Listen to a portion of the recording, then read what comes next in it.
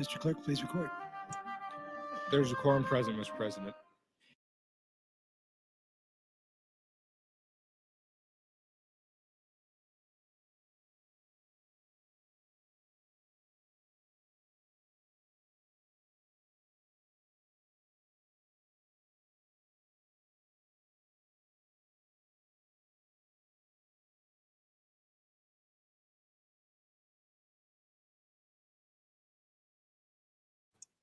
Thank you, Mr. President.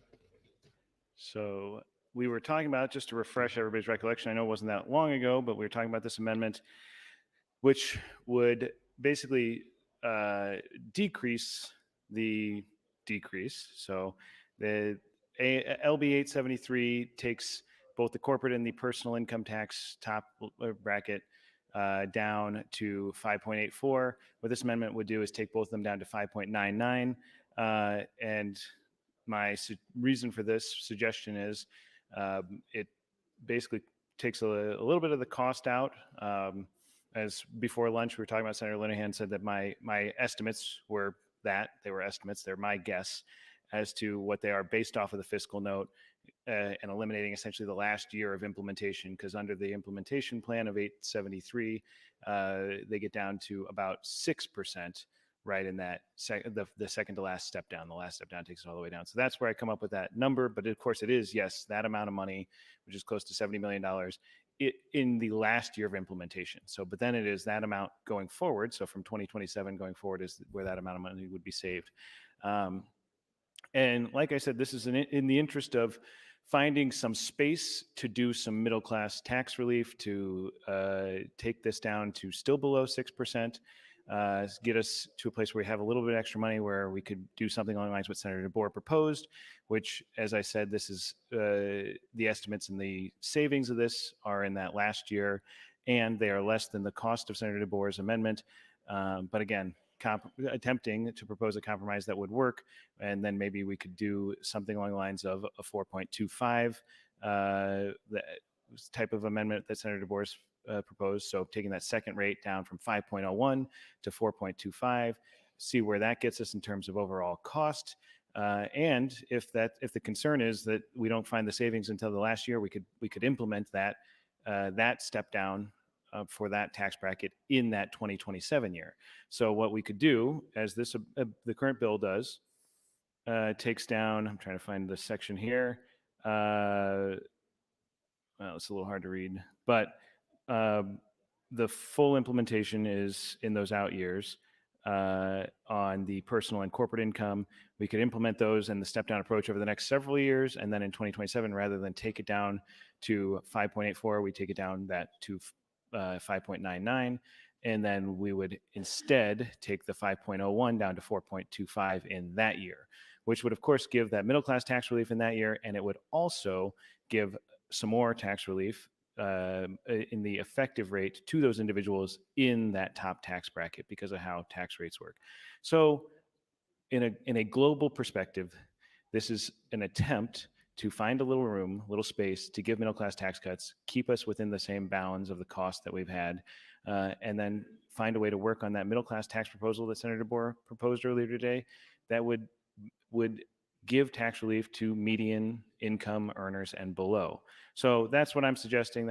I think it's a reasonable suggestion. I think it fits within everybody's stated goals and objectives here. I think it serves the broader interests of tax relief to all Nebraskans across the board, and giving it to as many people as we possibly can, and still getting us down. It still has this does not affect the property tax portion, so it does not affect 723, does not affect the Social Security portion, it does not affect the community college portion. It only would affect the personal income top tax bracket step down. It would make it not step down as far, and the corporate income tax would not step down as far as well. It would still get them both below 6%. So when people are looking at maps of the United States, Nebraska's top marginal rate would be below 6%. 1 minute. Thank you, Mr. President. So that's the suggestion. I think I don't see anybody else in the queue. I don't know how many folks are here to this point, but we'll probably be getting to a vote on this one. Actually, I had one more thing I wanted to say on this. I'm going to run out of time. So we were talking earlier about Senator DeBoer's amendment, and I think maybe I'm not next. Okay. Well, a bunch of people getting in the queue now. It's funny, I can see it from here. So maybe I'll just wrap up and I'll start my conversation on my next time when I have a full 5 minutes. Thank you, Mr. President. Thanks, Senator Kavanagh. That was your third opportunity. So when we get back to you, it'll be closing. Senator Matt Hansen, this is your third opportunity as well. Perfect. Thank you, Mr. President. All right, colleagues. So to recap kind of how we've gone through the motions today. So I understand it, we're at a point where LB 73, the backers and key proponents of LB 873, lots of numbers. The backers and proponents of LB 873 ever to the point where we will not accept any amendment of any kind. Not a more generous tax cut, not a change, not a buy down, not a trade. It's just 873, take it or leave it. And as we've talked about, LB 873, I think the coalition to get it across any sort of cloture vote today or get it across the finish line is a coalition who's doing that in order to override the governor's budget vetoes, which I think the governor's budget vetoes were probably largely designed in order to give the governor that leverage in order to get people to support what is ultimately a pretty interesting tax bill across the finish line. Obviously one that has struggled and has needed to loop in property tax and Social Security and others in order to get these income tax provisions across the finish line. That's kind of the lay of the land as I see it right now. It wasn't something that could stand on its own. It had to keep growing. It had to gain property tax. It had to gain Social Security. It had to then be leveraged against the budget. I still think it's probably also being leveraged against the ARPA bill, which I imagine it's probably in trouble either way. That's probably, well, we could speculate at another time on that bill, but certainly I hope people who are negotiating the package in order to keep ALB 873 alive on the budget, I hope are also including any sort of ARPA vetoes and final passage. We'll see.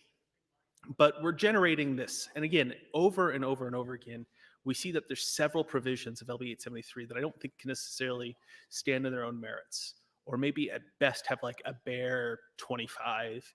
But again, none of the negotiations, none of the discussions have been kind of with the broadly. They've been within the revenue committee members in terms of trading income tax and property tax, trading corporate and top bracket individual with property tax. This is something I've talked about multiple times throughout tax bills throughout the year, in the sense that we have to talk about who's asking for what or why we can't do what, and we'll cite things that, are non-starters, but, they're non-starters because of other members of the revenue committee, not because of the body at whole. Or they're non-starters because the governor's opposed to them, not necessarily because a majority of the legislature is opposed to them. And we see this over and over again in this difficulty to narrow this line.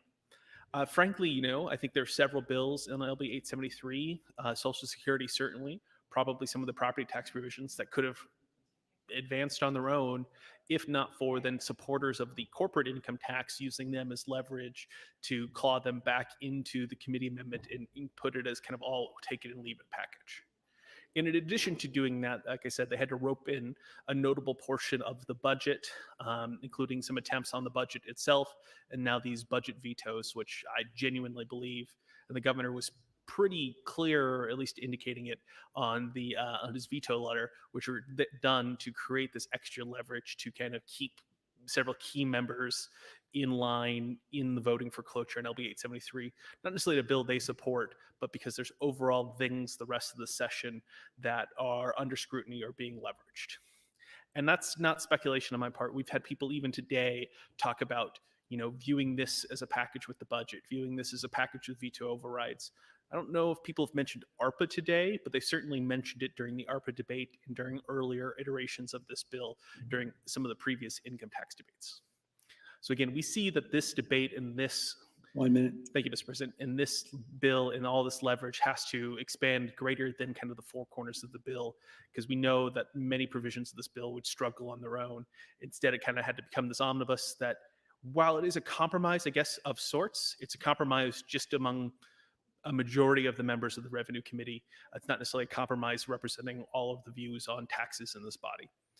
As very clearly highlighted by the fact that we voted down a tax cut that would have helped the median income Nebraska, literally middle income. We voted that down earlier today because we didn't tie it to, I think, enough property tax credit is the main rationale that I think I heard there. So that's just kind of the state of it. I'm out of times. We'll see how the votes go and what we get to soon. Thank you, Mr. President. Thanks, Mr. Hansen. Sen Mikal Kavanagh, third opportunity. Thank you, Mr. President. Good afternoon, colleagues. I'm probably going to vote for this amendment, and we'll eventually get to cloture on this bill, and it doesn't matter.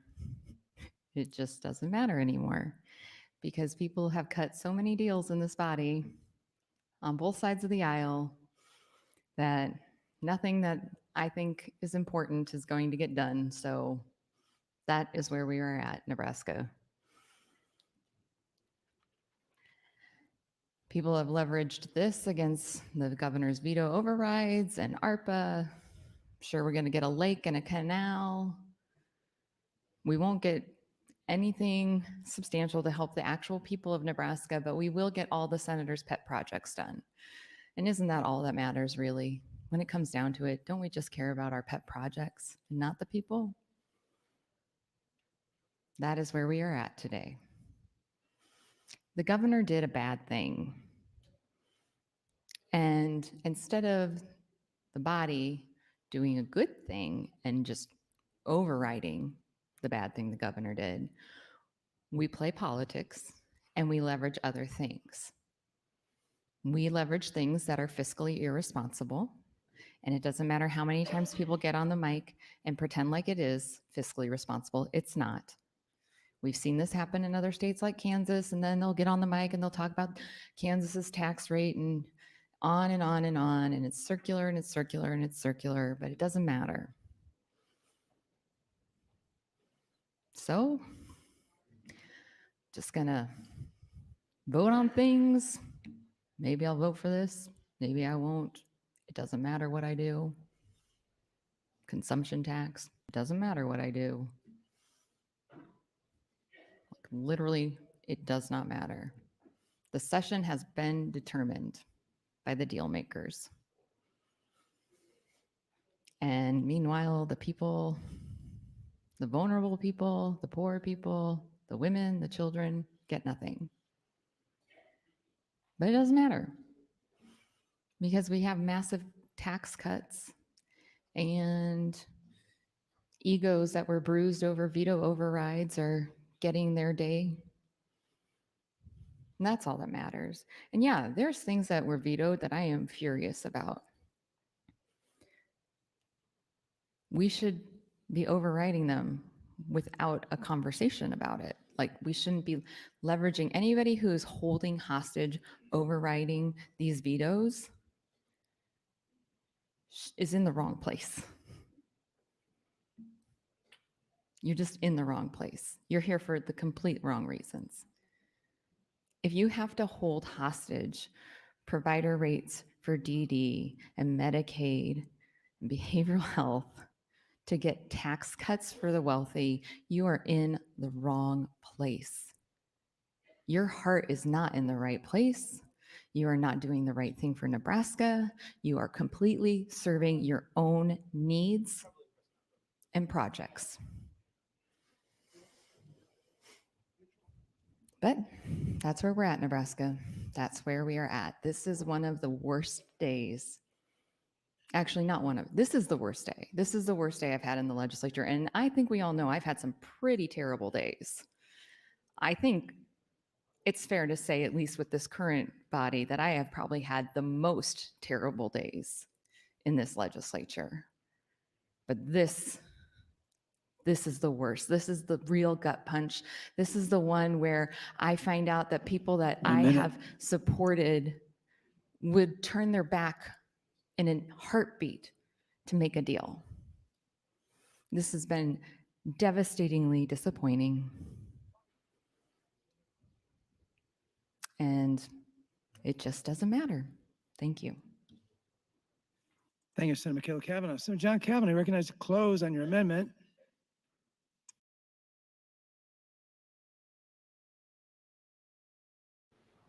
Thank you, Mr. President. Or Mr. Lieutenant Governor. And I heard it was your birthday, so happy birthday. Thank you for spending it with us. So I think everybody's heard this amendment, just if anybody's just walked in from lunch. This is an amendment that would take the personal and corporate rates down to 5.99 and stop there. So it wouldn't go quite as far as LB 873 is proposed. This amendment does not change anything about the property taxes, Social Security taxes in there. So it is a small moderation in the overall package, and at full implementation would decrease the package from somewhere around $900 million to about $830 million. And then if we adopt this, we can have a discussion if we want to adopt something along the lines that Senator DeBoer proposed earlier today, or if we want to leave the package at $830 million. That is a policy discussion I'd be happy to engage in going forward with people and decide where we want to spend that money. One of the things, there's several things about this that I just thought tying it all together at the end here maybe would be relevant. One, we had a conversation about Senator DeBoer's proposed amendment and whether it had a hearing and whether or not it had a fiscal note and those sorts of things. I would just point out that this package came out at a late hour. I think it was last Tuesday night. It was moved on the floor the next day before people basically, we found out about it being moved when it was put on the agenda. The underlying bill is 873, was a bill about community colleges, but it had to do with eliminating the taxing authority of community colleges, their levy authority. And this bill does not do that. It just creates a mechanism by which we give an income tax credit for community college fees, which is an idea that did not have a hearing. It is similar to 1107, but that is the situation we're under here, and everybody had no problem doing that change, making that change. So comparable to the proposal of Senator DeBoer. So if you had an objection to the nature of Senator DeBoer's proposal and the nature being how it got proposed, I would submit to you that Senator DeBoer's proposal was in the same form and fashion as the change to 873 that gets us to the community college portion. So the other complaint we heard was that amendment cost money we didn't have any pay for. Here is a pay for it that gets you most of the way there to pay for median income tax relief for those individuals in the tax bracket between 5.01%. We can find a way to tailor that amendment after we adopt this to be something that would be within the dollar amount that we're estimated here, an implementation method that would fit within the amendment here. But this is an opportunity to answer the questions that were proposed on the last amendment. This is an opportunity to make a more modest, conservative change to the tax structure going forward that allows us to give broader tax relief and implement things in the way that everybody has said that they're interested in. So I think everybody's ready to vote. I know I'm closing, so I would urge you to vote yes on AM 2705. But just as a reminder, we're talking about median income in the state of Nebraska, and the median income is for the state of Nebraska is $54,384. And what that means is that amendment, without this amendment, people making above 66,000 going forward of adjusted gross income, taxable income, not adjusted gross income in the state of Nebraska will get a tax benefit going down to 5.84. With this amendment, people making over 66,000 will get a tax benefit of down to 5.99%. So they will still get about 85% of the tax benefit that we are talking about. And then if we go and we adopt a change in the nature proposed by Senator DeBoer, they would get a further tax reduction in the lower bracket so that their total effective tax rate would actually continue to go down further, but it would also allow us to give tax relief to people making below 66,000 married filing jointly. And so it'll spread it out. It'll give it to more people. It'll give it to people below the median income in the state of Nebraska. So that's my proposal. That's my suggestion. That's my compromise I'm offering here today. I would urge you to vote yes on AM 2705. And I guess I'll ask for a call of the House and a roll call vote in reverse order. Thank you, Senator Kavanagh. There's been a request to place the House on a call. The question is, shall the House go on a call? Those in favor vote aye. Those opposed vote nay.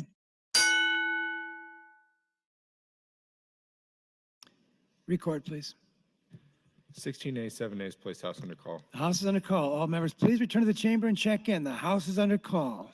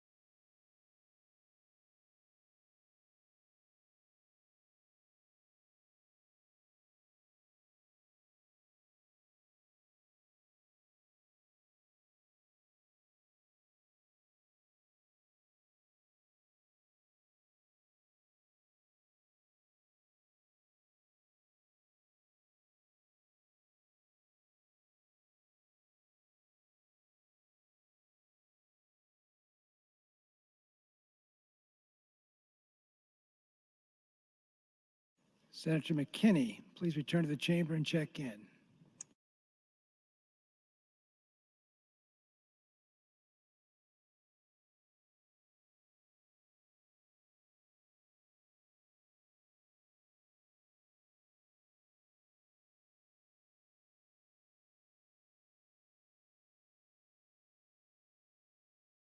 Senator Kavanagh, we are lacking Senator McKinney. We can wait or proceed. That's fine. All unexcused members are now present. The question for the body is the adoption of AM 2705. A roll call vote in reverse order has been requested. Mr. Clerk. Senator Wishart, Senator Williams, voting no. Senator Wayne, Senator Walls, voting yes. Senator Vargas, voting yes. Senator Stinner, not voting. Senator Slama, voting no.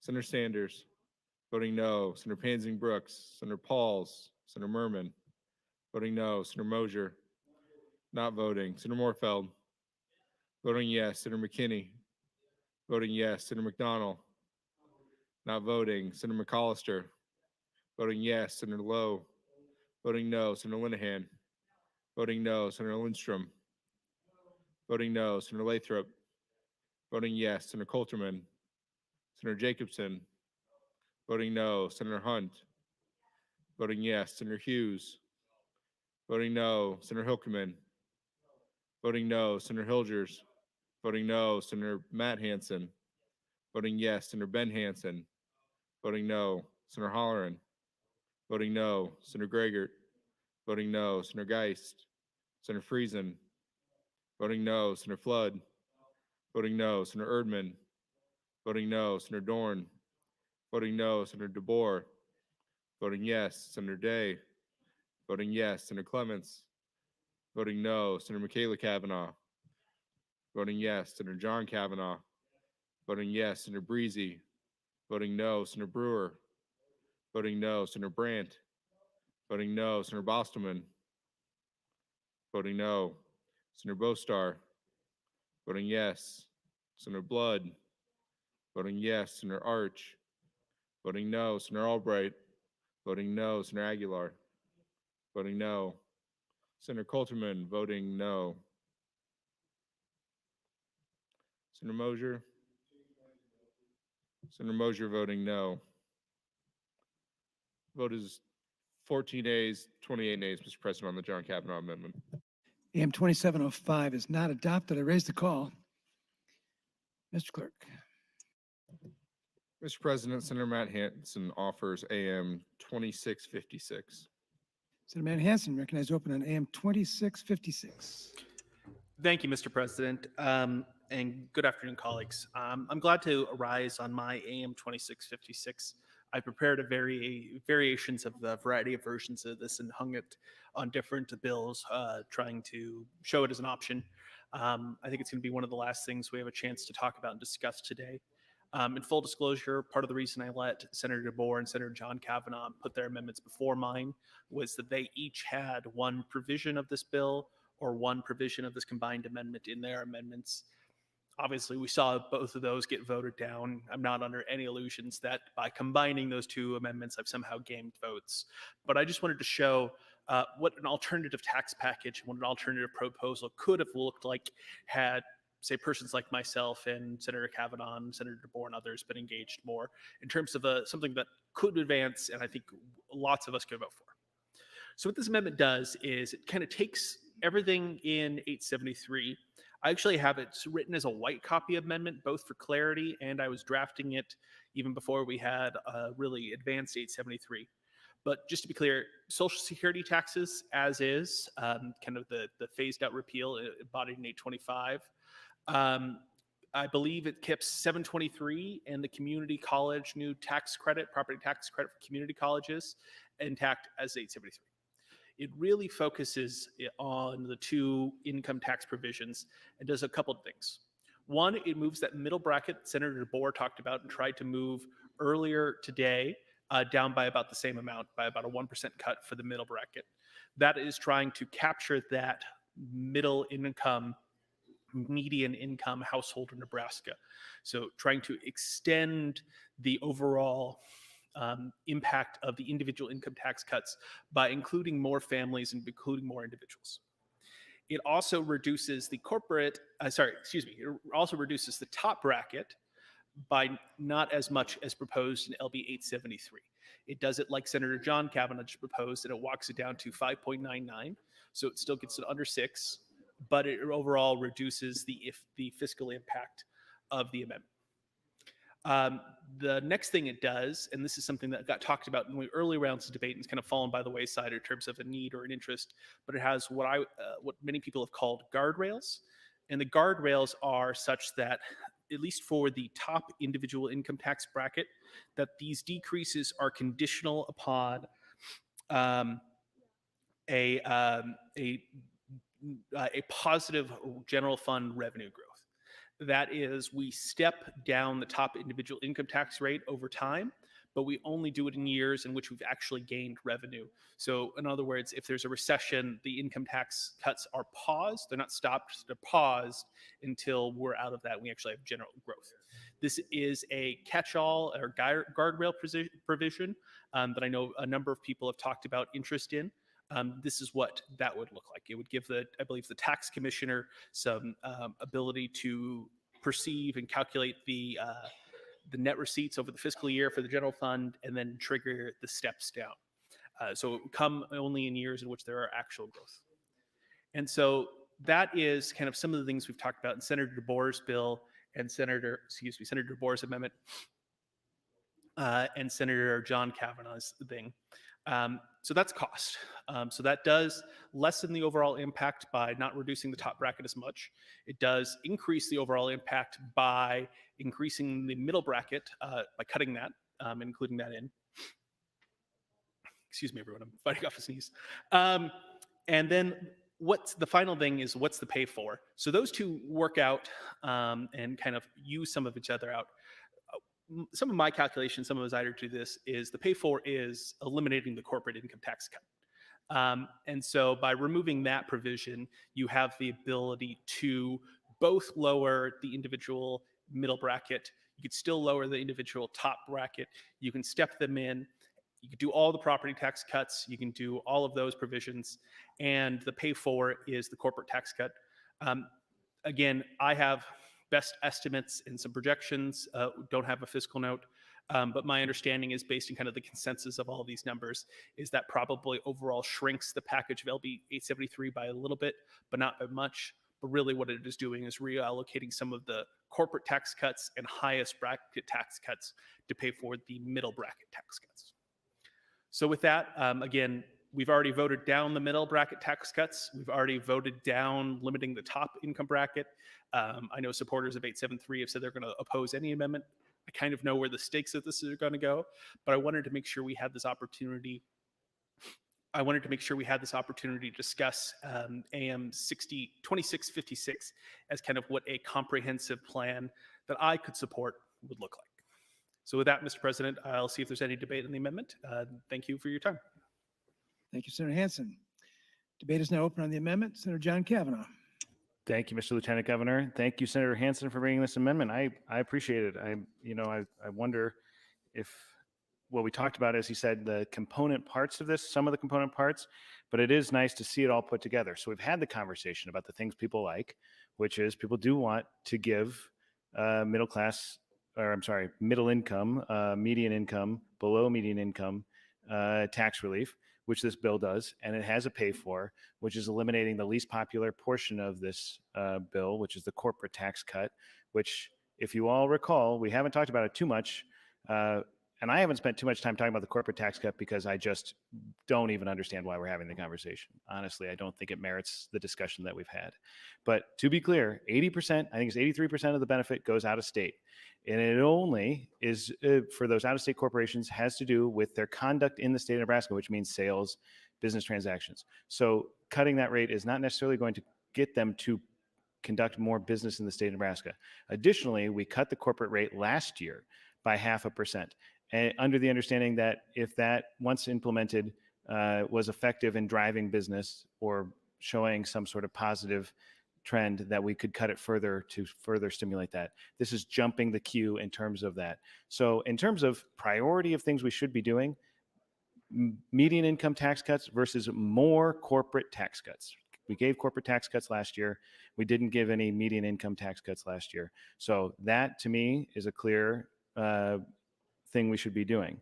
As Senator Hansen said, he actually has that plus the step down to 5.99 instead of down to 5.84. Again, another reasonable step there. Those two things combined get you the total pay for the down to 4.01 on that median income. So that's clear and it makes sense. Overall, the package, I think, is a little less expensive, so that's also a good thing.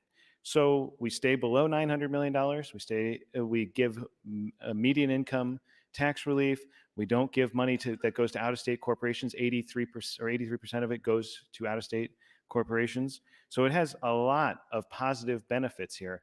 But the other thing that was not in any of the bills I have proposed up to this point, I know others have talked about it, is that circuit breaker that Senator Hansen talked about. And for the life of me, I can't figure out why we have an opposition to the circuit breaker idea. The reason I can't figure that out is these tax cuts are stepped up implementation based off of future projections in terms of revenue that are saying we're going to have revenue growth going into the future, and that's how we're going to be able to sustain these cuts, and that's how we're going to be able to pay for this.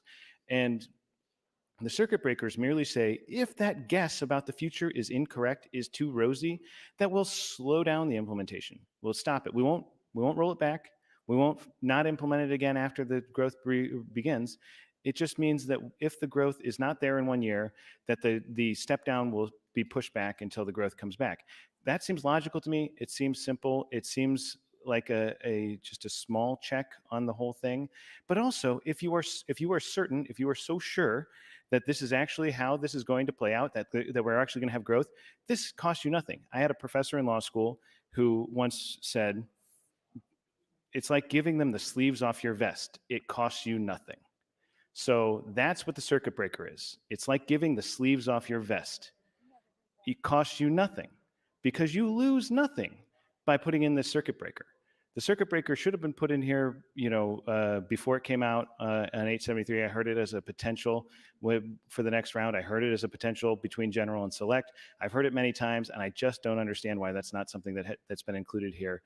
If we are correct, if Senator Stinner is correct, if the governor is correct, if Senator Linehan is correct about these projections, if Moody's and whoever else we're relying upon is correct about these projections going into the future, then the circuit breaker will not come into play. So it really shouldn't be a problem.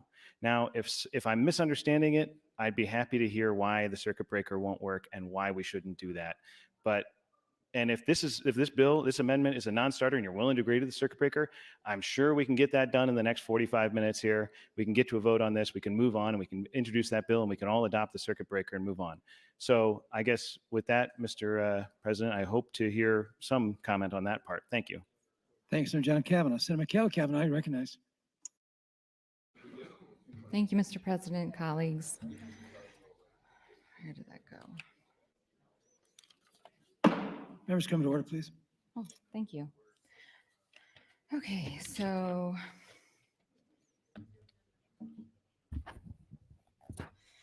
let's see here. Interesting conversation over lunch with the students from St. Cecilia's in Omaha. There was a question about inflation, and Senator Friesen answered that question about inflation. I thought about what his answer was and how it fits into sort of all these things that we're doing. And so when we talk about how we're cutting $1 billion in taxes, and we've got this record year for revenue, one of the things that we're not talking about is the fact that all of these families that household income, joint household is under $150,000 or single household is under $75,000, all of those families got a check from the federal government for every child in the household. My household got a check, not Senator Hunt's, which maybe we can ask her about that again, but my household got this check and it infused money into my home's economy, which meant that we could do things that we didn't normally do. We could get a zoo membership that we don't normally do, or we could go on a special trip. We could do a staycation, which we did in Lincoln, and went to the zoo here and swam at the hotel pool. All these things that the middle class, working class, were now able to do, or even just pay down debt. We were able to do these things, and that infused money into Nebraska's economy. And as a result, we're giving a tax cut to none of those people. I mean, we are, yes. If every time I say something, it's like, it's not an absolute. Yes, we are giving a tax cut to those people. But as Senator DeBoer said, $11 isn't even an hour's wage. So it's not really a tax cut for those people. I mean, I don't think that my income taxes are going to be greatly impacted by this.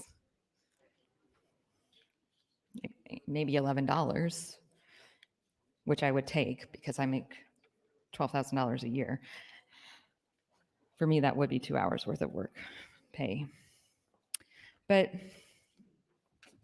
again, I mean, I'm just here right now because this has to go until, I don't know what time, 2:30 or something like that for cloture. And then you all can vote for cloture and then you all can make your bad decisions and the rest of us have to live with them. There's another opportunity, 919, but this body decided, nope, we're done negotiating for the transcribers. That would be a big air quotes on negotiating. We're done negotiating because we've got everything that we want in this package and we didn't have to give you a single thing. We didn't have to give you anything. We took it all and gave nothing back. Last year, Senator Linehan got on the mic and opposed my bill for family support waivers for developmental disabilities because it wasn't a financial priority for the legislature. 1 minute. But now she'll vote for the veto override if you all vote for her tax package. Senator Breezy did the same. Senator Slama did the same. But they'll vote to override the veto if you vote for the tax package that'll bankrupt the state. There's just no moral conscience in here.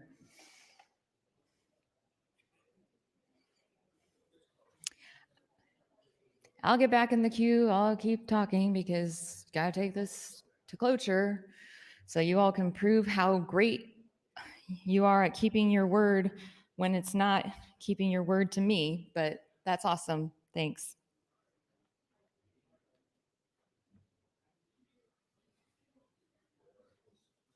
Thanks, Senator Kavanaugh. Sen Matt Hansen. Thank you, Mr. President. Could I withdraw my amendment? Amendment's withdrawn. Mr. Clerk. Mr. President, Senator Wishart offers AM 2701. Senator Wishart recognized to open an amendment. Thank you, Mr. President. Colleagues, I rise today with an amendment that addresses just the circuit breaker portion of this bill. I had worked with Senator Linehan and Senator Friesen on this. I recognize that because of timing, this may not be an issue that Senator Linehan is supportive of right now, but it is one that I think is worthy of the conversation because it deals with some of the concerns in the out years that members of the body have expressed in terms of what happens if the projections that we have in terms of our financial situation don't come true and we end up in a recessionary period. This circuit breaker allows for a pause. And that's what I would actually call it. It's a pause. And what that means is if we see a reduction in revenues of 3% or more, then we would pause the incremental increase that we're doing in the income taxes. And I'd really encourage you, colleagues, I recognize that this morning and these past 2 weeks have been contentious in terms of discussions around budgets and around revenue. And I do think that there is a middle ground passing substantial tax relief and also having a belt and suspenders approach to that tax relief that allows for us to ensure that we are situating ourselves in the future for the future colleagues of this legislature to make sure that they don't end up in a situation similar to what myself and many of the members on Appropriations Committee ended up in when we came in as freshman senators. It's a very simple pause bill that allows when we're in a recessionary period in this state, which is very unlikely, colleagues. It's very unlikely that this is going to happen. But isn't it good to always have a backup plan to ensure that we don't put ourselves in a financial situation where we're having to gut our cash funds, draw our rainy day fund down to alarming rates? I think this is a moderate approach that allows us to walk home with a substantial amount of tax relief, but also ensuring that we have guardrails so that we are setting ourselves up in the future for being successful financially as a state. Because ultimately, that's what I care the most about. I'm okay giving tax relief, and I've already committed to the fact that I'll take this to the next round. Would I have preferred that Senator DeBoer or Senator Kavanagh's amendments were adopted? Yes. But I'm okay providing substantial tax relief in this state. It works in our budget and in our projections. But if those projections do not come true and we end up in a situation where we see a substantial revenue decline, it makes good budgetary sense for us to have this circuit breaker in effect. And so, colleagues, I encourage us to have a robust discussion on this amendment. I will talk with Chairwoman Linehan more about this and recognize that this snuck up here. And so I can understand there being some consternation about that. But I do think it's worthwhile us having a robust conversation on this specific amendment. This does not address at all or change at all the values in LB 873 in terms of the revenue cuts. All it does is add an extra layer of protection for us financially in the future should our state experience a recession. Thank you. Thanks, Senator Wishart. Senator Friesen would like us to recognize 100 middle school students from Aurora Middle School, Aurora, Nebraska. Those students are with us in the south balcony. Students, please rise. We can welcome you to the Nebraska Legislature.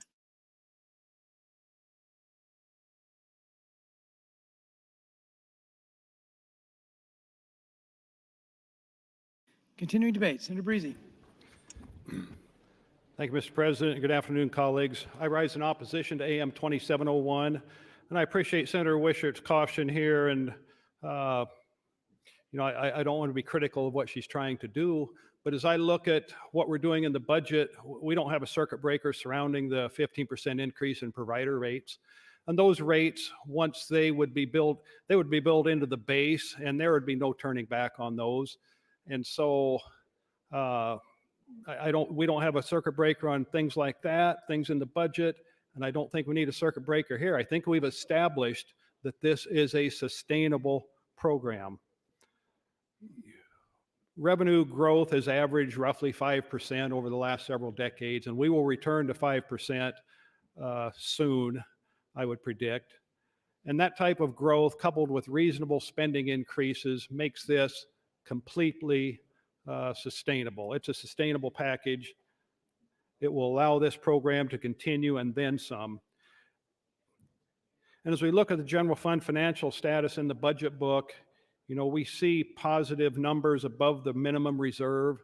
We see a cash reserve well in excess of $1 billion, $1.3 billion, I think is roughly where we're at now. And that is using projections of 0% growth. And I believe Chairman Stinner's indicated he's entirely comfortable projecting 0% growth, even though there are some suggestions it could be less than that. But I think 0% is being overly cautious. And why do I say that? If we look at page 17 in the budget book, there's alternative means of projecting growth. And but on page 17, I believe it's noted that the Department of Revenue and LFO have also prepared unofficial estimates of revenue growth in the out years based on Moody's and HIS Economics, and they're not at 0% growth. They're at an average of 1.5% growth. The high-end estimates are higher than that, 2.5%, 3.5% growth. And so it would seem to me that the projections we're using, under which Senator Stinner has indicated his comfort level with what we're doing, are very cautious and probably overly cautious. And actual growth is probably going to outpace what he's using to project as being a position where he is comfortable. So I would suggest to you there's plenty of cushion built into these numbers. And you have to remember too, we initially were going to phase in the income tax over a 3-year period. It's getting phased in over a 5-year period. And that adds to the sustainability of this. And there are safeguards. The future legislature is a safeguard. The body can choose at some point to delay implementation if it sees fit to do so. And again, it's phased in slowly. And going back to the property tax provisions, we reinstated that 5% cap on the allowable growth rate to help ensure sustainability of this program. This is a sustainable program. It's fiscally responsible as drafted. And I would submit to you that we've made every effort to ensure that it's fiscally responsible. And I would encourage your support of LB 873. Need to keep it moving along here. Again, we have to remember what's at stake. I've described it numerous times. The prevention of a tax increase, the additional property tax increase, that is, the additional property tax relief, working down our high marginal income tax rates and protecting our senior citizens.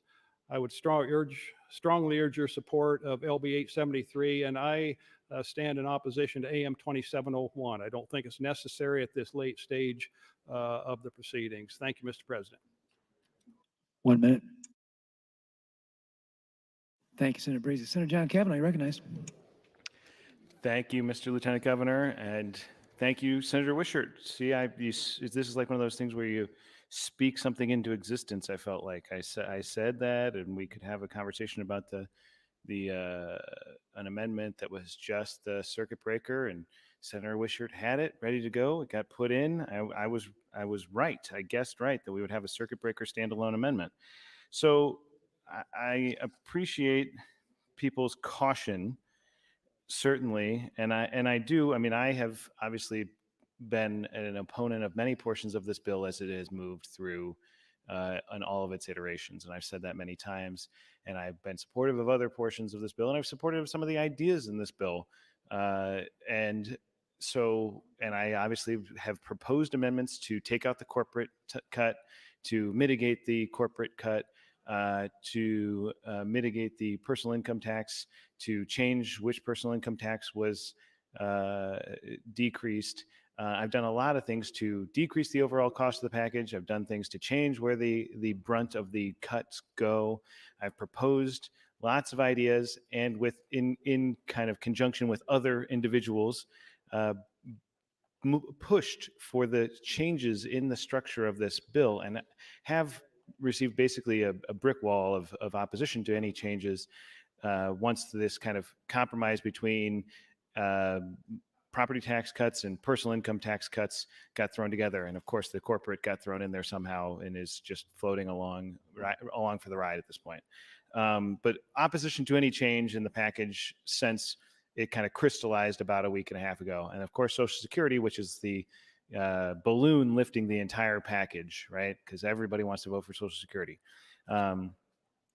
But this part right here is a part that I think everybody can agree about, and that is that it basically puts into the statute caution. And we are implementing tax cuts that go into years where we have no projections. We're implementing them in steps down basis for years that go, let's see, trying to find this overall projection, but basically 26, 27 is the full implementation. That's 5 years from now. That's essentially going off of the paper. It's going off of the green sheet and these projections. And the projections, the Legislative Fiscal Office's historical projection would tell you that the next biennium or the next and the one after will have negative growth based off of historic projections, the fact that we've had substantial growth in the last 2 years of, I think, 13% and 10%. And historically, their model would tell you that you have an average growth of about 4.8. I think Senator Stinner is coming up behind me, so we can correct all of my wrong numbers. But they would tell you that based off of history, the projections for the future will be a negative growth, at least in the near term. And then we would have the historic projection would tell you that we have an average growth year over a period of 5 years. Average growth would be over 4.5%. And so the point is that we are projecting based off of zero growth, meaning that we would not have the negative growth. So that's already taking an assumption that is more rosy than what history tells us. And so that is a risk that I have said I have a problem with the whole time. But the other problem I have is when people who say that history is not instructive of the future. Of course it's not, but it is something that we can base guesses about the future on. It's the only evidence we would have. But to say that they want to divert from what evidence tells us and go with a more rosy projection, but they also are not willing to build in a safeguard to say, well, if our guess is wrong, then we will slow implementation. I don't understand what the problem with saying if we're wrong, then we will slow the implementation. We're not stopping it. We're just going to stop it. It just would not be it would pause for the years where the growth goes down. And then it would start back up again, and we will still get to the place that we're talking about. But it would take into account reality as it is at the time. And so that is, I think, a reasonable thing to do. It's logical. It's conservative. It is responsive to criticisms, to evidence, to history. And so that is why I'm in favor of AM 2701, and why I think that it would be a good idea for everybody to support this, because it does not change. I don't think it changes well, it won't change the full implementation of anything, but it won't change Social Security That's or. time, Senator. Oh, thank you. I didn't Thanks, get my sir. minute, I think. Thanks, Senator Kavanaugh. Senator Stinner. Thank you, Mr. President. Members of the legislature, I want to thank Senator Wishart for her hard work on this. These circuit breakers or pauses, what I was talking about initially. I think when Senator Wishart and I talked, I said, hey, we have protection over those first 3 years, that we actually have pretty good visibility through the forecasting. And so what we're trying to do with the extra reserve is protect for that 10% downdraft. And when I look at where revenue has been, 13.5, all-time high, 10.5 or 6, that's the third all-time high. So you're coming off two very, very, very high revenue increases. And so it would not be uncommon that you'd see actual revenue decline by about 10%. I'm not predicting that. I'm not predicting that because we have stimulus. We still have needs for jobs, and it looks like from IHS and Moody's that things should stay fairly stable. In fact, when I went to the zero growth, if you look at page 17, both our IHS and Moody's forecasts are a 0.5% to 3.5%. So should not be a problem. Based on that, that's an authoritative source. I didn't use it. I used something along the lines of 0 because I thought it was conservative.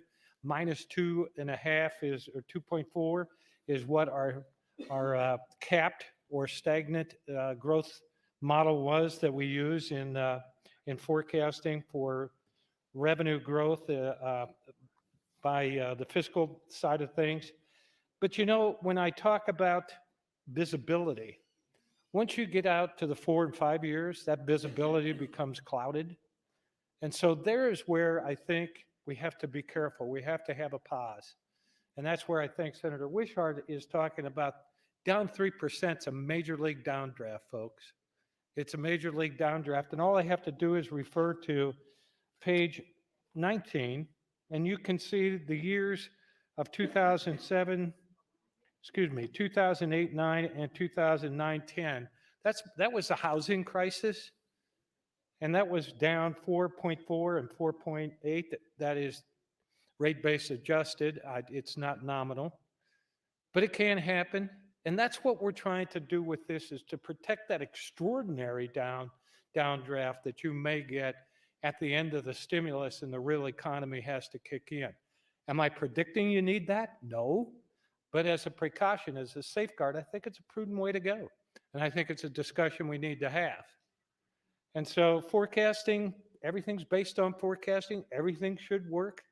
I understand what averages are and all the rest of that, but it gives me a little bit of pause to say that I have visibility, or we have visibility for 5 years out. And that's where this comes in as a pause in case we get a huge downdraft in revenue, so that we can pause until the time revenue comes back up. I think that's a prudent way to go about things. We do have a 5% cap on the growth relative to, and I went through that, relative to the real estate side of things. But this is something I think, yes, it is extra. Actually, I thought we had some conversations and some agreement on it.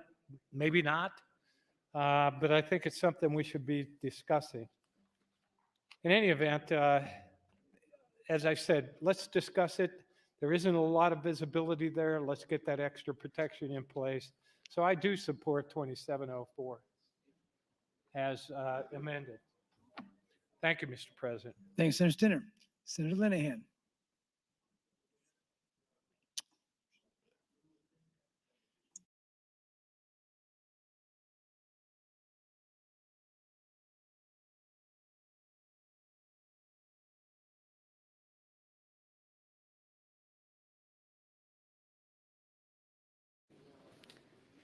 Thank you, Mr. President. So I handed out, I know people are tired of looking at numbers and names, papers, but it's a sheet, it's got blue and red writing on it, and it goes through the history, which people talk about frequently of the first year we got here. And if you look at this, you will see when the forecasting was off. We never were $1 billion short. And they certainly didn't leave. If you look at April 20, sine die, what they showed for the 17-19 biennium, they left here low. They spent too much money. Yes, revenues were down, but they also spent too much money. And then you can see the forecasting board said we were going, in November, we're going to be down. And then when 17 preliminary is 134 down, then February, 287 down, and then it clicks back up. It was never real money that we were down. But with that said, think how different this sheet would look today. We are 1.3 billion after this tax cut package, after the spending in the general fund, we're still $1.3 billion in the rainy day fund.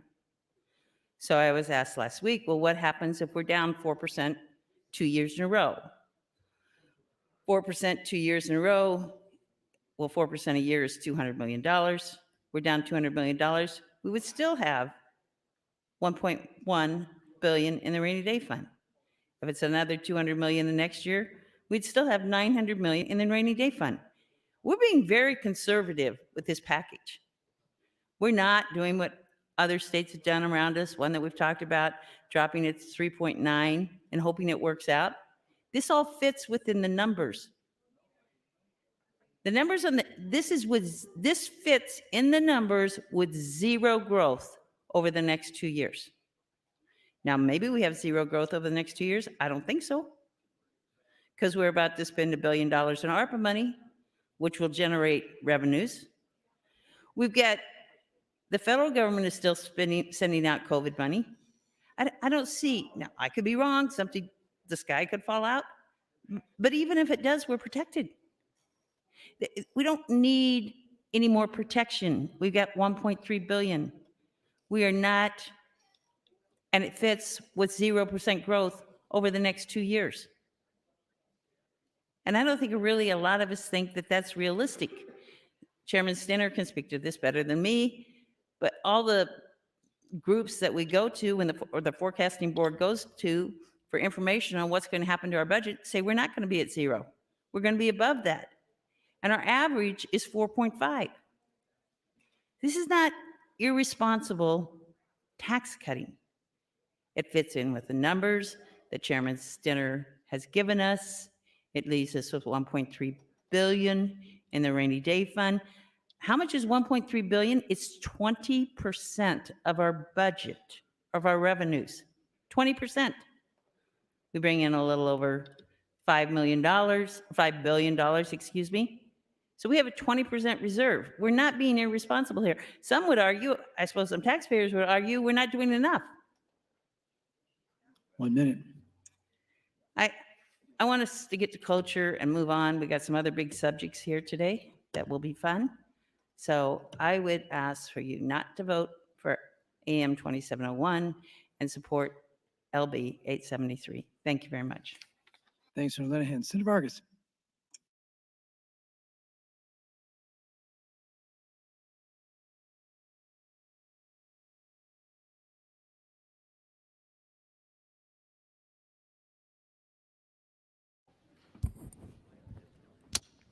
My time? Okay. Yes, sir. Colleagues, I just want to get up, and I do want to thank Senator Wishart for bringing this amendment. Look, there's a train here. There's a lot moving. I just wanted to weigh in because oftentimes people don't always see what we are, probably no different from what Senator Linehan, the Revenue Committee, are doing in terms of the day-to-day intricacies. Often don't see what we're trying to do in terms of the appropriations process. We try to budget things in. We budget for time, for funds on the floor. We try to budget for making sure there are things, including tax reform and tax relief. And that has been a conversation. There's a very simple reason why I support this, and in a minute I will yield some time to Senator Wishart. Is just from a very frank, pragmatic standpoint that, look, there are going to be some down revenue years. I know Senator Breezy mentioned this earlier. Every 2 years we put in and create a budget. Nothing's a guarantee. We make cuts and we reduce our spending when we know we have to based off our general fund receipts. We do not typically do that when we put in laws like this. We reactively will. If something's so terrible that we couldn't afford it, we're going to have to pass a bill to change that. This would provide a momentary pause safeguard. I just want the public to be very educated about that. That's what we're talking about. It's not that we don't support any of the relief that is underlying in the bill. It's not this at all. It's whether or not in a difficult time when general fund receipts are less than 3%, we would pause. When they go back up, we start up again. I think there's the tenor of talking about that policy is important to know where this is coming from. That balance is absolutely possible, and I do support this. I just want that to be clear. And I also support the tax relief that we're trying to do, at least the majority of it, including many of the things I voted on before that I think would have broadened the tax relief more equitably or fairly so people pay their fair share. But with that, I will yield the remainder of my time to Senator Wishart. Thanks, Senator Vargas. Senator Wishart, 2 minutes 15. Thank you, Mr. President. Well, colleagues, I personally thought this was a very good amendment and one that was moderate in its approach of not addressing any of the goals of revenue cuts, but instead adding some guardrails on. My understanding is that this amendment is not supported by a number of senators, and I do have a commitment for working with this entire body to get all of the priorities we have across the finish line. And so with that, I'm going to withdraw this amendment. Thank you. The amendment is withdrawn. Mr. Clerk. Mr. President, next amendment offered by Senator John Kavanagh, AM 2706. Senator Kavanagh, I recognize open on AM 2706. Thank you, Mr. President. We'll probably get to cloture here would be my guess after this introduction. So I'll do my best really quick, and then I think everybody will get to vote on this after if we do invoke cloture at the time. So this amendment, AM 2706, is, I guess we'll call it the last attempt at compromise. What it does is it's a step down of this bill. So I've proposed several, like I said, suggestions about how to maybe more narrowly tailor the implementation of this bill.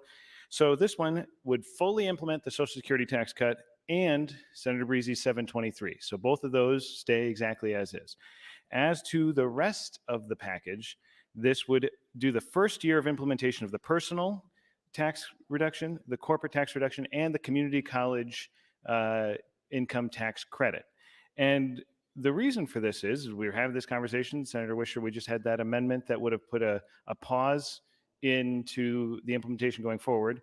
And the reason we would need to implement something like Senator Wishart's amendment is because when we pass a tax cut like this, we'll just pick one section here where it's the personal income tax would go down from 6.84 to 6.34, and then down to 6.14, and then 5.84. And so we just take our hands off the wheel, as it were. We would put that into statute, and those would go and be implemented unless the future legislature comes and says, wait, and does an affirmative act to repeal that section of the law that causes that step down. Senator Wishart's amendment would have put a pause into that and said if certain conditions precedent were present, then that implementation would pause and then begin again. And so that's Senator Wishart. So what I'm saying is, just as a matter of good policy, maybe we shouldn't implement something fiscal policy that's going to be implemented 5 years down the road, right? And so I'm saying we can implement the first year, and then once that is implemented and we get better vision down the field, or I'm sorry, Senator Stinner, I missed the entire analogy, but better vision as to the future, we get more information about what those future earnings years are, we come back and we implement the next year, potentially, if the projection in the future continues to stay.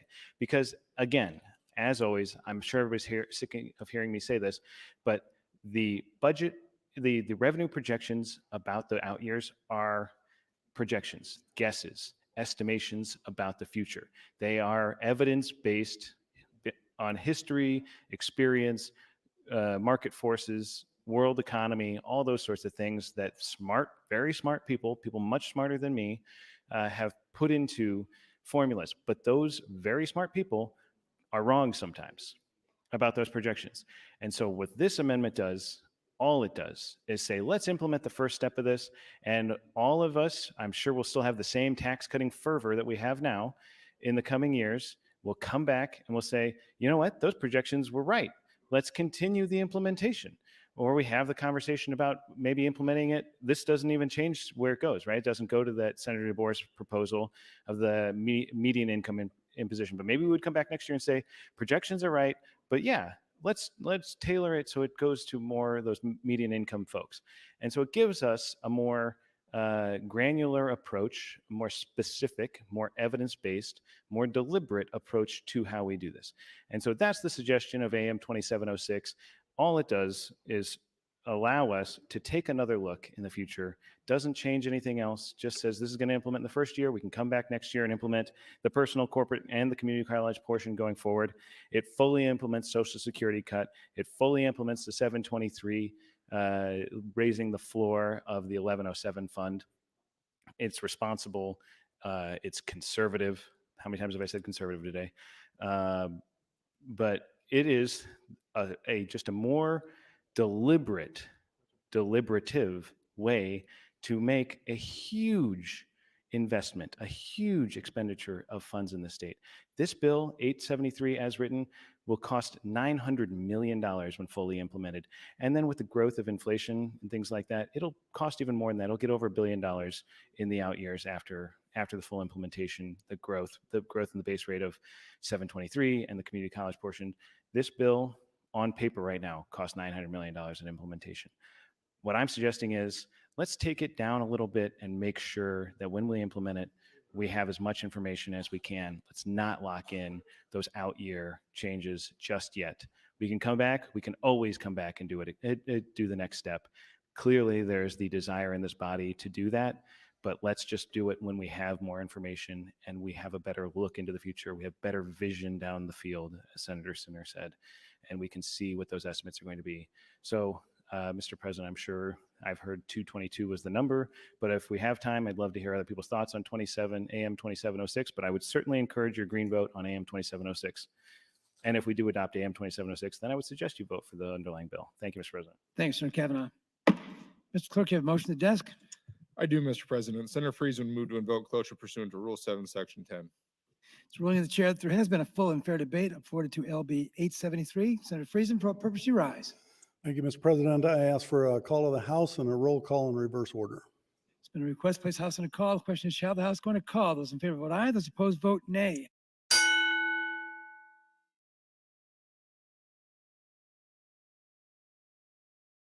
Record, please. 23 ayes, 4 nays, place House under call. The House is under call. All members, please return to the chamber and check in. The House is under call.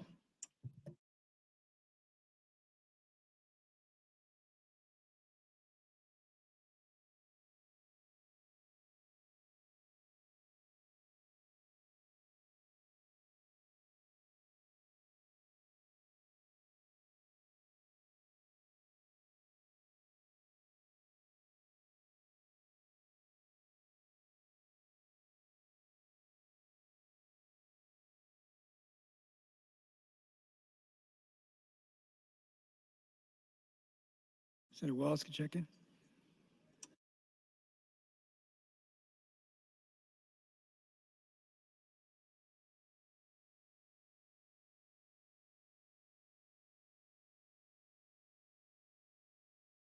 Senators Wayne, Brewer, and Hunt, please return to the chamber and check in. The House is on a call.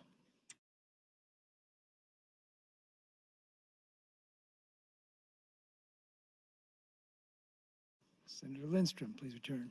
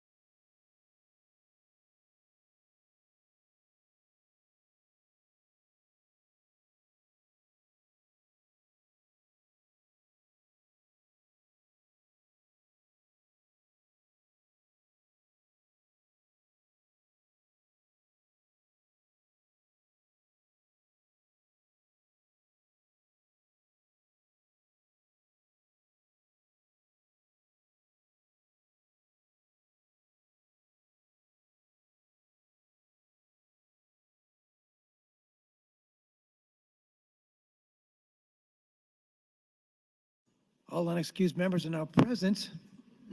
The first vote, members, is whether or not to invoke cloture. A roll call vote in reverse order has been requested. Mr. Clerk. Senator Wishart. Voting yes. Senator Williams. Voting yes. Senator Wayne. Voting yes. Senator Walls. Voting yes. Senator Vargas.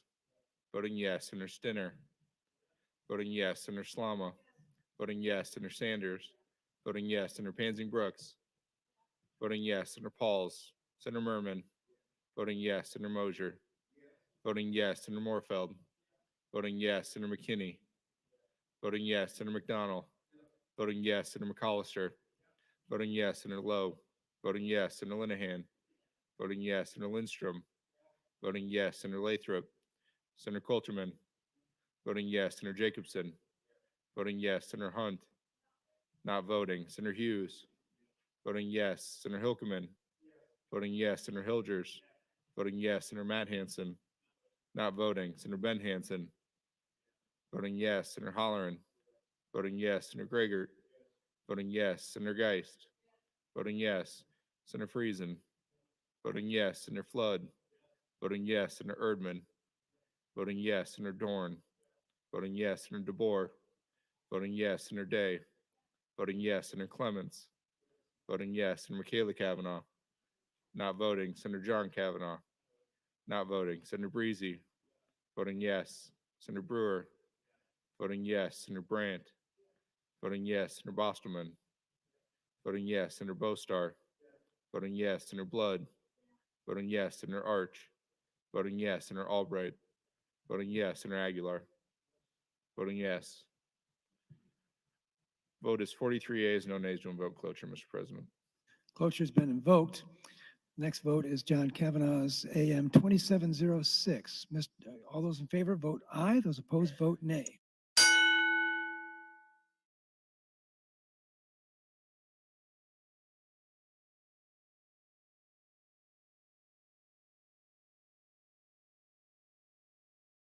Have you all voted care to? Record, please. 14 yeas, no nays on the adoption of the amendment. AM 2706 has not been adopted. Senator McKinney for motion.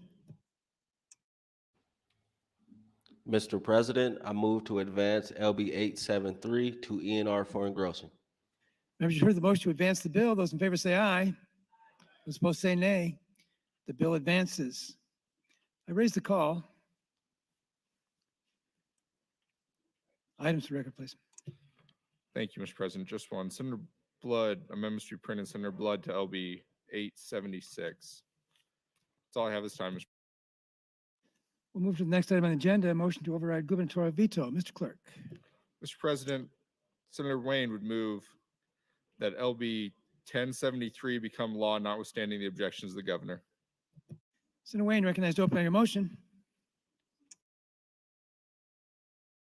I have 10 minutes, correct, Mr. President? I'm sorry, sir? I have 10 minutes, correct? That's correct. Colleagues, I will keep this short and yield some time to Senator Hansen. So many of you probably read, and if you didn't read in the Omaha World Herald, Lincoln Journal Star over the last couple of days, that if we do not spend dollars, a significant portion of dollars, about 40% by April, $70 million of this $126 million is going to go to be distributed to Omaha and Lincoln. So what I'm here to tell you is that this vote has no impact necessarily on Omaha and Lincoln. This entire vote is about $56 million that can go to rural Nebraska or completely disappear. Our taxpayers have already paid money into the federal government. This is federal dollars. This is part of their hard-earned income that has went to the feds that is being distributed back to Nebraska in form of rental assistance. So the reality is if we do nothing, and even if we pass this bill, it doesn't necessarily take effect until 90 days after we adjourn. Omaha and Lincoln will get a portion of these dollars, $70 million. The question for every rural senator is, should rural Nebraska have something? Now, I know you may say, we may not need it. We only use 16 million. We only did this. We only did that. But if the money sits in a bank account and earns interest, we get to have that as a state, around $7 million, free. And if we don't use it, you can return it. But if it can help one or two families in your community, why not vote yes? There's not a downside. It's about helping. It's about helping and providing hope to individuals across this state who may need it. There's no downside to this, and I'll yield the remainder of my time to Senator Hansen. Thanks, Senator Wayne. Senator Matt Hansen, you recognized for 7 minutes 40. Thank you, Mr. President. And I will just second everything Senator Wayne has said. If you remember when we brought this to the floor, we worked with Speaker Hilchers, and I do appreciate his courtesy, trying to get it across the finish line by the end of March. We've always known that at the end of March, on March 31st, the Treasury Department was going to begin to reallocate these funds. The piece of news we got that's new, and it's the only thing that's new, is that they are trying to maintain the funds that are reallocated to grantees within the same state, which in Nebraska is Lincoln, Omaha, Lancaster, and Douglas counties. We've always known that March 31st was going to be the deadline in which the Treasury Department was going to start to reallocate these funds. There is this 40% cap of our funds, which is a little over 50 million, that is there to claim. That it can only be claimed by the state government. It can only be claimed by the state, and it can only be spent the way the state wants it to spend. Our state program runs the 91 counties outside of Lancaster and Douglas. It runs those programs through NEMA and a partnership with NIFA.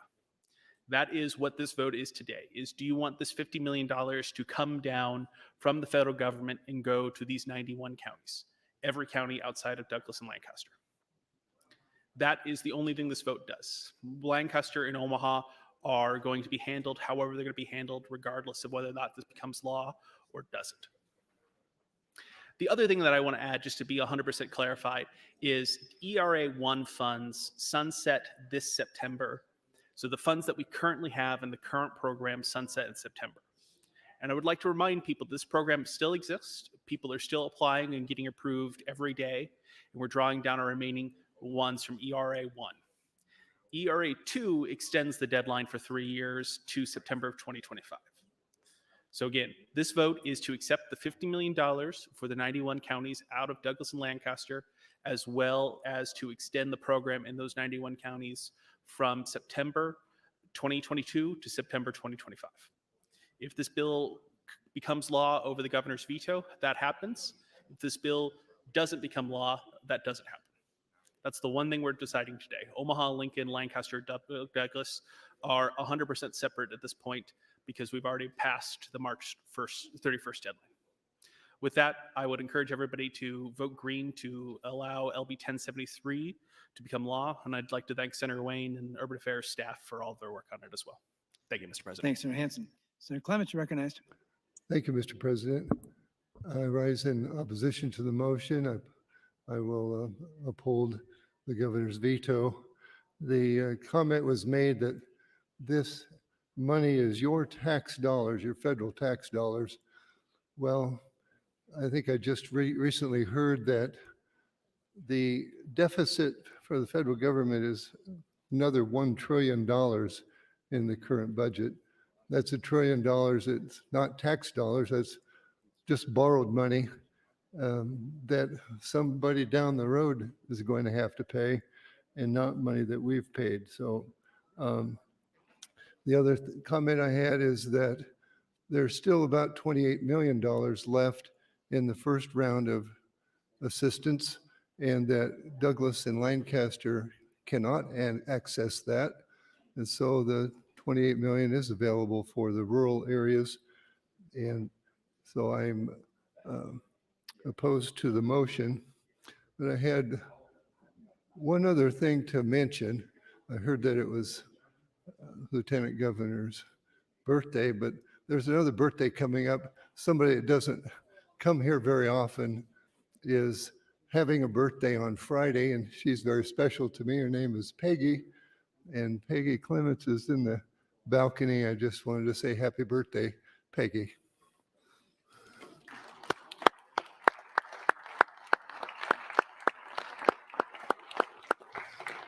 Thank you, Mr. President.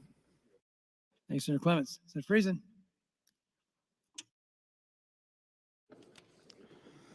Thank you, Mr. President. I want to take some time talking about this override attempt. I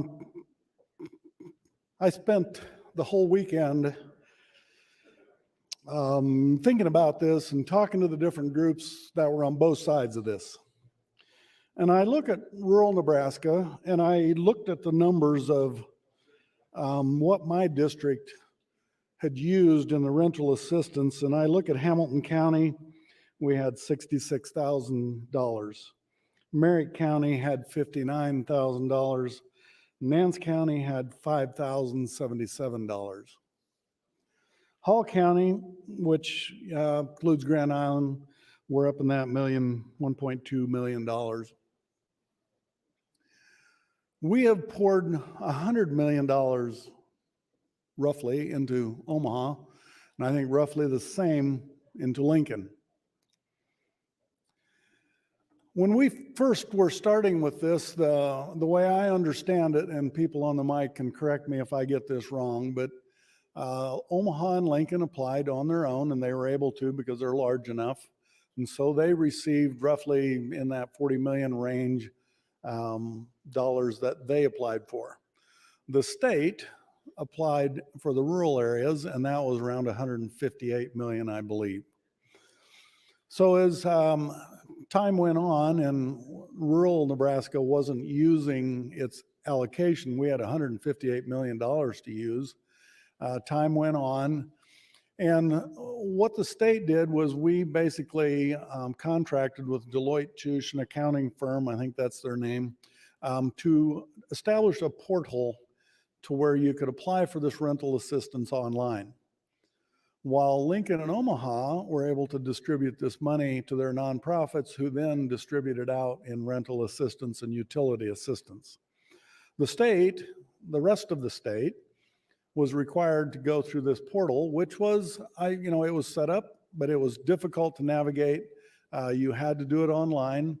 I think the nonprofit could probably help people, but you had to apply online with the landlord-tenant combination in order to get this rental assistance. And so therefore, I think the restrictions on the rural dollars were a lot more stringent than what the Omaha and Lincoln areas experienced. So down the road, if there is anything misappropriated, if they use the money in any way that was not correct, the state will have to pay back the money to the federal government.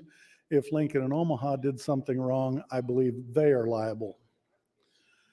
So as we go forward, we watched and we saw that the rural areas just weren't using this money. They had barely hit $16 million at one point. And so the federal government had said, we are going to reappropriate some of the $158 million, or the state can do it. You take your choice. And so I think at that point, the governor voluntarily reappropriated 80-some million dollars out of the rural fund, and it went to Lincoln and Omaha.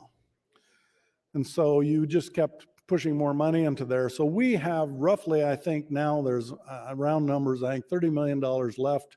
We've used $16 to $18 million so far. And I've got a list of the counties and by legislative district of the applications so far approved. There are some counties who've actually gotten $0, no money. And I think in the smaller towns, the smaller cities out there, there wasn't the infrastructure to, either it wasn't needed or there wasn't the nonprofits there to help people navigate it. The landlords obviously maybe didn't see the need for it. They worked with their tenants. They got it worked out. So there just hasn't been a need. And so as we go forward now, we have $30 million left in a fund. And if it stays as it is, distributed through this portal, I can't see us using that money for the next probably year because the economy is picking up. Employment is way down. Wages are rising. Yes, we have inflation. And there's still the opportunity to apply through the portal to get rental assistance. So now the big argument is if we apply for this and that 50-some million dollars comes into the rural fund, where does that money stay? That's time, Senator. Thank you, Mr. Thanks, President. Senator Friesen. Senator Mosier. Thank you, Mr. Lieutenant Governor. The information that I've received in my office about this issue has run about overwhelmingly in favor of not applying for more rental assistance. When you look at the money we've gotten so far, what the state got and some of the bigger cities and counties got, it adds up to about $200 million. That's $100 for every man, woman, and child about in Nebraska. And the vast majority of those citizens got, didn't have a problem to apply for it. So there's very substantial money that's already been spent. And second of all, I think this calls into question the separation of powers issue, because here we're trying to tell the executive branch how to run the state. And if he was trying to tell us what to do, which occasionally the executive branch does, quite often we bristle at that. And, it may even be unconstitutional. I didn't request an attorney general opinion on that, but I wouldn't be surprised if it wasn't a problem with separation of powers.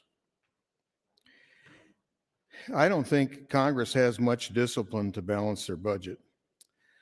Senator Clements mentioned that it's not just tax money we paid that we're getting back, but the federal government doesn't have the money to give us back. They spent it all and some. They're borrowing it besides. And so we're trying to get money from the federal government that our children and grandchildren are going to pay the taxes to pay back, because it could take decades to get the federal government bailed out. And so, I think that the question is obvious to me to vote to sustain the governor's veto. I know that, there are those who think that government is supposed to be the answer to everybody's problem. But, I think that we've spent $200 million addressing this problem already. And I think at some point we have to move on and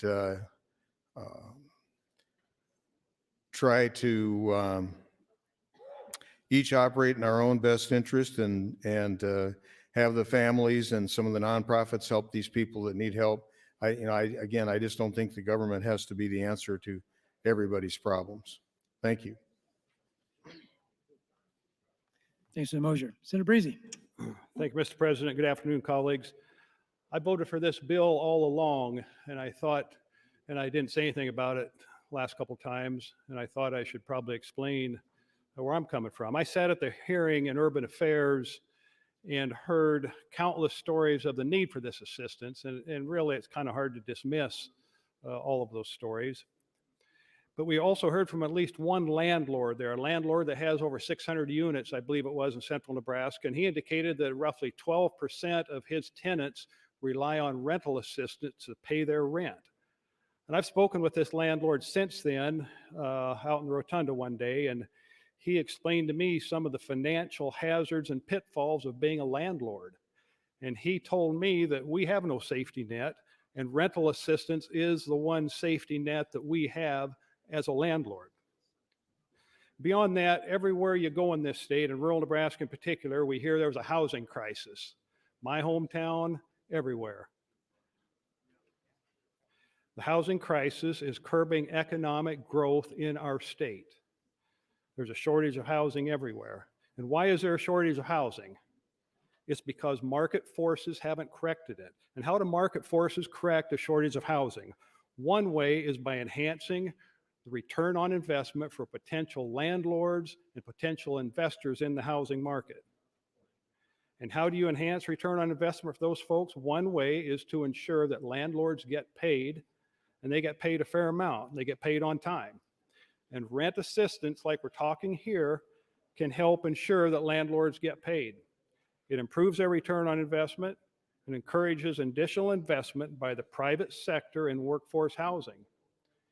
You know, we spend a lot of state dollars on improving the housing situation. We have the Rural Workforce Housing Fund, we have the Middle Income Housing Fund, and I think I could probably list off several other things we do to spend state and local tax dollars to improve and maintain housing stock in our state. But here we're talking about an influx of federal dollars that can directly benefit our landlords. To me, it's a backdoor way of trying to help market forces correct the housing shortage in Nebraska. And I'm going to support this motion. Thank you, Mr. President. Thank you, Senator Breezy. Senator Vargas. Thank you. Hope everybody just listened to Senator Breezy.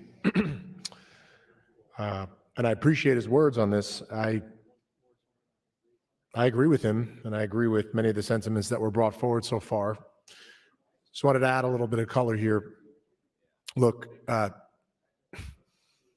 we just spent the last 4 months working on federal American Rescue Plan dollars.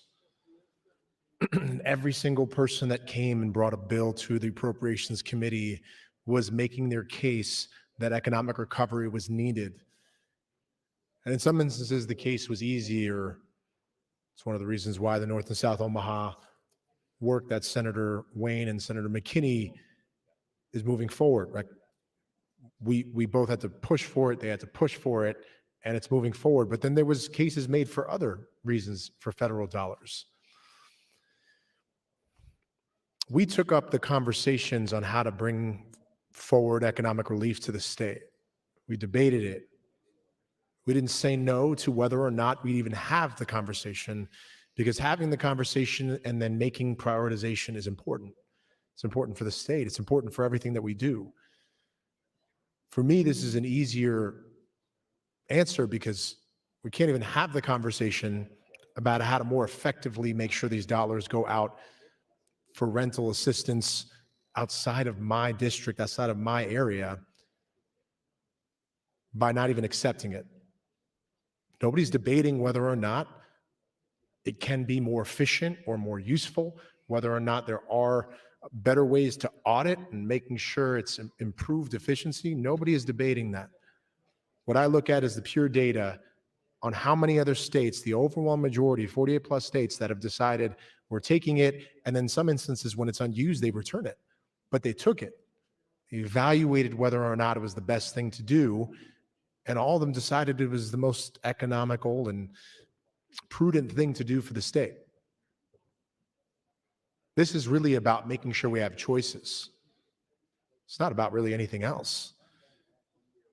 It's making sure that we're helping and we have the resources. I'm sure you saw some of the articles. United Way, the United Way executive director outside of my district shared that they want to make sure they have the resources to rely on. They have an option. They have something in their toolbox.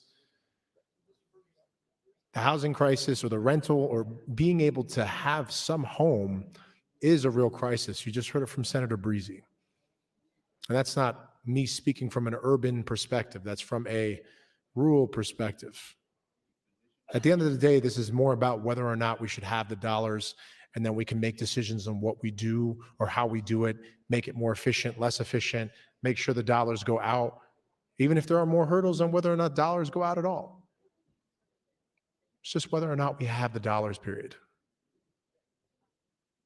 Colleagues, I urge your support of the override motion, not because to override the governor, but because there was a majority of us, more than a majority, that supported moving this through, because we couldn't have a good reason. We had great reasons to then accept the Federal American Rescue Plan dollars to do good for our state, and didn't see them as anything like a handout. We saw them as a way to recover all across the state. And these same federal dollars that are meant for helping landlords and tenants alike is also coming to us from taxpayers back to our state. And we should be treating it equally in the same way we're treating our federal ARPA dollars. It is the most logical, pragmatic way forward. Thank you. Thanks, Senator Vargas. Senator Aguilar. Thank you, Mr. Lieutenant Governor. Appreciate it very much. I spoke on the mic before about this issue, and I'll reiterate some of the facts. I have talked to service agencies and landlords in my city, and they assured me and reassured me that the need is still there.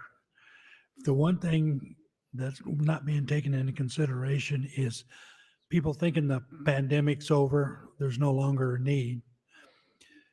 But the financial devastation that was caused by the pandemic didn't end. It's still ongoing. And it doesn't end just because somebody said, let's lift the mandate for the mask mandate. That isn't what stops it. The need is out there. And Senator Moser talked about 200 million being distributed already. And that's true. But the problem is most of it went to Lincoln and Omaha. And rural Nebraska should be up in arms about that. We lost out. Mosier also said it was pretty simple to get the money. It was, if you lived in Lincoln and Omaha, because it was being distributed by their service agencies. Rural Nebraska has to go through an outfit in Texas to get the money. And I assure you, it's quite burdensome. Many people have tried and many people have failed. We need to do this, folks. We need to override the governor's veto on this. I respect the man, but I think he's missing the point on this one.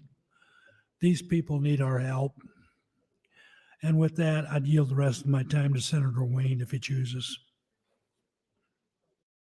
Senator Wayne, you've been yielded 3 minutes. Thank you, Mr. President. Thank you, Senator Aguilar. Colleagues, I know there's been a lot of talk about maybe the need wasn't there, but you also have to remember we created an online portal for the area that says it has over $1 billion need in broadband. So we chose a tool that was one of the most difficult tools for rural Nebraska to use because they don't have access to broadband in the sense that we do, and many people needed that.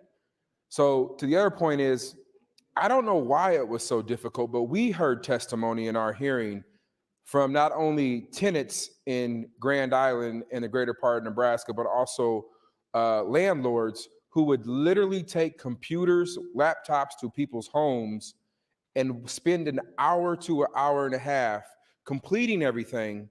Then because the scan didn't look right in some capacity or had a shadow on it, it was rejected, and they had to spend another 30 to 60 days uploading the same document in a clearer scan.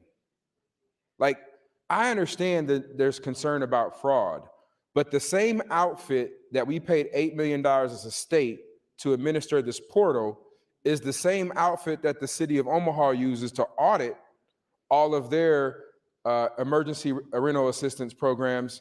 And to my knowledge, there has not been any issues. So I'm not sure why the portal was so hard, but everybody in Western Nebraska who came and testified before Urban Affairs said that was the issue.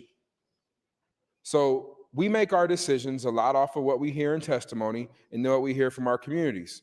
And what we continue to get emails about from Urban Affairs is Greater Nebraska saying, yes, we still need help.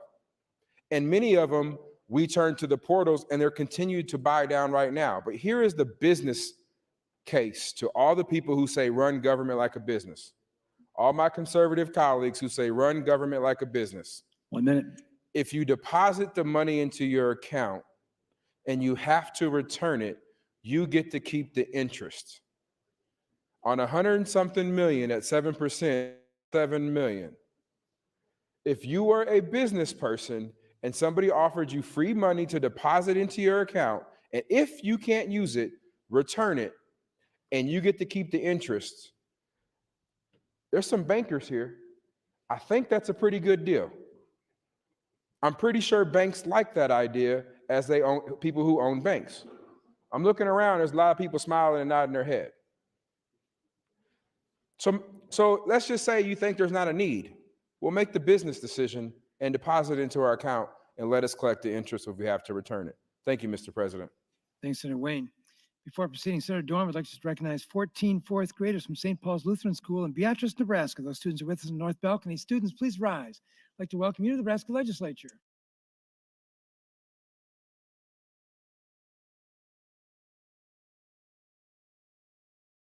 Continuing discussion, Senator Day. Thank you, Mr. President. Good afternoon, colleagues. I just wanted to first respond to Senator Mosher had brought up the separation of powers. I look at it as the opposite. The reason that we have a gubernatorial veto override is because of the separation of powers. What that says is the legislature is a completely independent branch of government. And when we pass a bill, the governor cannot single-handedly set that aside without us having a say in how we feel about that, because we are a completely independent branch of government. And if our logic is that, well, the governor wants us or doesn't want us to do something, and that's how we're going to follow through, and that's our reasoning, then we have decimated the separation of powers. There is no separation of powers. If the decisions that we make in here are based on what the governor wants us to do and what the governor wants us to do only, there is no separation of powers. And if that's the case, we might as well all go home. What are we doing here? Why do we, if the governor single-handedly gets to say yes or no to the legislation that we work our butts off to get passed, then why are we even here? This is the whole reason we have the veto override. It's because of the separation of powers. I also wanted to mention, we spent a lot of the day already and several days previously debating tax bills that are often proposed as a method of keeping young people in the state and keeping young families in the state. And so I thought this was really important. I found this on my desk. It's a letter from the student government at the University of Nebraska at Omaha. So when we talk about young people and young people's voices, I wanted to read into the record what is actually being said by young people in Nebraska. Greetings, senators of the Nebraska Legislature. We are writing to you on behalf of the nearly 16,000 students enrolled at the University of Nebraska at Omaha as members of the Legislative Affairs Committee authorized to speak on behalf of the duly elected student government of our campus. In pursuance of our obligation to advocate for and with the students we represent, we urge your support in overriding the gubernatorial veto on LB 1073. Requiring the governor to apply for emergency rental assistance under the Federal American Rescue Plan Act of 2021. Included is submitted testimony from student constituents enrolled at UNO representing various districts across the state of Nebraska. UNO is a diverse campus aimed at providing exceptional and accessible education. We urge you to consider the impact that this legislation will have on the nearly 16,000 students enrolled from across the state. We encourage your green vote on overriding the governor's veto on LB 1073. and it's signed by 41 students. There are 2 students from Senator Slama's district, District 1, Senator Clements' district, Senator Blood, Senator Hilkeman, Senator McDonald has 2 students, Senator Mikal Kavanagh, Senator Vargas, Senator Hunt, Senator John Kavanagh, Senator DeBoer, Senator Lathrop, Senator Arch has 2 students, Senator Walls, Senator Ben Hansen, Lindstrom, Flood, Senator McCollister, Pauls, Halloran, Friesen, Williams has 3 students, Linehan, Breezy, Sanders, and shout out to Sarah Sedeby from District 49, my district. So I will read some of the stories that they added to the back here. Bodie Bindle from District 1, I apologize if I butcher anybody's name ahead of time. I've struggled to pay rent and stay fed since the pandemic, as everything has fluctuated in price so greatly. While the last COVID funding may have significantly helped, we are not stable enough to continue life as normal. We are finding ourselves working. Thank you, Mr. President. We are finding ourselves working longer and later hours in the day while attending classes at the same time. Rent is so unequivocally hard to produce, especially with the season of new leases quickly approaching. Please reconsider passing this bill. Mila Hertzbaum Harding in District 5. Let's see, District 5 is Senator McDonald's district. Says, while I have been able to survive during the pandemic, I know that the struggles have been endless for my peers. People deserve to focus on joy, healing, and getting back into a new kind of normalcy, not struggling to survive and pay rent. Nate Johnson from District 8, Senator Hunt's district. Rental assistance means that students like me can have our basic needs met. Dylan Lemke from District 20, Senator McCollister's district. That's time, Senator. Thank you. Thanks, Senator Day. Senator Friesen. Thank you, Mr. President. So I'm going to continue on where I left off a little bit, and as we go forward, what I'm concerned about and what I really thought a lot about this weekend is we, as senators in the past 8 years, numerous times have stood on the floor, and at one time we had the debt clock from Senator Halloran, I believe, and we were concerned about our federal debt. And I don't think it's gotten any better.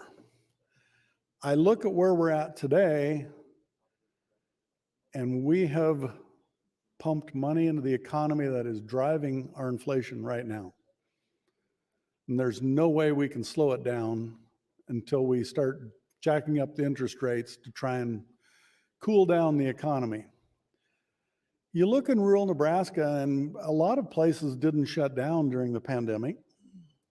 We kept doing what we do every day. We lost some small businesses, some restaurants, things like that, went out of business. Some of them have not come back yet. But we didn't target the help to those businesses that were hurt the worst. We just shoveled money out the door. And there are businesses I know that receive millions of dollars in PPP money, payroll protection money. And then, in the end, they didn't need it. They didn't know it at the time. So we have pumped tremendous amount of dollars into Nebraska.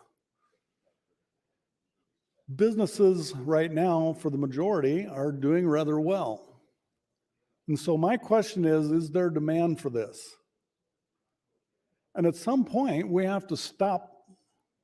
This is no such thing as free money. When I hear that term, it gets me a little bit wound up. There is no such thing. You're taking it from someone and giving it to someone else, or you're just printing more money. Either way, it hurts our economy. You cannot keep spending in a deficit world. Thankfully, Nebraska has a balanced budget, or we would be doing the same. But when we talk about what we're doing here, at what point do we say enough is enough? When is enough help enough? When do you stop pouring money into us and let's be fiscally responsible?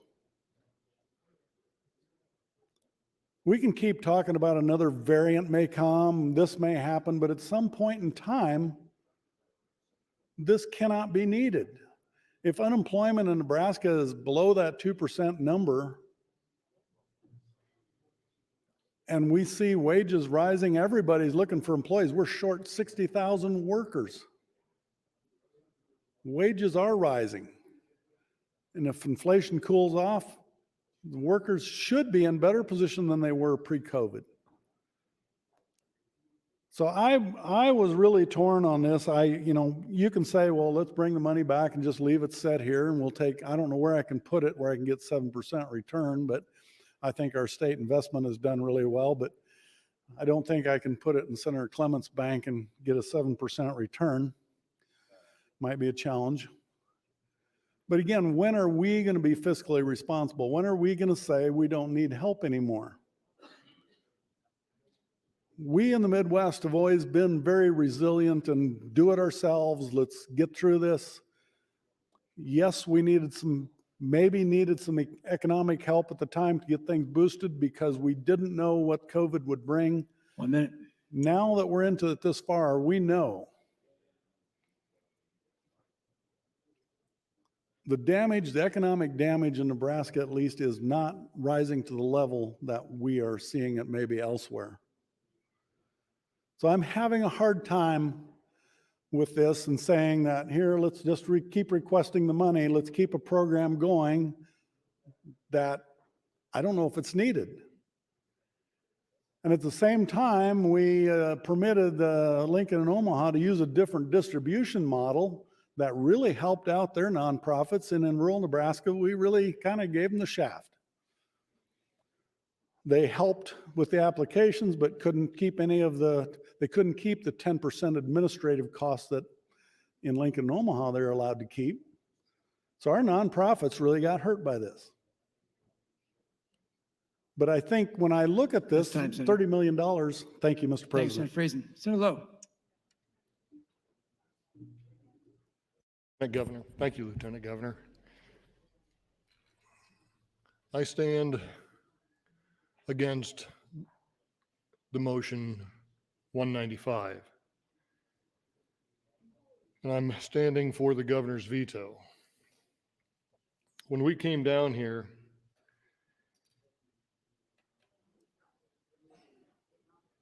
our national debt was somewhere around $19 trillion, just short of $20 trillion. $20 trillion. And now it's roughly a little more than that, roughly $10 trillion more than that. So when I hear that this is taxpayers' money, no, it's those young people that just walked into the room up there in the balcony. It's their money. They haven't even started paying taxes yet. It's their children's money. And it may be their grandchildren's money that we're talking about. This is not taxpayer money. This is money that we have borrowed from somewhere. And I would hate to guess where. This is putting our children and our grandchildren and our great-grandchildren in debt further.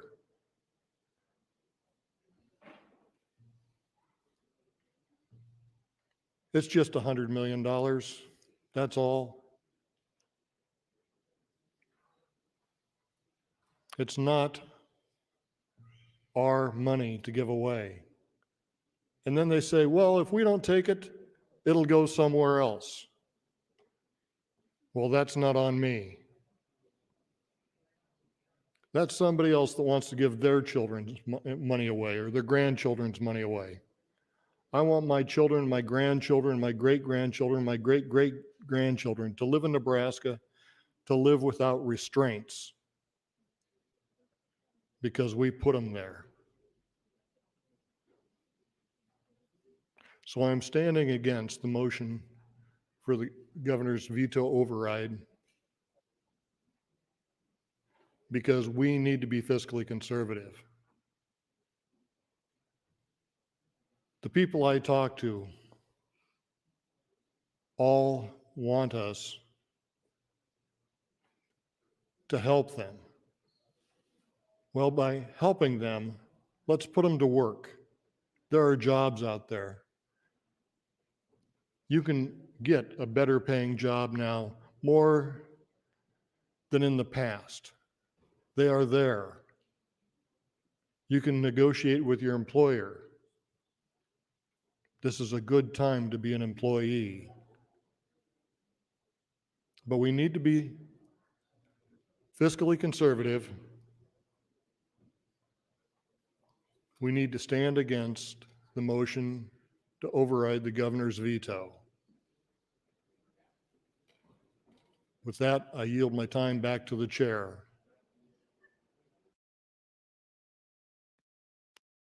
Thank you, Senator Lowe. Senator Coulterman, you're recognized. Thank you, Mr. Chairman. I rise in opposition to, I rise in support of overriding the governor's veto. And I was wondering if Senator Clements, would you indulge me for a little conversation here, please? Senator Clements, will you yield? Yes. Senator Clements, do you know who handles the checkbook for the state of Nebraska? Who takes the money and invests the money for the state of Nebraska? The Nebraska Investment Council. Thank you. Now, I'm just approaching this strictly from a business perspective.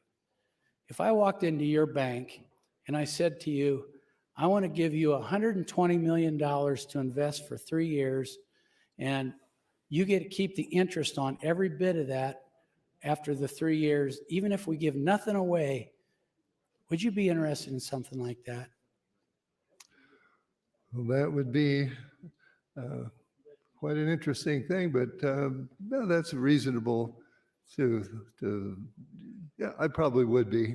Yeah, so you know what 3% on 120 million is? Oh, I'd have to think about that. That's $3,600,000. Okay. You know what 5% of 120 million is? Annually now, we're talking annually. 6 million? 6 million. Ladies and gentlemen, I want to tell you what our Nebraska Investment Council got for our defined benefit plans this past year. We got a 29.9% return on investment. Michael Walden Newman and his team did a phenomenal job. 29.9%. That's unheard of. Do you know what 29.9% would be if we gave it to them and said, invest this for 3 years? The first year, that would be $35,880,000. That's a lot of money. The point I'm trying to make here is we can talk all we want about not taking this money, but the reality is if we don't take it, they're going to give it to somebody else. And oh, by the way, it is some of our money. And why are we not saying the same thing about the billion, 300 million? We're going to vote on an ARPA package here in the next day or so, and I don't see anybody wanting to send that money back. Instead, we're arguing about can we get more? Because we had 4 times the ask for what was there. So strictly from a business perspective, if anybody can tell me the downside of why we would not do this, I'd be interested in hearing it. If somebody tells me I'm going to get $120 million and I don't have to use a nickel of it, if I don't use any of it, we get to keep the interest on it and then we can send it back. On the other hand, what if we could help a few of our landlords? Or what if we could help a few of these tenants? Just think about that for a minute. What if we could help a tenant who's struggling right now because of COVID? What if we could help them stay in an apartment and have a roof over their head for another 2 or 3 months?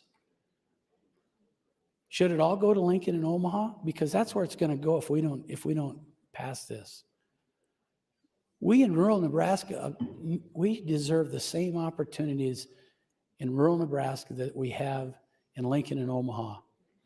From a pure business perspective, for us to turn down $120 million because one guy in the corner office tells us it doesn't make sense and we're out of a pandemic. 1 minute. That doesn't make any sense. There isn't a person in here, if I walked into them and said, I'll give you 120 million and you don't have to do anything with it except invest it, and you get to keep all the interest. Is there one person in here that would honestly stand up and say, I don't want that deal? Heavens no. So why are we turning our back on the people that potentially could use this? Think about that when you go to override the governor on this veto. It's just a business decision that has a lot of upside and not one nickel worth of downside to it. Think about that when you go to vote. Think about that person that could be losing the roof over their head for the next 90 days. That's who we're here to help. Thank you. I yield the rest of my time back to the chair. Thank you, Senator Coulterman. Senator McCollister, you're recognized. Thank you, Mr. President. Good afternoon, colleagues. You know, every Saturday, first Saturday of the month, our church does a food pantry. And people come from all over Omaha, and even some folks from Council Bluffs, Iowa. But part of my job at the food pantry is to take food out to people that can't even make it to the food pantry. No transportation. So this last Saturday, I took food to 3 families needing food. And I meet those people when I take the food to the doorstep. And inevitably, it's a single mom with a large family. And I can see what their current situation is. They are not food secure. I can tell that by the way they receive the food. You know, I represent a diverse area in Omaha. I have some of the richest parts of Omaha and also some of the poorer sections of Omaha. Westgate is one of the poorer sections. I have an area in southwest of 120th and Center that's not what you'd say a wealthy area. But then I have Tomlinson Woods, which is a very wealthy area, and some areas around One Pacific Place. I can tell you for a fact that there are people still feeling the effects of the pandemic. And I think it's important for us to bring food to those people. I also am well aware of the mission, both of the Heartland Hope Center and also Together in Omaha. And in reading the Together annual report, they are still very busy providing food to families through their pantry program. And I'm well aware that Heartland Hope does the very same thing. We need to support these programs. And Senator Mark Coulterman is exactly right. There's no reason we should reject this money. It comes into the economy and has a multiplier effect of 1.8. We found that out when we did the SNAP bill here last year. So these are important programs to maintain. We need to support the override of LB 1073 by the governor. And I hope for your green vote when that comes to pass. I yield the balance of my time. Thank you, Senator McCollister. Senator Pansing Brooks, you're recognized.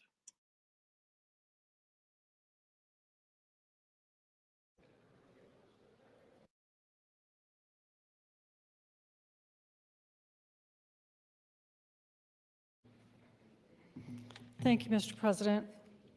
So I'm standing, we're doing more of the let them eat cake theory of funding our state government and how we go forward. I want to remind people that there's been discussion that we don't need to help anymore. But there were farmers who needed help when the corn prices were going down so significantly in the early 2000s, and we responded correctly and rightly so. We responded.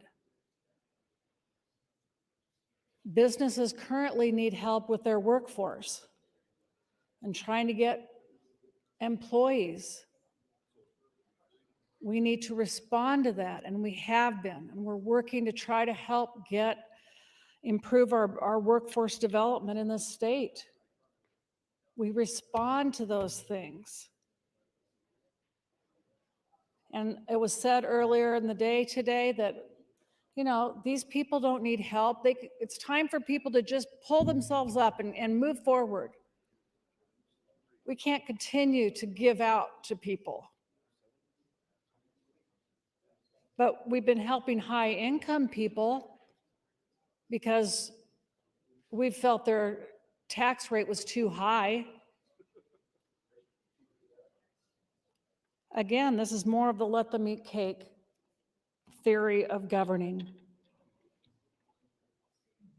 We're not remembering the poor or praying for, the Bible has over 2,000 references to the poor.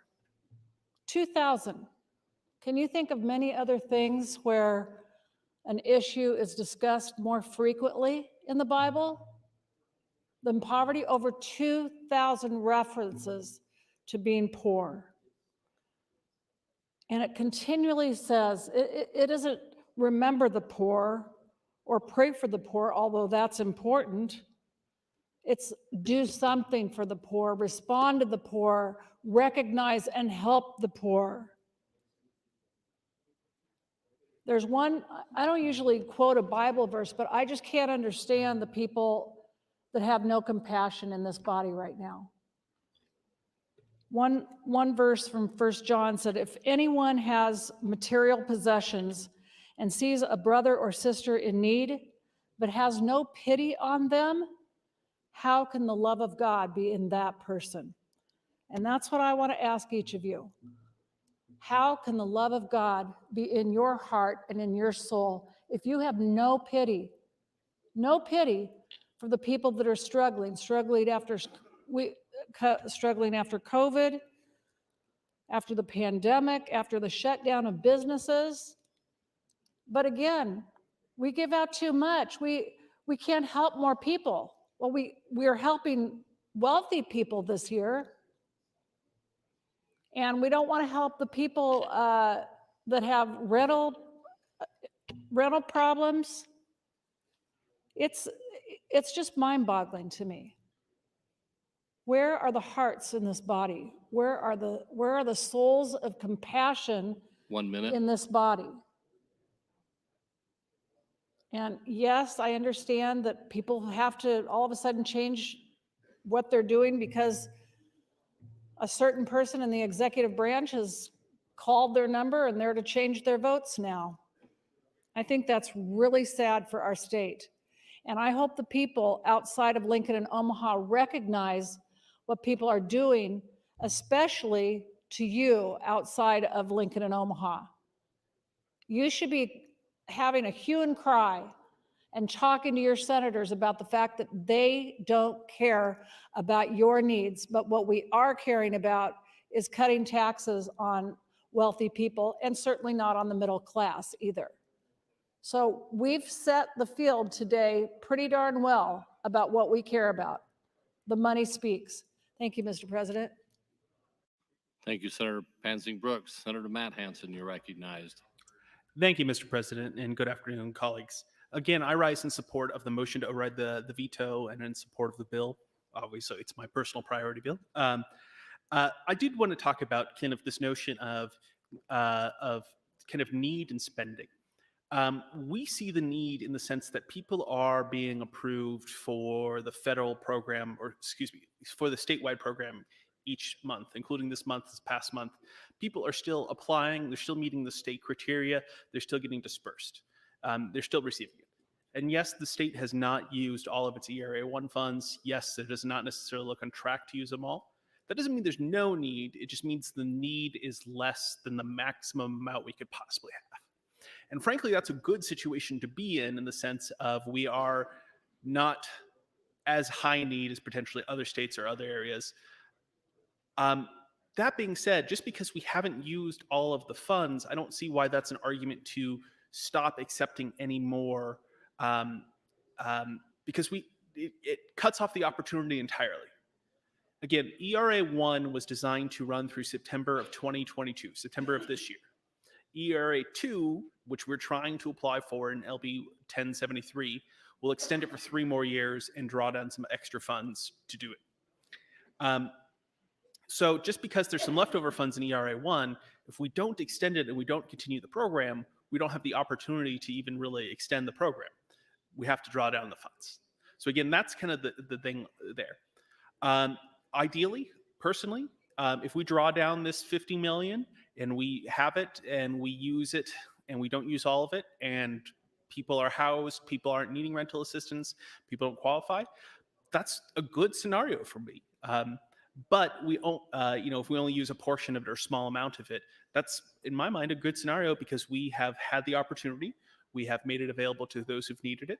The need might turn out to be minimal and we can move forward. But we don't give ourselves the opportunity if we never accept the funds and we never draw down the funds. In terms of kind of drawing down the funds, we've asked and we've checked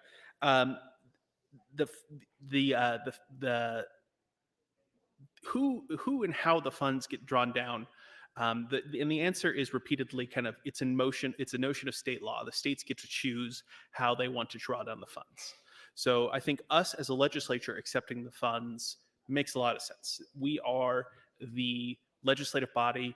Legislative bodies inherently have the power of the purse, inherently have the spending authority. So therefore, accepting and appropriating these dollars through legislation to me is sensible and straightforward. Again, colleagues, this is the opportunity of whether or not we want this program to exist in October or not. That's kind of as straightforward as I can make it. Do you think there's going to be a need in October or not? And if you think there is, I don't see a good reason to not accept the money in LB 1073. As others have pointed out, we get to hold it in the state treasury. We get to draw and keep the interest in it. We get to pay the administrative costs out of it. There is not necessarily any sort of direct expenses on the state. In fact, it's probably a way for the state to make a profit off of this. Not that that should be a compelling reason, but it certainly should not have any fiscal concerns tied to that. And again, even if we are providing just a few people, even if just a few people end up needing it through the fall and next spring and next summer, we would still have the funds available for those who did need it. And if we don't accept it, we simply just won't have the funds. I think we like to paint things in black and white maybe too much in this body. This is one of those situations, thank you, Mr. President. This is one of the situations where it is a very clear yes, no. If we do not override the motion, override the veto, if we do not enact LB 1073, this program simply will not exist outside of Douglas and Lancaster County come October. It just simply won't. And if we do override the veto, it will. That's the choice we've got today. We draw down this extra funds, it extends it for 3 more years, and we have the opportunity to move forward. And if we don't override the veto, we don't. And even if it's not the most need, even if it's not the most demand, even if we don't spend all of it, if we have it for the few people who need it, we have it for some people, it's of significant benefit to them and will mean a lot to a lot of families. Thank you, Mr. President. Thank you, Senator Hansen. Senator Wayne, you're recognized. Thank you, Mr. President. Colleagues, I'm trying to think of words to inspire at 3:27 on a Tuesday, but I just don't know what to say because this is kind of so simple. Now, I understand Senator Friesen and Senator Lowe's arguments about the federal government. I voted for the State of Convention of States. I understand the problem with the federal government, but it's hard to argue on one hand, we don't want federal money when Kearney is getting ARPA funds, when Buffalo County is getting ARPA funds, when we are spending money, federal dollars on irrigation water districts throughout the western Nebraska. Nobody at any point during that argument got up and said, no, we don't want the money. This is going to put us farther in debt. Nobody looked up at the balcony and said that we got to make sure we don't spend their money. It's convenient when we want it and it's not political. But the fact of the matter is the problem I have with Senator Friesen's argument, and I said this to him off the mic, is standing up and saying no to $56 million to rural Nebraska is not saying no to the federal government, because if the federal government continues to do what it's already announced it's going to do, and announced it last week, April 30th, they're going to move the $70 million out of the 126 or 128. They're going to move it to Omaha and Lincoln and distribute it there. There's no indication that they won't do the same for the 50. They haven't said they won't. And in fact, they said the first reallocation, the priority is going to be to grantees within the state. And the only other two grantees were Omaha, Lincoln, Douglas, and Lancaster. So that's where it's going to go, 70 million. And if they do the same thing to the 56 million, then we're essentially saying no. And here is the difference between ERA 1 and ERA 2. This money can be used for other things. Let's say we have another snowstorm or freezing storm that we had last year. It could be used for utility costs. But here is the most interesting thing.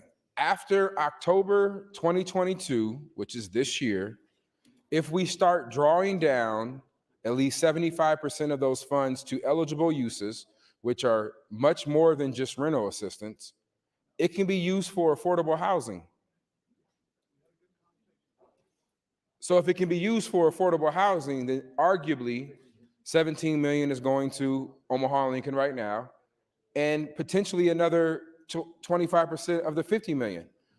Here's the part I'm struggling with is there isn't a downside. The only downside to not taking this money is for a family who cannot maybe pay something and there's no opportunity for them to get help. And yes, there is still some dollars at the state level available. But we don't make those same arguments when we talk about bridges and roads and the infrastructure. And we damn sure don't make that argument when we come about broadband.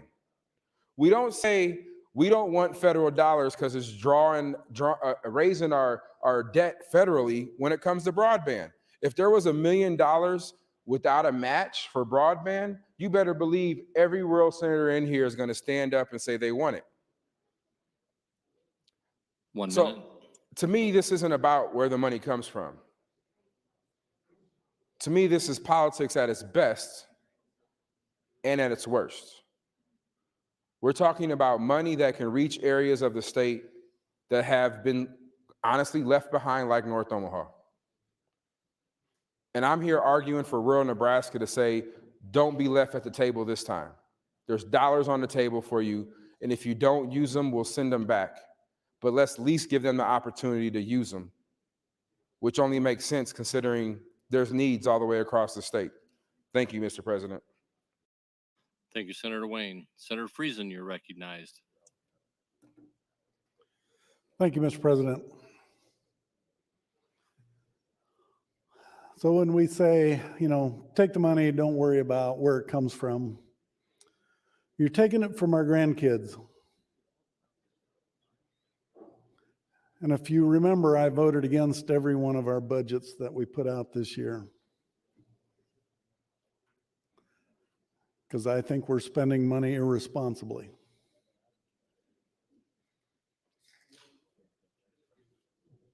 I look at if we continue to use the portal the way we currently are, if nothing changes there, I don't see us in rural Nebraska changing the trajectory of using the money.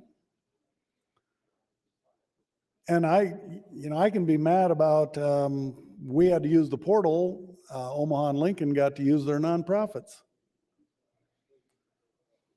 but I didn't get to choose.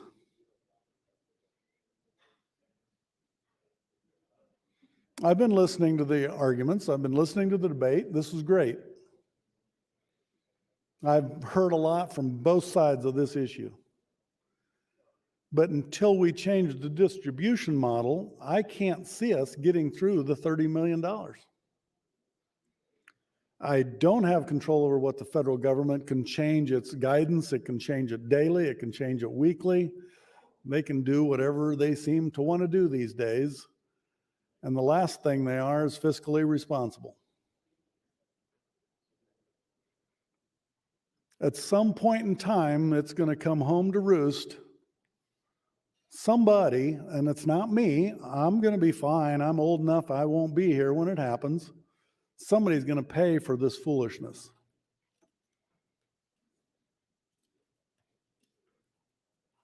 I'm a longer term thinker, I guess. I look at the bigger picture. We've always prided ourselves on taking care of ourselves and doing what we need to do.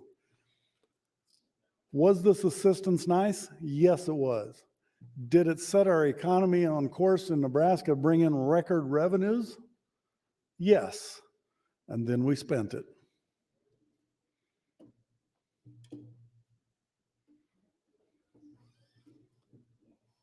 You can't say that we're responsible, we're conservatives. It doesn't fly anymore. Dangle enough money in front of us, we spend it.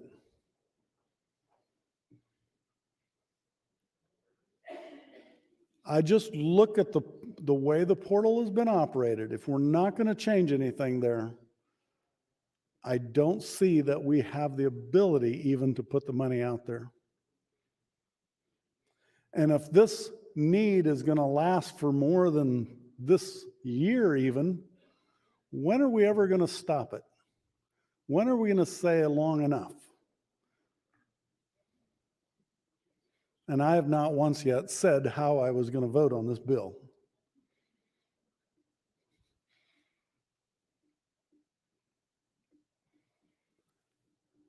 There comes a point in time when you have to say, is this something that's going to go on forever? Are we going to be talking about needing to do rental assistance forever? Then our businesses aren't stepping up and paying a living wage.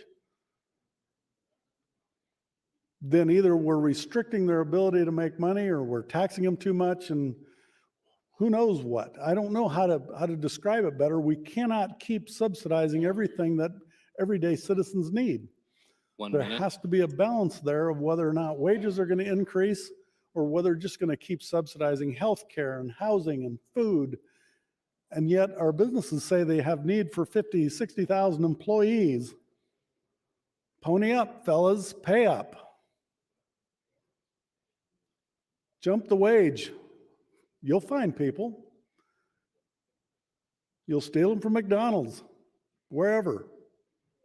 If the demand is there, pay up, and then people can afford to pay the rent. Thank you, Mr. President. Thank you, Senator Friesen, and that was your third opportunity. Senator Blood, you're recognized. Thank you, Mr. President. Fellow senators, friends all, I stand in strong support of the motion to override the governor's veto. And I want to talk a little briefly about what's been going on the floor today. We heard earlier that because of policy like this, that our deficit is getting bigger, and it's getting bigger every time you look. And, you know, I follow the deficit tracker. And even though Senator Halloran, when he had Convention of States, used to send it to our emails all the time, there are other places that we can learn what the deficit is. And it's really good bipartisan information, not biased, doesn't lean left or right. It's just data and correct information. And so first I want to clarify that in the first 5 months of fiscal year 2022, the federal government ran a deficit of $475 billion. That is actually, friends, 55% less than at this point in fiscal year 2021, where it was $1.047 trillion. So let's make sure that when we talk on the mic, we have real information and not rumor. So the cumulative deficit for fiscal year 2022 is $149 billion, which is 24% lower than the deficit in a comparable period of time that was before the pandemic. So I think that's really telling. And if you track the reason why the deficit's gone lower, it's because we had policymakers that were smart, right? They enacted necessary emergency measures, which actually Senator Friesen touched down on a little bit, to combat the crisis, which we all knew as COVID-19. So what they did is they put guardrails, which we hear about all the time on this floor, sometimes good, sometimes bad, to make sure that we didn't go in the hole and to make sure that Americans could lift themselves up. And so what we saw then as a result of the pandemic also, and again, Senator Friesen touched down on this a little bit, were rising wages, better salaries. And so a lot of us also forget that the payroll taxes that are rolling in now that are making our deficit better, a lot of the companies were able to defer that under the legislation passed in reference to the pandemic. And then, of course, corporate income taxes also increased. So I think it's really funny when we hear comments like, this is going to make our deficit even bigger. It won't make it bigger. It actually does the opposite, because we have people then that aren't struggling as much. And we have people that can then lift themselves up and start paying taxes or greater taxes or get better jobs. And we hear Senator Lowe specifically say, well, there are plenty of jobs in Nebraska. You are right. There are plenty of jobs in Nebraska. So then I look at some of the things that were said on the mic this year, like we could reduce what's going on in the prisons if we had 2-parent families, or if people had better family lives. So I think about those two statements, and here's what I have to say. If you are working 40 to 60 hours a week, and you want to lift yourself up and get a better job, tell me how you afford the childcare to even go out and look for that job.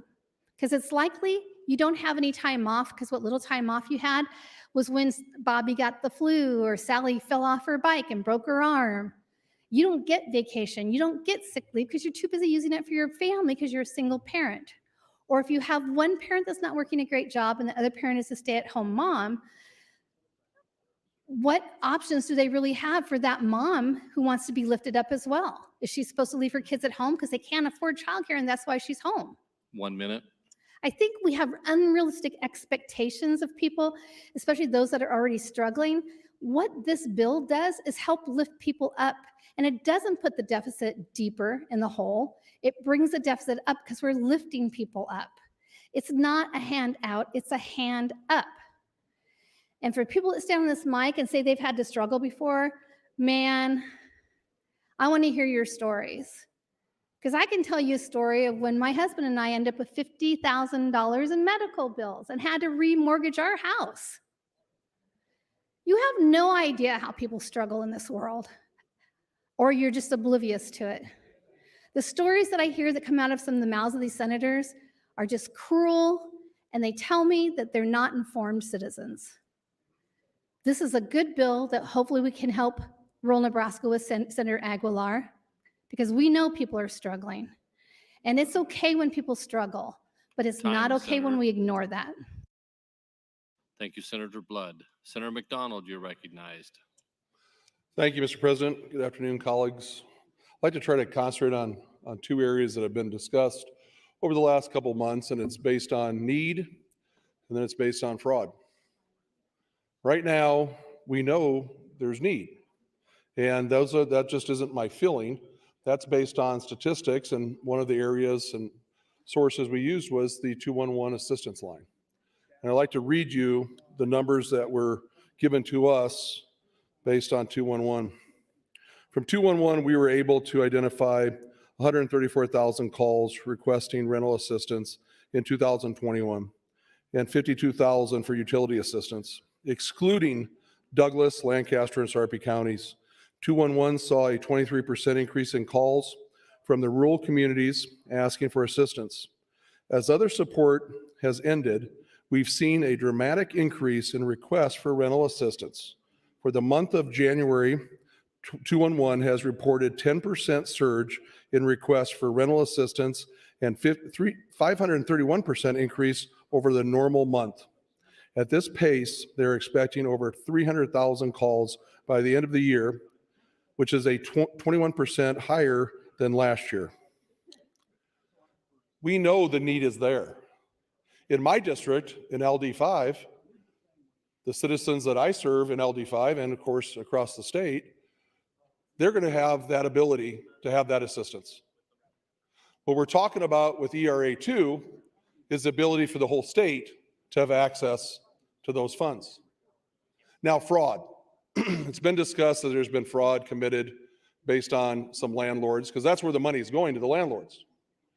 If you think about that, if it's less than $100,000 and there's fraud going on in your community, then call your local law enforcement immediately. If you have an elected official committing fraud, or it's more than 100,000, then call the United States Treasury right now today. And if you Google throughout this country and look for articles on fraud being committed based on ERA 1, I don't think you're going to find many cases. I'm not saying people are perfect, and I'm not saying people won't take advantage of the situation. But we're putting those people discussing fraud in front of the people that truly need the help. We know today there is people that need this help. Let's say the worst case scenario is I'm 100% wrong. We get this funding, we don't spend a dime of it. As was brought up earlier by a few senators, was the idea of the interest off of that money before it is sent back. We're doing this for the right reason. If there was, people could stand up and show me there is no need, I'd say we should not apply for this. And I'd agree with the governor. We should not be overriding his veto if there wasn't need. If this fraud was just rampant, that we couldn't control it, we couldn't get it to the people that needed it, I'd say we can't do this. But that is not the case. The case is right now we have people in this state, and I'm not talking about Legislative District 5. I'm not talking about my district, because I know those people still have access to those funds.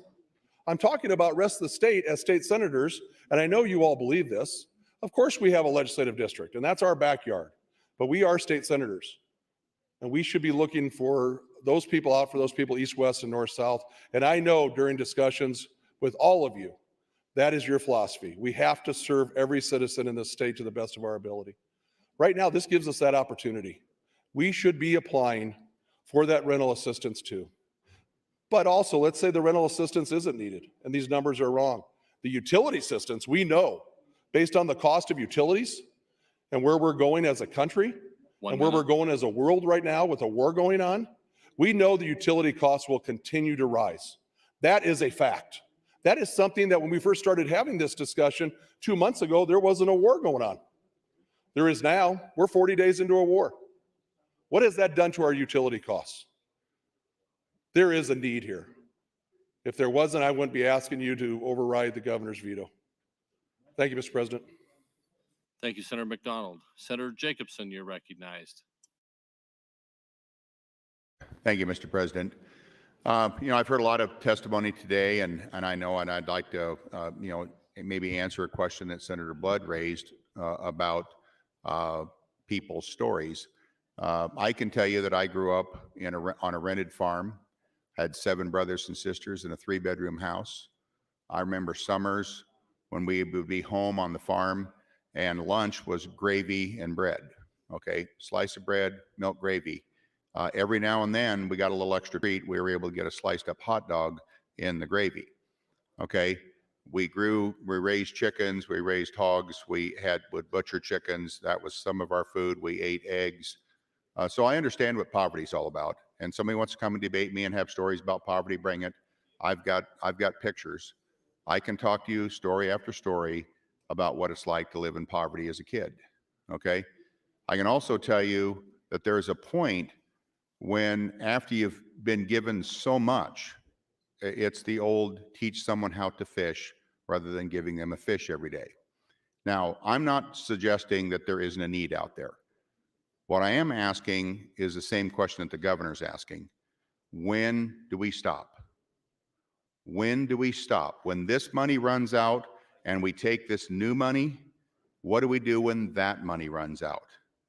Are we just going to do a general fund allocation because this is a need that's never going to go away? We have the lowest unemployment rate that this state's ever seen. We've got people demanding for jobs. We've got fast food places that are offering unprecedented starting wages.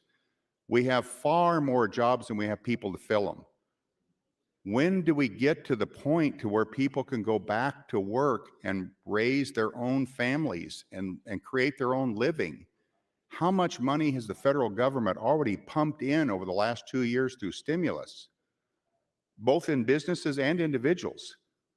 At what point do we say we're done, that we're going back to the way things used to be, that we're going to raise our own families, that we're going to make our own income, that we're going to be self-sufficient? Are those days ever going to return? That's my concern with this. It's very difficult for me to vote to override the governor's veto, and I won't. I'm not going to be a yes vote on this because I agree with the governor. I think we're getting to a point that there's still money there. There's a significant amount of money that's not been used. And at some point, I don't know how much lower unemployment has to go. I don't know how much higher wages have to go. I don't know what it takes for us to finally have enough money for families to create their own living. I don't know what it takes. But I can tell you that when this money runs out and the next money runs out, there'll still be more need out there. And so that's my concern with this. And so I'm going to be voting no on the amendment, no on the override, because I think at some point we've got to move on. Thank you, Mr. President. Thank you, Senator Jacobson. Senator Matt Hansen, you're recognized.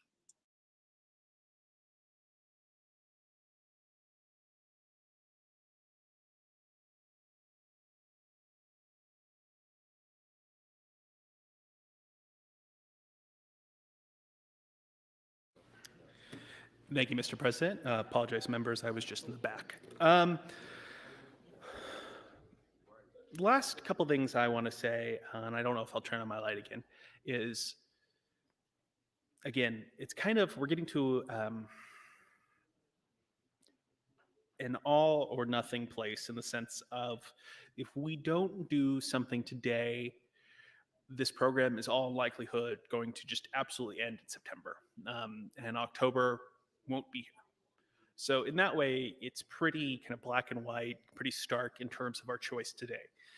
We can either make sure we extend for 3 more years, draw down these new funds for however we choose to spend them, in whatever way, in whatever manner, with whatever requirements we as the state have. I do want to say the federal guidance in terms of changing, the parts that they have changed haven't necessarily been in terms of any of sort of the intra-state distribution.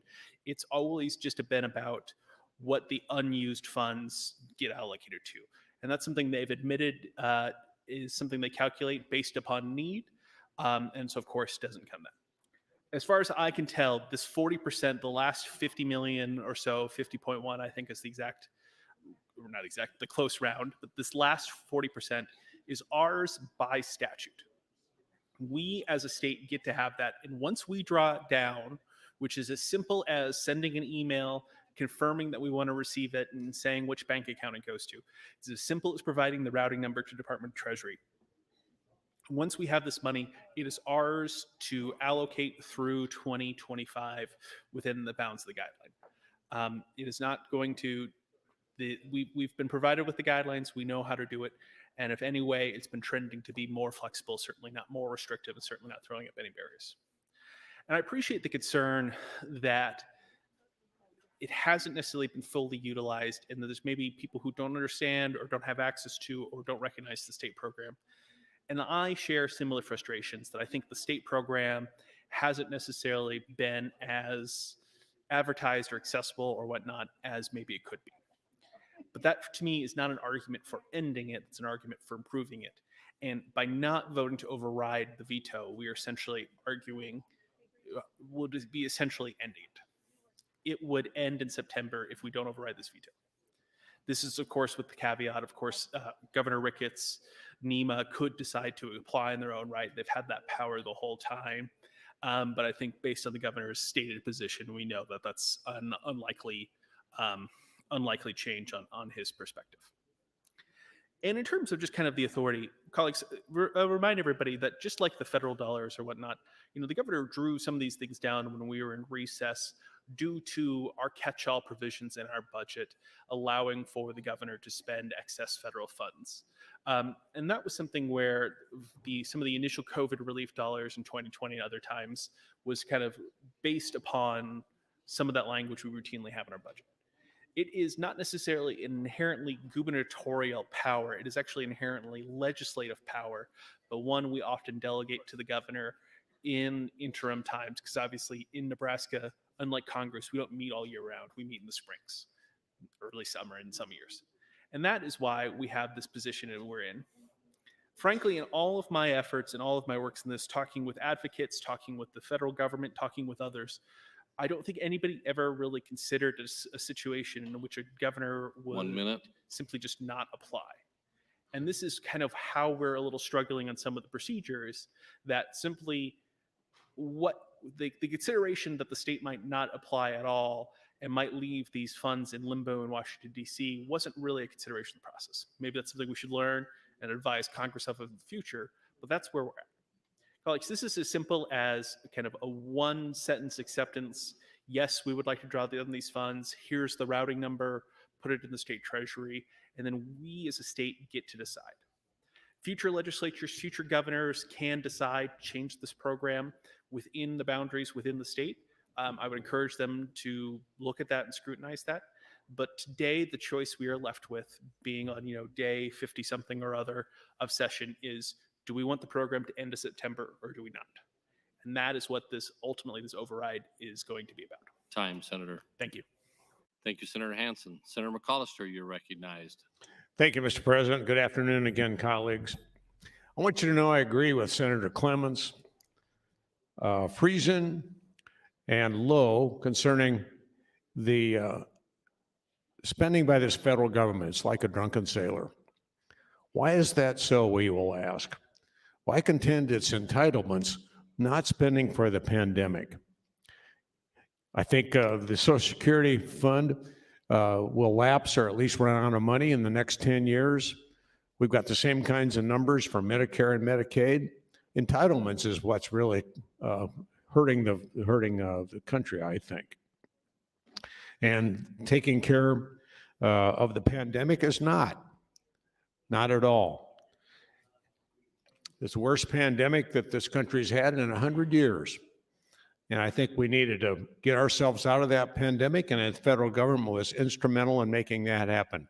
And thank goodness for that.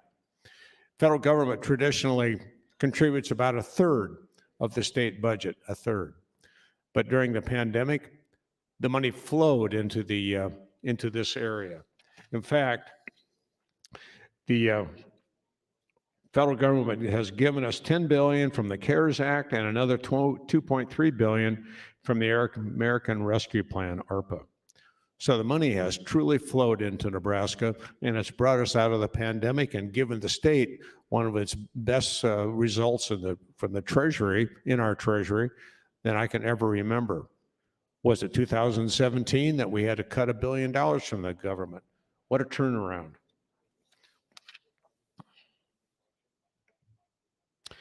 One more thing. There are people that need rent support. There are people that need SNAP. And 80% of the people taking SNAP are the working poor. They're the folks working at McDonald's or Walmart for $14, $15, $16 an hour and simply can't make it. And they're eligible for food stamps and they can't afford rent. Maybe it's a single mother household. So that's the situation we now face. And I support LB 1073 and the motion to override 195 by Senator Wayne. I hope you will as well. Vote green on the override. Thank you, Mr. President. Thank you, Senator McCollister. Senator Stinner, you're recognized. Thank you, Mr. President. Members of the legislature, I can agree with Senator McCollister and a lot of the commentary here, and I can probably talk at least for a half an hour on the heels of the Fed balance sheet and the expansion of debt in the Fed balance sheet, federal spending at that level and its effect, and the expansion of the money supply and the effect it's had. And I call that the COVID effect.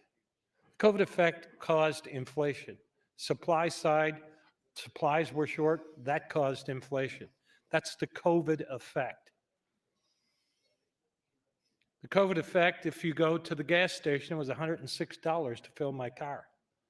The COVID effect is 20 to 30% higher in grocery prices. That's the reality of it.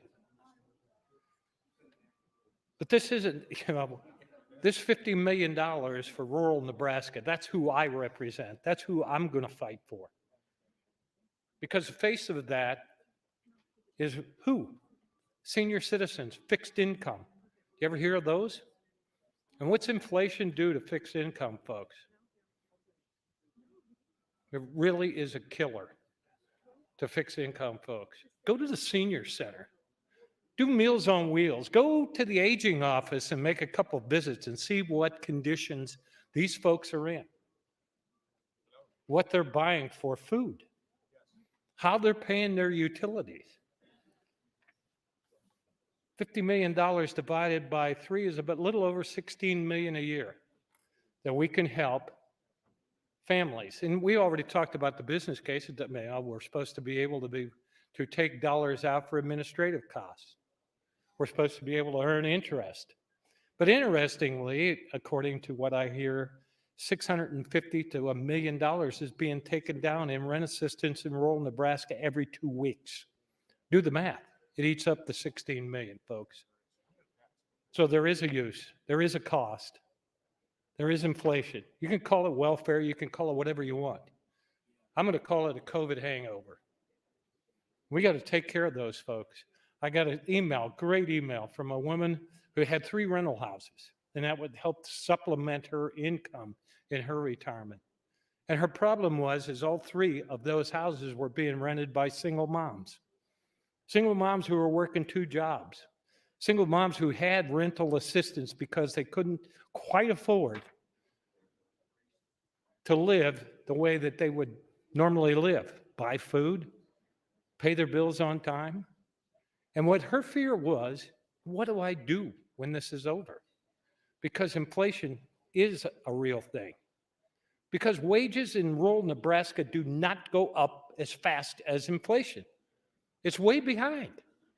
There aren't the opportunities to switch jobs from $13 to $14 to $15 to $18. Not there. That's the face. It isn't welfare. And oh, by the way, if you don't do this, there will be a cost. There'll be a cost at the county level. There'll be a cost in our safety net at the state level. How do you like that? You turned your back on the federal government, acknowledging the fact that there's a COVID effect and people need assistance for a period of time to get back on their feet, to get those wage increases that are lagged in rural Nebraska. It pays their bills, keeps them current, somewhat stimulates the economy. But we're going to turn that down. I find it silly. I find it really silly that we would turn our backs on the people who elected us in rural Nebraska. They need some help. They're not going to get into any bad habits. I guess that's what some people think. When are we going to stop? I suppose we're going to stop at the end of 3 years. And then we're going to find out if they can stand on their own. But at least give them that 3 years. Give that mom that 3 years so she can raise her kids for 3 years and feed her kids for 3 years. So anyhow, I am going to support the veto override. I think a lot of this politically charged talk is just that, politically charged. Because when you really analyze it, when you really look at the face of the folks that are taking the rent assistance, they really do need a helping hand up. Senator. Thank you, Senator Sinner. Seeing no one else in the queue, Senator Wayne, you're recognized to close on your motion. You know, today we had some 4th and 5th graders do a mock hearing, and Senator Friesen did not let up. He grilled them like they were adults. And one of the questions, so you might not want to invite him to mock hearings. Actually, it was really good because they answered the questions really well. But one of the things Senator Friesen asked, and it was about recycling, is do you at home personally recycle? And the kid said yes. And the reasoning for that question is we all have our part to do. And today our part is to help those who might need a little bit of help. There was questions about when does it stop? Senator Jacobson, it stops when there's not a need that directly is impacted by COVID. It stops when people stop needing help. But does that mean we have to keep funding it forever? Absolutely not. But we've made decisions on how we do our budget and how we allocate federal dollars. I mean, The fact of the matter is most of your highways in Western Nebraska are done with federal dollars. When does that need stop? When does the need stop about broadband when we put 300 million in it, at least since I've been here, we put 20 or 40 into it last year. When does that stop? It stops when the body thinks there's a need for it to stop.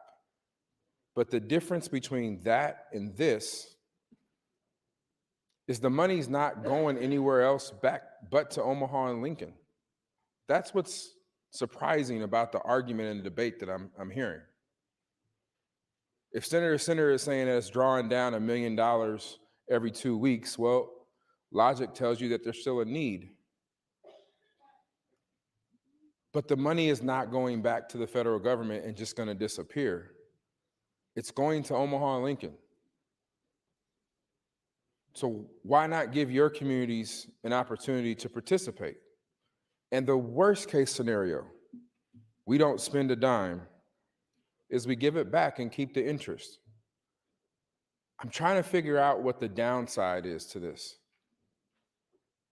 The downside is that farmer who maybe has a tough year this year with crops because fertilizer is going up and there's problems and conflicts across the country, who, you know what, may need some help. And they don't own their farm, they're actually leasing it, because we have a lot of farmers who lease in Nebraska, and then maybe they need rental assistance. Maybe they need that one-time help in June or July. We don't know what the need is in the next 3 to 4 months, but we know that there's a need now. All you have to do is look at the hearing. People drove from Western Nebraska to come say we need it, and they complained about the portal. And Senator Friesen, here's what I can tell you. There's bills that we can attach some language on to help shape that portal, but it doesn't matter if we don't override. I'll use 1024, I'll pull it back and we could figure out some language, because my bill deals with rental assistance. It's germane. It's from Urban Affairs, it's germane. But we can't get there if we don't override. I'm willing to use my bill as a vehicle. I'm willing to solve the issue of the portal, but let's have that conversation. But the conversation doesn't matter if we don't vote green. That's where I'm really struggling. This isn't for me. This isn't for the community I represent. We're going to get 70 million out of this 126 regardless of this vote. But you know who gets left out? Henderson, Venango, Grand Island, North Platte, Scotts Bluff, Gearing, Chadron. Those are the communities that get left out. Not North Omaha, not South Omaha, not Lincoln. Norfolk. I can keep looking around and keep naming. Cozad,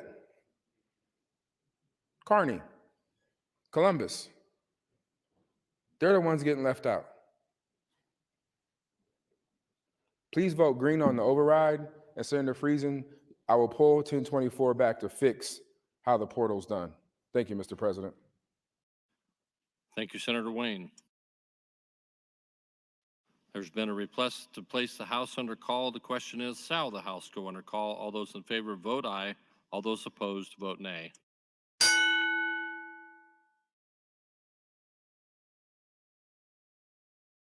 Record, Mr. Clerk. 33 ayes, 6 nays. Place the House under call. The House is under call. Senators, please record your presence. Those unexcused senators outside the chamber, please return to the chamber and record your presence. All unauthorized personnel, please leave the floor. The House is under call.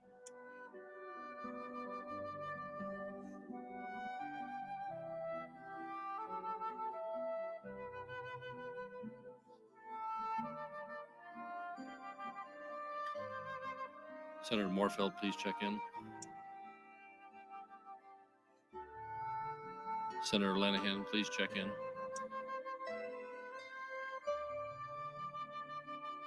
Senator Lathrop, the House is under call.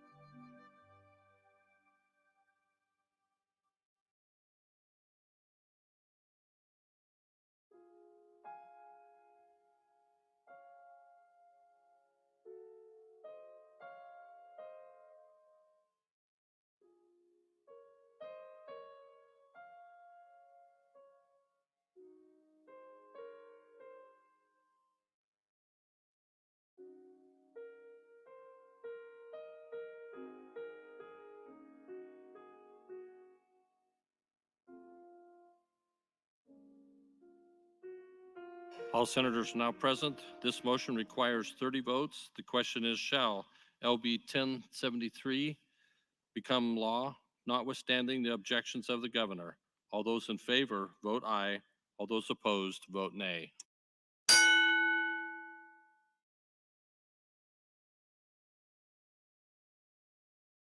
There's been a request for a roll call vote in reversed order. Mr. Clerk? Senator Wishart. Voting yes. Senator Williams.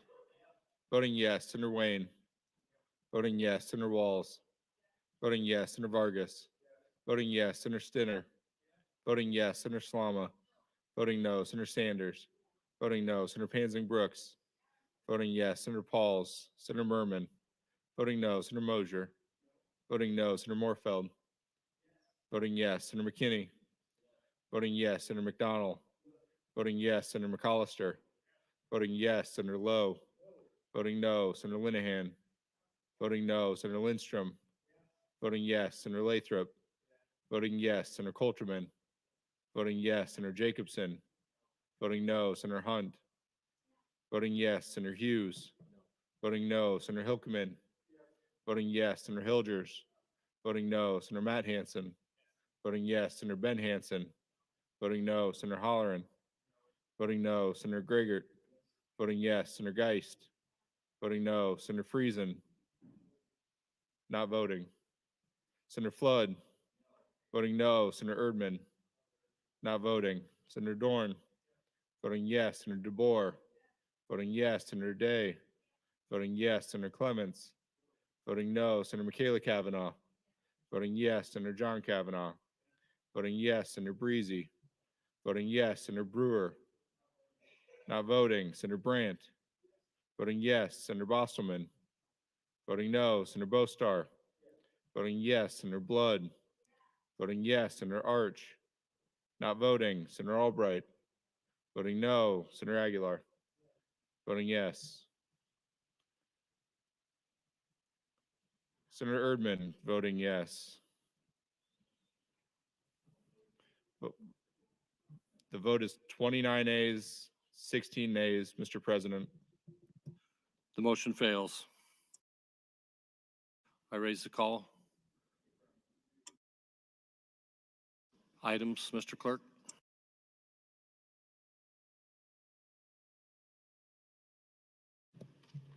Thank you, Mr. President. Motions to be printed. Senator Kavanaugh's to LB 1068, 344, 1023, 1015, 848, 809, 805, 698, 1261, 1010, 598, and 1158. Appropriations Committee report concerning gubernatorial vetoes to LB 1011, 1012, and 1013. Additionally, Senator Stinner motions to be printed to LB 1011, 1012, and 1013.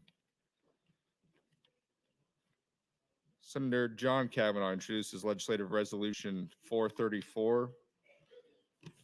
That'll be laid over. That's all I have this time, Mr. President.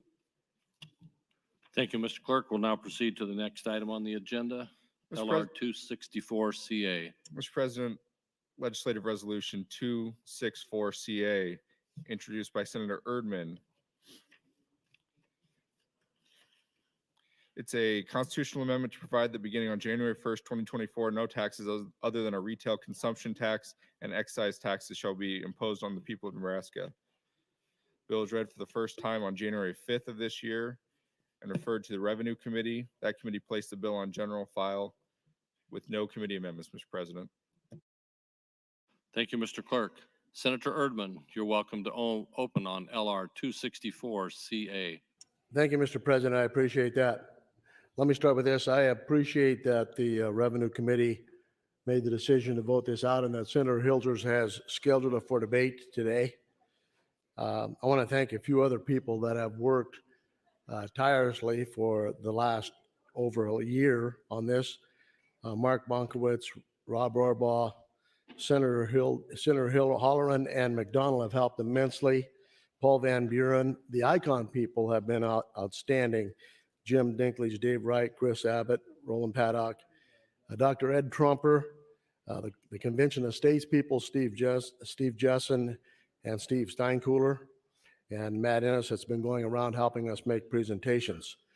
We have, as a group, just want to share with you, we as a group have had 38 Zoom meetings this last year, some in-person meetings, but 38 Zoom meetings talking about the implementation of a tax that will fix all of the problems that we have been discussing for the last 3 or 4 weeks here. So I don't think I'll find any pushback in the room that you would not believe that our tax system is broken. All right, our tax system that we have currently is a sales tax, income tax, and property tax. And those 3 forms of taxes are always competing for the revenue, and they will never, ever be satisfied because you can't remove one or reduce one without changing what they call a 3-legged stool and make it out of balance. And so we have talked about 1107, and Senator Linehan and Senator Breezy and Friesen and a few others have worked diligently over the last 6 years that I've been here to try to reduce property tax. And what we currently have and what we continue to do is we put a Band-Aid on an amputation. Let me give you an example what 1107 did for me. 1107 last year lowered my property tax by 2.5%. This year, it lowered my property tax by 13.1. So those two together are 15.5%. But what I'm here to tell you is my property tax went up 16. So 1107 is a decrease in the increase. And we keep talking about cutting 2/10 from income tax, and the sky is falling, and the state is going to run out of revenue. When in fact, when 1107 or 939 or whatever the number is now on that 873 is fully implemented, we'll still be significantly higher than our neighbors. And Senator Friesen, you're going to be gone, as you said earlier, but some of us will still be here. And what we're going to find is that these Band-Aids that we've been putting on this tax system is not going to fix the problem. And so if you think 1107 or 939 or anything that has been put before us in the last 5 or 6 years is a fix for property tax, you got another thing coming. So I want to share with you about the hearing that we had on the consumption tax this year. I want to tell you that that hearing was the best hearing that I've ever attended, and I've attended a few hearings. We had 32 people come in and share their story, share their concern about the property tax system and the tax system in general in Nebraska. We did the similar amendment 2 years ago, and here were the opponents 2 years ago. You ready for this? The opponents were the Lancaster County Board of Commissioners, the Nebraska Farmers Union, and the Nebraska Insurance Federation. 3, right? 3. Let me read you a list of those who were opposed this year.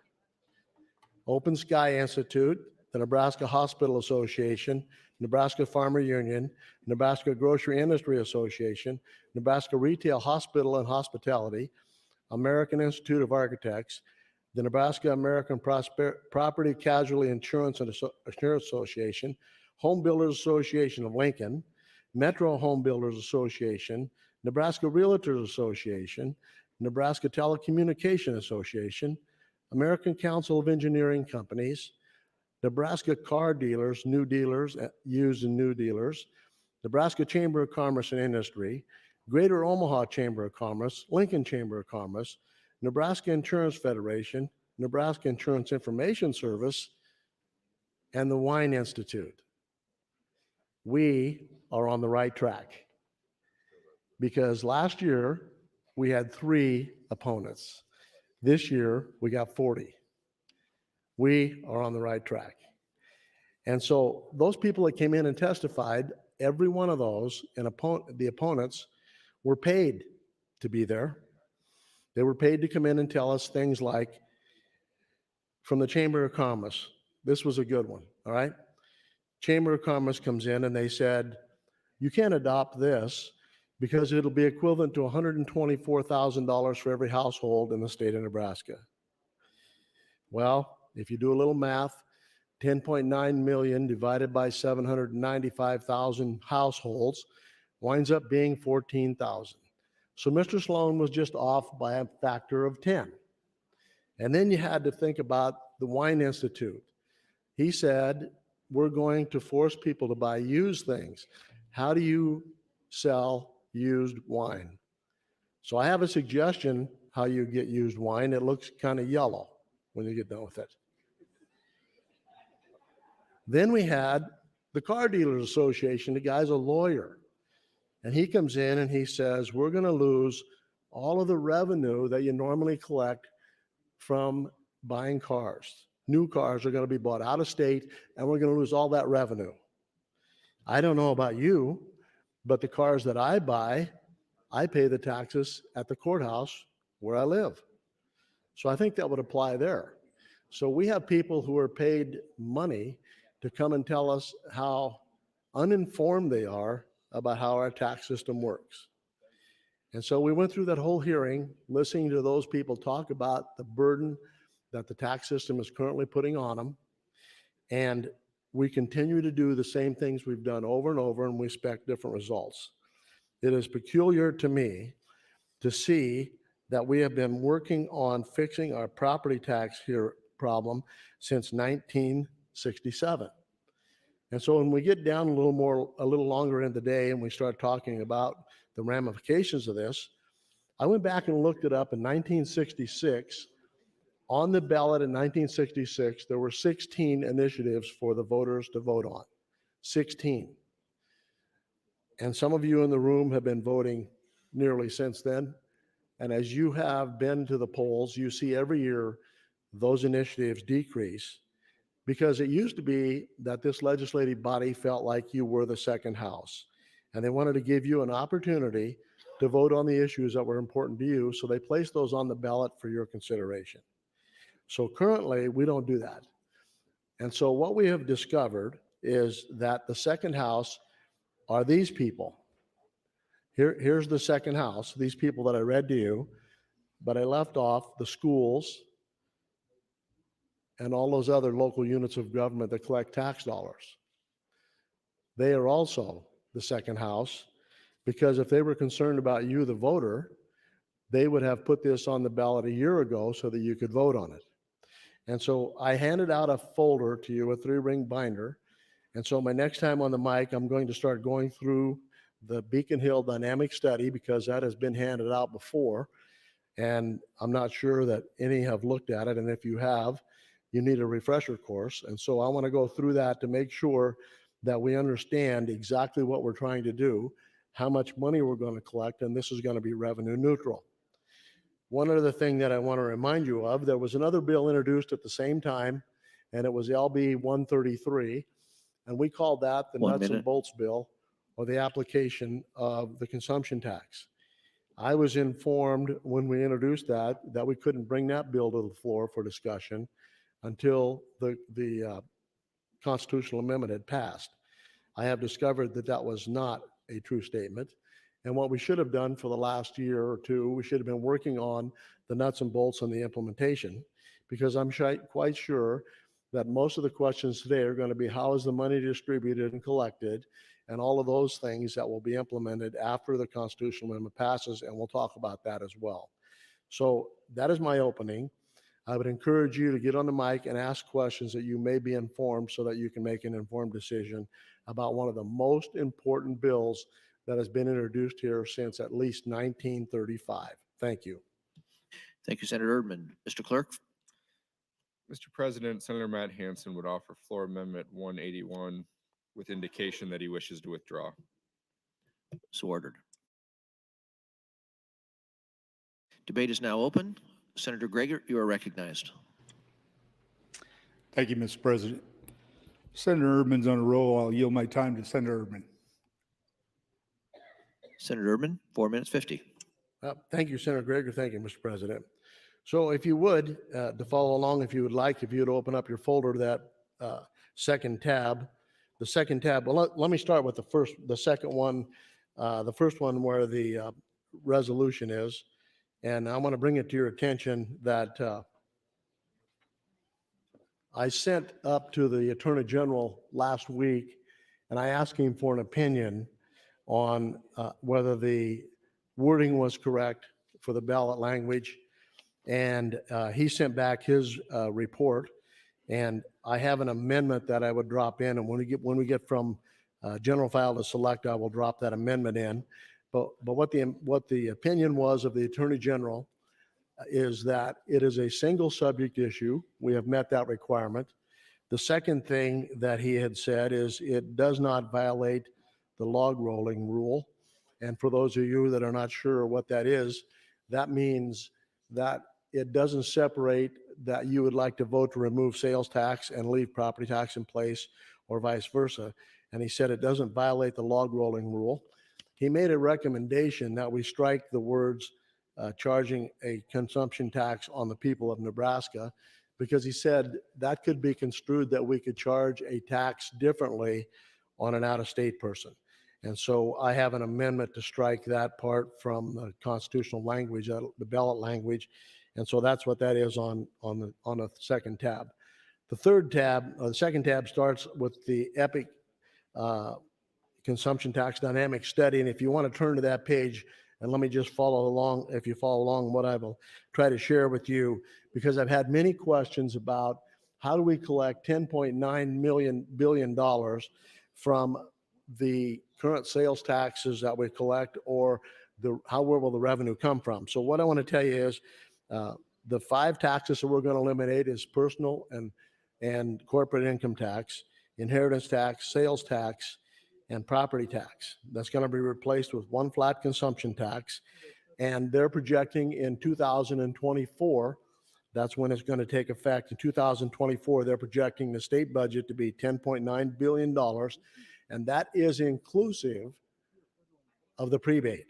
Okay, 10.9 billion will be inclusive of the prebate. That includes all local property taxes collected, all inheritance tax collected, and all sales tax and income tax collected. 10.9 billion in the year 2024.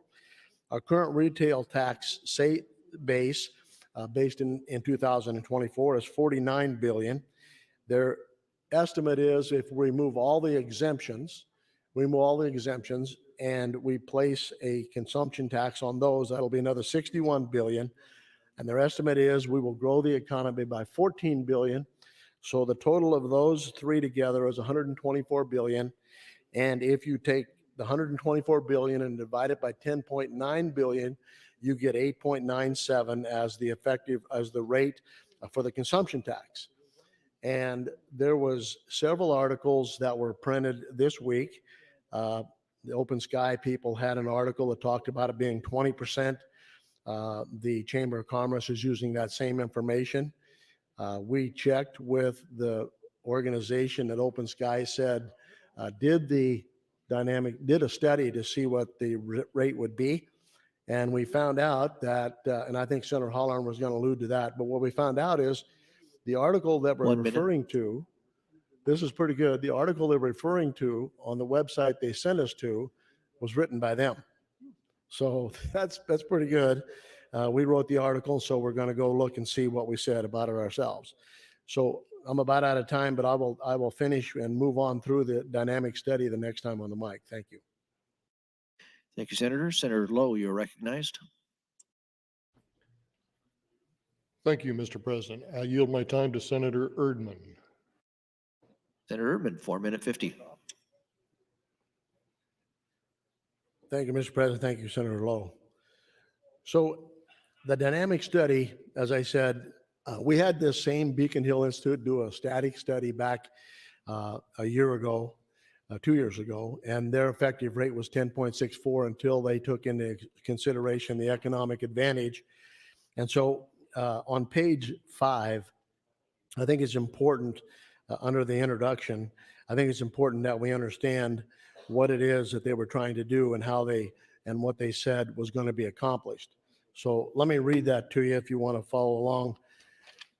This is page 5, the last bottom paragraph. It says a variable state tax system must be able to raise the revenue that the government needs in order to provide public services while imposing the smallest possible burden on work and savings and investment.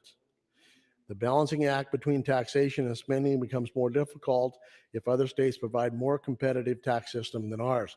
Offsetting its natural advantage, the Nebraska levies a high marginal personal income tax rates. In addition, the corporate tax rates in Nebraska is among the steepest in the nation. The corporate tax rates are the highest in the nation. Finally, local property tax in Nebraska rank among the highest in the nation. A consumption tax that replaces all state and local taxes is one way to correct the competitive tax disadvantage Nebraska faces today. I don't think there's a person in the room that will argue that our corporate taxes are too high. And Senator Linehan, I wrote this down because she made a comment today that I thought was worth repeating. She said,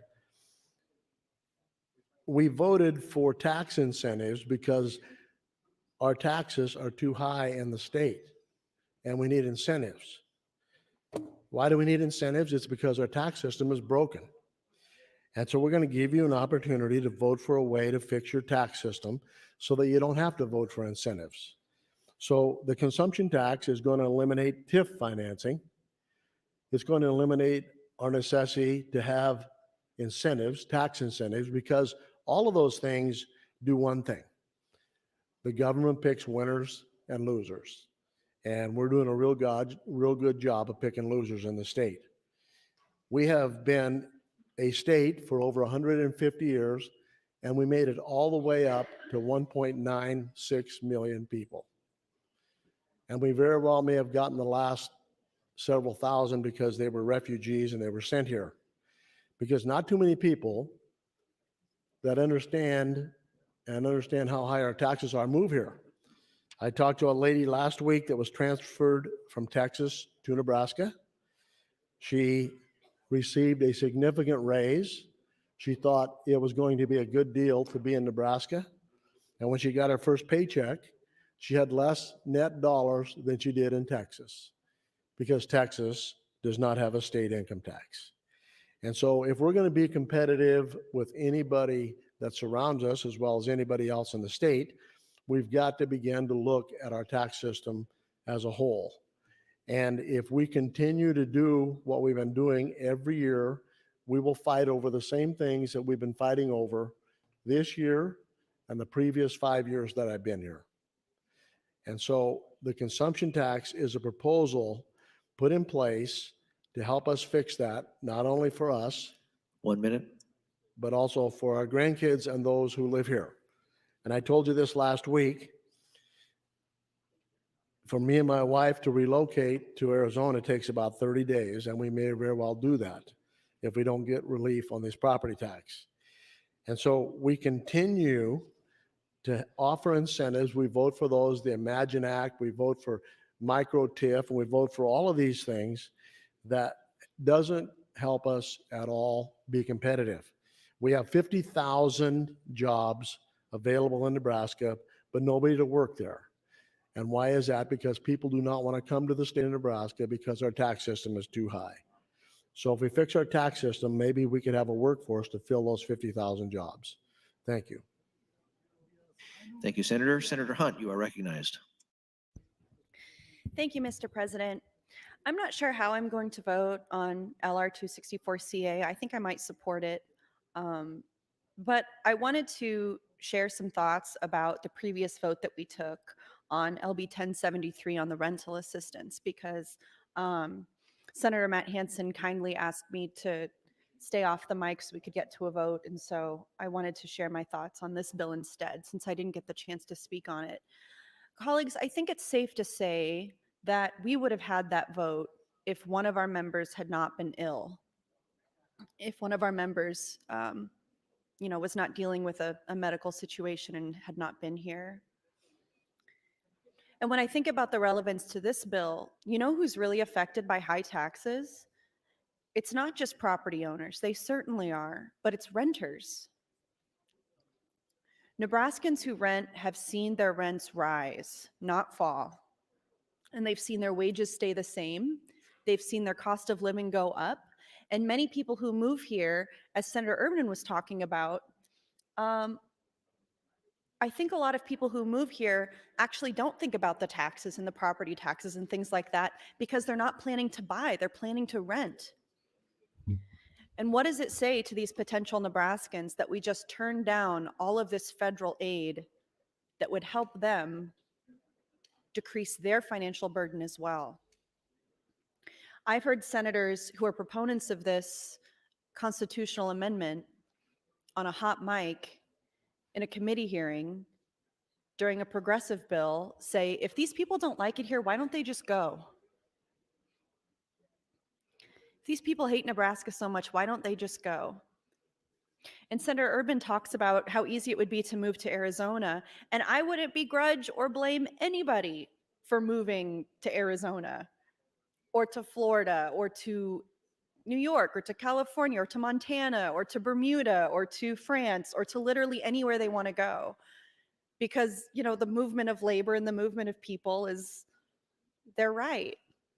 And it's incumbent on us to create a place that people want to live. But I don't want to do anything to trap people here or keep people here either. If someone wants to retire to Arizona after a lifetime of working hard in Nebraska and paying taxes here, then that's their business. It's fine with me.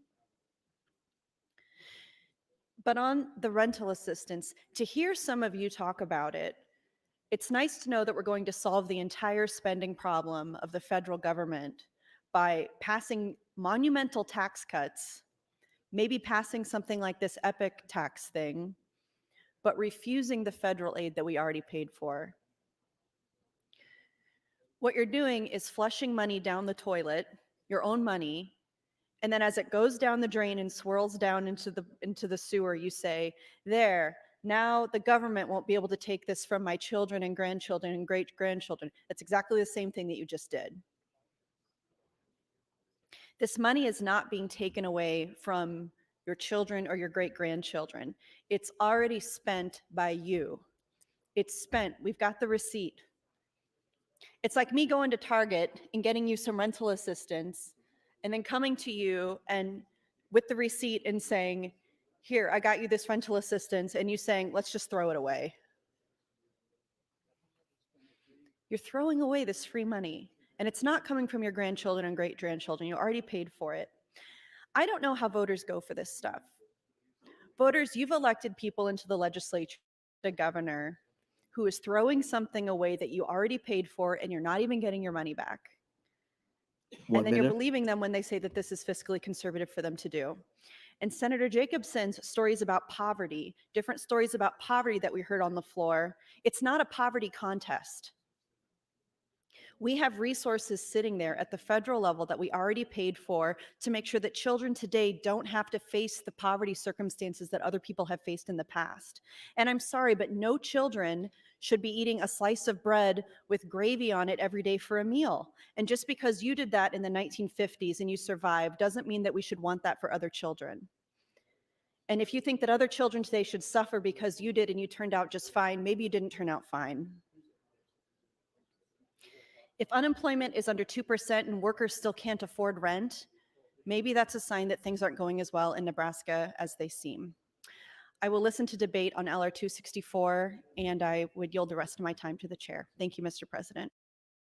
Thank you, Senator Hunt. Senator Halloran, you are recognized. Thank you, Mr. President. Good afternoon, colleagues. There's been a lot of false information regarding the EPIC consumption tax, and I would like to spend a little bit of time discussing some of the fallacious information that's been passed around by certain groups. The Open Sky Institute authored an article which was published by the Institute of Tax Economic Policy on May 5th, 2021, entitled LR 11CA presents a dangerous, untested proposal. Since the publication of this article, which Open Sky authored, the Open Sky Institute has continuously cited the Institute for Tax and Economic Policy as a source for their claim that a consumption tax would require a rate of 20%. In the article they authored, Open Sky, they offered no research, no analysis or justification for the 20% rate whatsoever, They simply made the claim that it would require a 20% rate. Citing the Institute for Tax and Economic Policy as their authoritative source for the 20% rate is therefore circular, because Open Sky Institute wrote the article, and it was published with this group, and now Open Sky claims that it's definitive, that it's a 20% rate to be revenue neutral. Senator Erdman's legislative aide Joel Hunt called the Institute for Tax and Economic Policy and spoke with Amy Hanauer, the executive director of ITEP. Amy Hanauer informed Joel that Open Sky Institute did, in fact, author the article. Joel also asked Amy Hanauer of ITEP, did any of their own original research on the consumption tax for the state of Nebraska? Joel asked Amy Hanauer to send him the original research that the Institute for Tax and Economic Policy has ever done on consumption tax for the state of Nebraska. We are still waiting for a response. Folks, they have, to our knowledge, and by omission, they are admitting that they did no research on this epic consumption tax. The Open Sky Policy Institute, which claims on its website that it is a nonpartisan organization that advocates for a strong Nebraska through clear fiscal research and analysis. This institute's credibility is in question. Where is the research and accompanying analysis that compelled the Open Sky Institute to declare that LR 264CA, the proposed epic consumption tax, would necessitate a 20% rate in order to be revenue neutral? Show me the money. Show me the study. There's no evidence that they did what they claim they do, and that is, quote, clear fiscal research and analysis. The Nebraska Chamber of Commerce, relying on the credibility of Open Sky Institute, has also picked up on this fictitious 20% consumption tax rate. Where's the study? Where's the analysis? We should rely on true studies and analysis, not conjecture and speculation.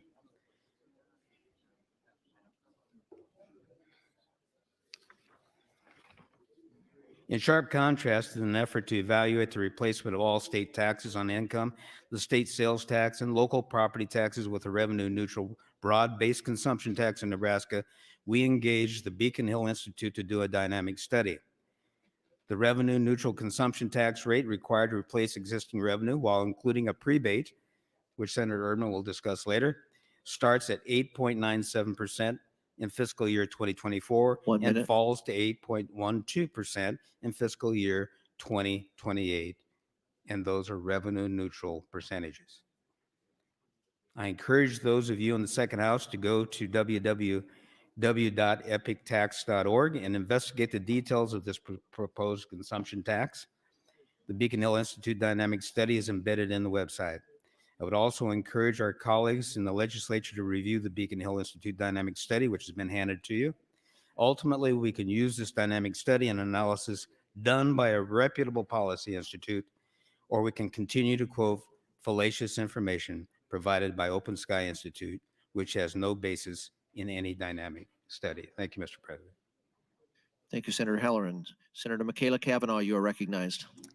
Thank you, Mr. President. Good afternoon, evening-ish, colleagues.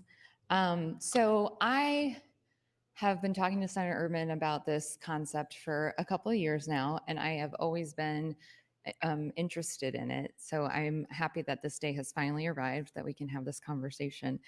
I am pretty likely to vote for this from general to select to see how the conversation can evolve. I've oftentimes heard many of you say that, well, let's move something from general to select to do that very thing. So today, that's where I'm at on this bill. I'm not going to speak on this bill anymore because there's a lot of people in here, and I have no intention of taking this 8 hours. I did want to just share something with my colleagues. So you may have heard the clerks read across a whole bunch of motions that I put in. They are motions, bracket motions on a lot of bills that are on final reading and select that have fiscal notes. I have also gone through and identified 8 priority bills on general file that I am also going to be putting amendments and motions on. Now, why am I doing this? Okay, here's the thing, and this is the thing that probably Senator Moser has been asking, why am I doing the things that I'm doing? Here's why I'm doing the things that I'm doing. I'm taking time, but I'm not going to just say that today. I'm going to actually explain to you why I'm taking time. Today has been, in my view, a really terrible day for the people of Nebraska. This body has let them down. And I have been taking time all session, just little bits here and there to slow things down. Slow things down, because when we slow things down, we have to have priorities. And today, this body showed me that your priorities are never, ever, ever going to include anything that is my priority. And we only have 6 days of debate left. And if we go to 11 p.m. every single night, I figured that we have about 78 hours of debate left. Now, if I take those 8 bills on general file the full time, that's 64 hours. I'm not great at math, but I'm a little okay at it. So that means that we're going to have to decide what bills we're going to debate on general file, because we have to move general file bills by a certain time, certain. So now, if you've got a bill left on general file, you need to start petitioning the speaker to schedule it ASAP. Senator Albright's bill has already gotten to jump the line ahead of everybody else's bills for tomorrow. Now, why am I doing this? Because I know for a fact I have zero confidence in this legislature to move 920, the sentencing reform bill. No confidence. There's no way. And if that bill doesn't move unencumbered, then I'm going to make sure everything moves as slowly and as painfully as possible, because I can. And it is at this point the only thing I can do for Nebraska. And it doesn't matter, because you all don't like me anyways. So I may as well do something good for Nebraska. So we get sentencing reform, hurrah, we move through the rest of the agenda as much as we can. We don't get sentencing reform, okay, which is most likely what's going to happen. And then we move through only very few things. And I don't get to decide what things we move through. The speaker gets to decide. I just get to decide how much time I take on them. And you can call the question and you can make dilatory motions or whatever you want, but I am going to have a lot of amendments and things to say about these bills, and I'm gonna enjoy doing it. And I'm gonna enjoy educating the people of Nebraska about how this legislature has failed them. You have failed them. And you couldn't even take free money. It's the most ridiculous thing. And it is obscene. The amount that the people in this body do not care about the citizens of this state. I really just... So I'm going to vote for this bill from general to select. We'll see after that. And I am going to filibuster everything that's left on this agenda when 920 fails tonight. Thank you. Thank you, Senator. Senator Jacobson, you are recognized. Thank you, Mr. President. I'm intrigued by Senator Erdman's bill. We've talked about this in length. I think it's a novel idea. I can tell you that everyone in my district is very concerned about property taxes, and we know that there's something that has to be done, and we're going to need to continue to make progress. I would tell you that I do have some concerns about the bill, and I'll just kind of walk through some of those. And my concerns really kind of lie in the fact that this is a 60-day session, and there's a lot of unanswered issues, and I get really concerned when we're talking about a constitutional amendment, okay? That probably gives me the most indigestion, that we can talk about making legislative changes, seeing how these proposals work, and then ultimately moving it into a constitutional amendment if we choose to do so. But my concern is there's a lot of implementation questions that I think remain in my mind, and let me just run through a few of them. One of them is, what about all the existing bonds that are out there today?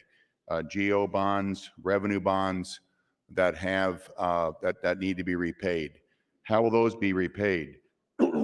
Furthermore, if the state's going to pick up the tab on those, then what keeps taxing authorities from issuing a whole bunch of new bonds between now and the implementation of this new EPIC tax?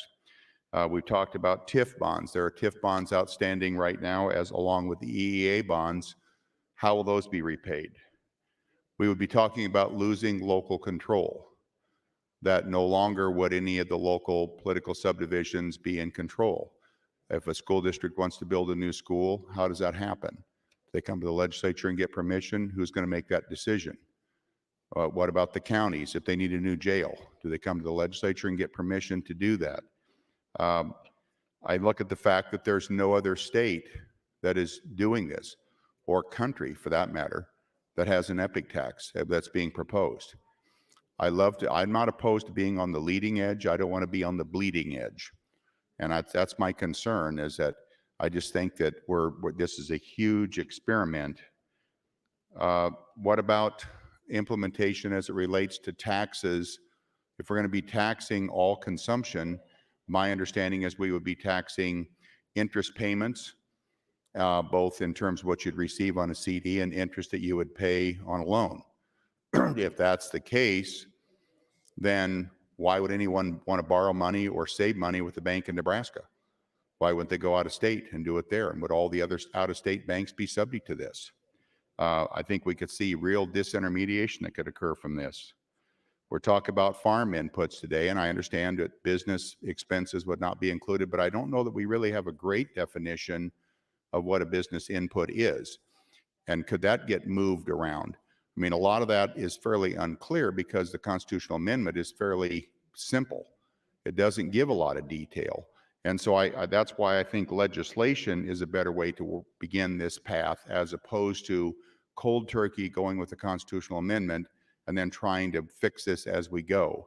I'm very nervous about the Kansas experiment and what they're dealing with. I don't want to see the same thing happen in Nebraska. So those are the questions I have. I'm not saying I'm opposed to the concept. I'm intrigued by the concept. But at the same time, when there's all these winners, there are also losers. We also have to look at border bleed. When you start looking at border bleed, and right now we have people around the border, but if I have a consumption tax. 1 minute. So thank you, Mr. President. So if I'm not going to pay any taxes on income, I'm not going to pay any property taxes, I'm not going to pay any of these other taxes, it's all going to be a consumption tax, then why would I consume anything in Nebraska? Why would I not go across the border and buy everything in another state and avoid the consumption tax? And what does that do to businesses in Nebraska? I think those are some of the unanswered questions. I mean, it sounds very good, but it's the details that we're going to need to work on. And I think we're premature on pushing this out to the voters without having those answers.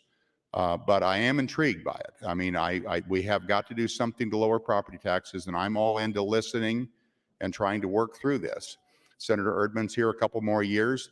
Over the next couple of years, I think we can refine this and get this to where we answer some of these questions. But those would be the concerns I have at this point, and that's why I'm probably going to be a no vote or a not voting. I can't vote for it at this point. Thank you, Mr. President. Thank you, Senator. Senator Clements, you are recognized.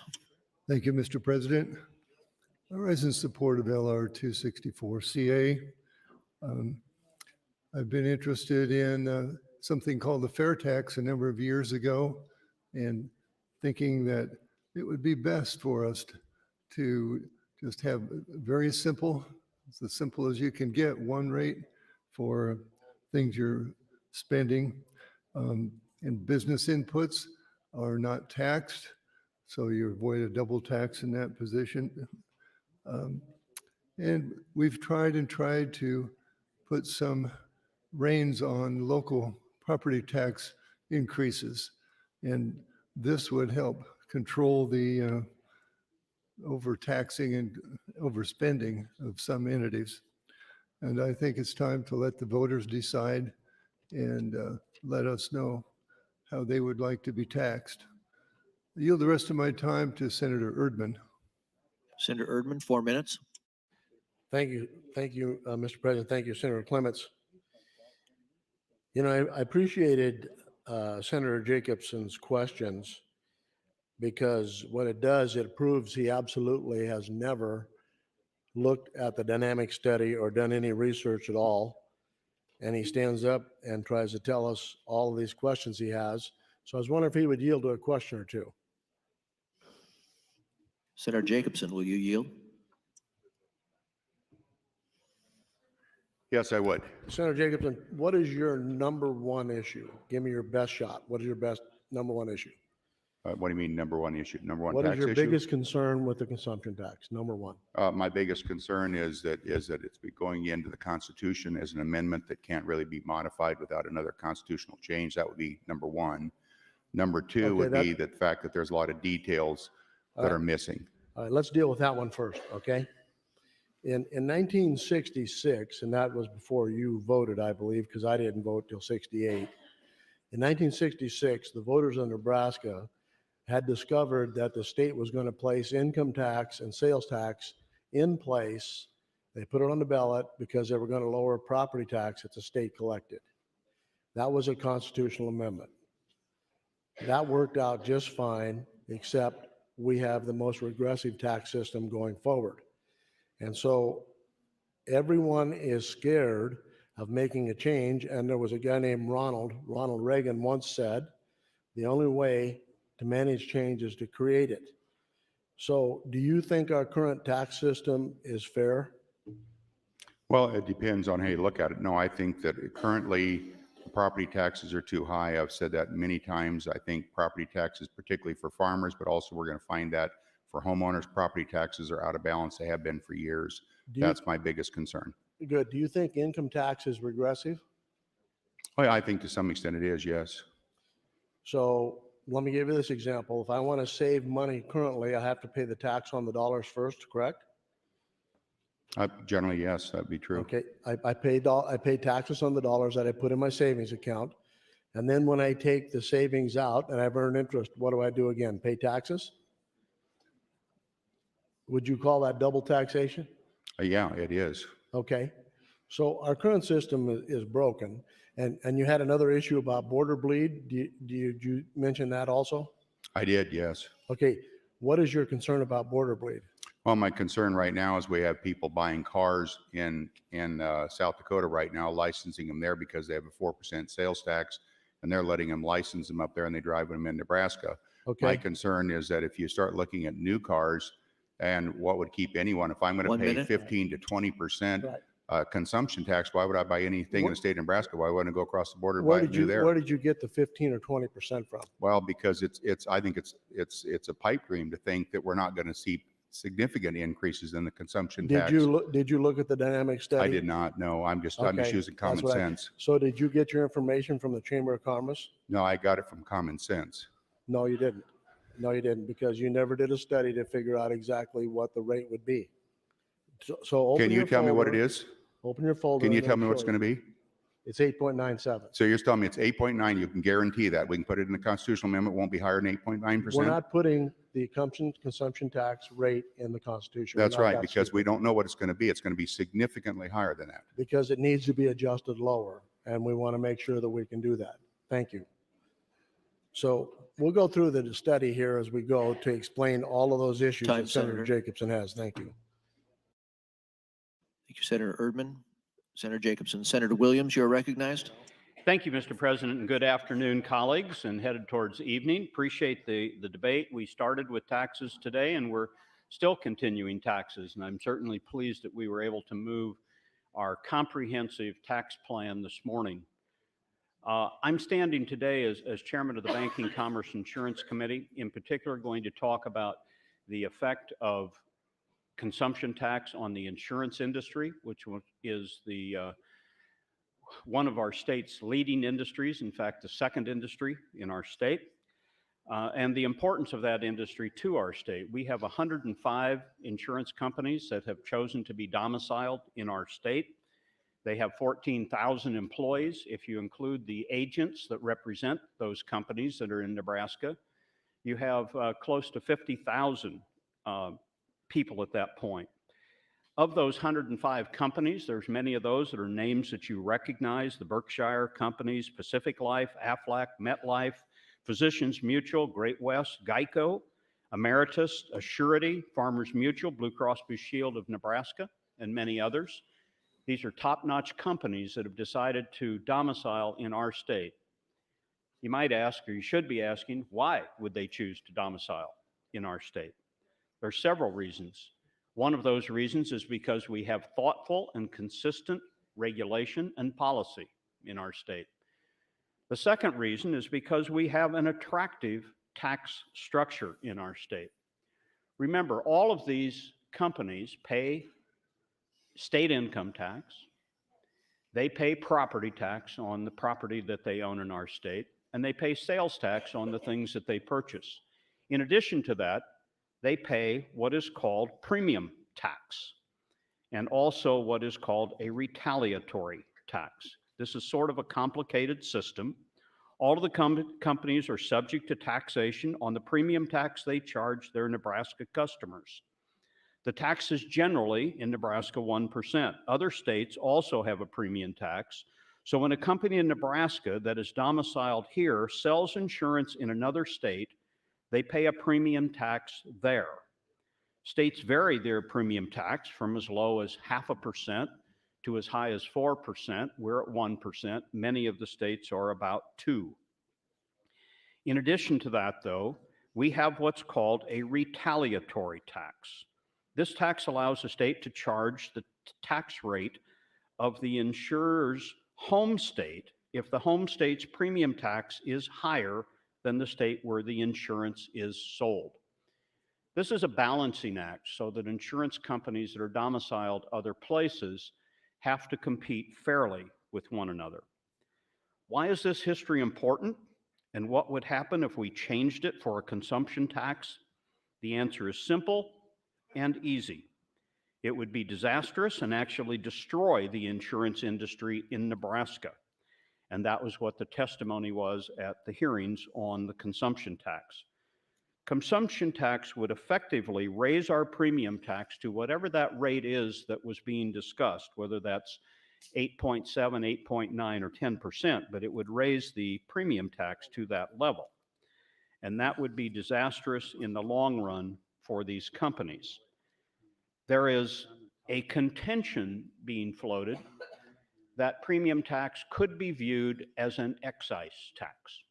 That is a broad interpretation by our Supreme Court. And if that interpretation would hold, that would also include sales tax as an excise tax. I think that takes us to a really awkward spot with this. Thank you, Mr. President. At this point, the insurance industry stands strongly in opposition to the consumption tax. They certainly feel that they are paying their fair share and they want to maintain their domicile in our state. I would throw in on the end of that the concept of consumption tax is based on being revenue neutral. The question that I keep coming around to then is, if we are going to continue funding our schools, our roads, our prisons, those people that are less fortunate than us, who is going to pay? If people are here because they think they are going to pay less under consumption tax, who's going to pay more? Somebody has to make up that revenue shortfall. I think that's what our discussion will be focused on. I appreciate the work that Senator Erdman has done and his staff and others on Senator. this. Thank you, Mr. President. Thank you, Senator Williams. Senator Coulterman, you are recognized. Thank you. I just rise in opposition to LR 264CA. And I'm not against the idea of changing how we tax in this state. But as you just heard from Senator Williams, I made a career out of the insurance industry in this state. And when you think about the favorable tax that we have in our state, when you look at companies, this is just in probably the last 10 years, we've picked up companies like Pacific Life, who's out of California, huge company. You got MetLife, Aflac. I don't need to tell you about Aflac. Everybody knows about the duck. Geico. Geico's here. They're domiciled in the state of Nebraska because we have a very favorable tax environment to these companies. First American Title Company, Physicians Mutual, Mutual of Omaha. The list goes on and on. As Senator Williams indicated, there's 105 different companies that domicile in our state. And we're constantly having companies come to the state of Nebraska and look at how can I become domiciled there? Well, the reason that they're doing this is because we have an environment that's produces good people. We can hire people and we can create really good paying jobs. And many of these people come with the home office that comes to the state of Nebraska. So when Pacific Life came to Nebraska 10, 12 years ago, they brought a lot of people from California to be here. And the people that are in Omaha now that work in their corporate offices, they love it here. They don't want to leave. They know what kind of a tax state we are, but they love the environment. They love being here. So as we debate this issue, if we could find out a lot more of the unknowns that are really there, how would we replace the premium tax? There just seems to be a lot of unknowns yet in this type of legislation. So with that, I can't support LR 264CA and look forward to listening to the debate. Thank you. Thank you, Senator Coulterman. Senator Merman, you are recognized. Thank you, Mr. President. I stand in support of LR 264CA. I thank Senator Erdman for bringing all the work he's done on this, and thank the committee for advancing it out so that we can discuss it on the floor. One of the things that I really like about the consumption tax is it's a great way to collect the taxes. It's broad-based, and I think that's very important in taxing, that the broader-based tax that we collect, the better the tax. There's no good tax, but the least detrimental it is, I should say. It does give everyone the opportunity to participate in taxes, and with the prebate that goes to those below the poverty level, if you are below the poverty level, you're treated very fairly because considering the prebate, you're not taxed at all. And but yet you can participate and have some say into how much you are taxed, even though you are below the poverty level. So that's another plus. It's a very efficient way of collecting taxes. The one thing I don't like about our tax system now is how inefficient it is. No one, if you have any kind of complicated business at all, rather than just something simple, like working for someone else, you need a tax advisor, and even if you do work for someone else, you might need a tax advisor. So this will eliminate that total confusion in collecting taxes. And then another thing, it does encourage frugality by only taxing new goods. So I don't appreciate our throwaway culture that we have now, that if something isn't quite working perfectly anymore, we're ready to give up on it and use our precious resources to build something different. And you, of course, do have a choice with the consumption tax as to whether or not you pay taxes. At least you have a lot more of a choice with the consumption tax than you do now. Only if you buy something new will you be taxed. We do have a broken tax system now, and in Nebraska, taxes are too high. We've been talking about that all day, but especially property taxes are too high. So we can eliminate a lot of the other all of the other taxes pretty much, with the consumption tax. And just to expand on that a little bit, our TIOSA formula, of course, is broken. Also, it doesn't treat all students fairly or even all schools fairly. And this will go a long way to at least correct that part of the TIOSA formula also. And I'd like to at least summarize what I've been saying by saying I think we do need to give the citizens a choice of the consumption tax, and I think it's important that we put this constitutional amendment on the ballot and 1 minute. Give the citizens a choice. And I will yield the rest of my time to Senator Erdman if he would like. Senator Erdman, 50 seconds. Okay, thank you, Senator Mormon. Thank you, Mr. President. So I listened to Senator Williams. You know, that's exactly the same comments you made last year, almost word for word, I think. I could look at the transcript and see. But I have to ask if he really thinks that is in an excise tax or what he thinks it is.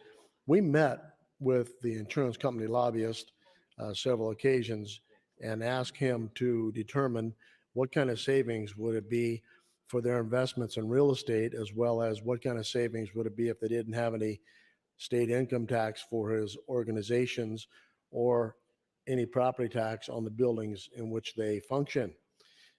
Never did receive a response back to the amount. And so we're going to protect. Time, Senator. Thank you. Thank you, Senator Erdman. Senator Breezy, you are recognized. Thank you, Mr. President, and good evening, colleagues. I want to thank Senator Erdman for his relentless efforts on the consumption tax issue. It's much appreciated by Nebraskans. And sitting on the Revenue Committee, we have the pleasure of hearing folks come in and testify on a multitude of things, but when we have the hearing on the epic consumption tax, Senator Erdman normally fills up the room. We hear from a lot of folks. And a common thread in that testimony is one of anger. Anger about property taxes. Nebraskans aren't happy with their property tax burden, and that's very apparent when you go to a hearing on the epic consumption tax. And I think that'd be very apparent if you took a survey of the folks sitting up in the north balcony this evening. At the hearing, we heard from a multitude of folks. You know, somebody talked about their family farm being taxed into oblivion, and others spoke of the loss of their family farm. Somebody talked about collecting $92,000 in rent, but then having to pay $32,000 of that in property taxes. Others thinking about moving out of the state. One suggested they are, quote, being held hostage to our current tax system, unquote. Another one pays $51,000 in property taxes with essentially, quote, no money to raise the family on. So there's a common theme when you talk about this proposal, and that is anger at the property tax burden. And I would submit that anger and angst over the unreasonable, unsustainable over-reliance on property taxes to fund local government is what drives this proposal. And again, I thank Senator Erdman for his efforts here, and much appreciated. And with that, I would yield the rest of my time to Senator Erdman. Thank you. Senator Erdman, 3 minutes. Thank you, Senator Breeze. Thank you, Mr. President. So let me finish up on the insurance industry. So they have 16,000 employees. They have 105 insurance companies that are domiciled here. And the reason they're here is because we have the lowest premium tax in the nation. That's why they're here. So after visiting with Mr. Bell, the lobbyist for the insurance companies, him not responding to my requests, I had nothing else to say, but perhaps it's time for us to look out for the other 1.96 million people in the state and not be too concerned about your 16,000 employees. Now, I didn't really mean that, but I was sick and tired of asking for information that he kept whining about, and he kept trying to tell me it was going to drive all the insurance companies out of the state. So let me ask you this question. if we are the most attractive place for an insurance company to be, which state are they going to go to? Which state is going to be friendly enough, have a low enough tax they're going to go to? And if in fact the insurance premium tax is an excise tax and it stays at 1%, and then they're in a state that's the most tax-friendly state there is, no corporate or individual income tax, no property tax, all of a sudden they've bit off their nose to spite their face.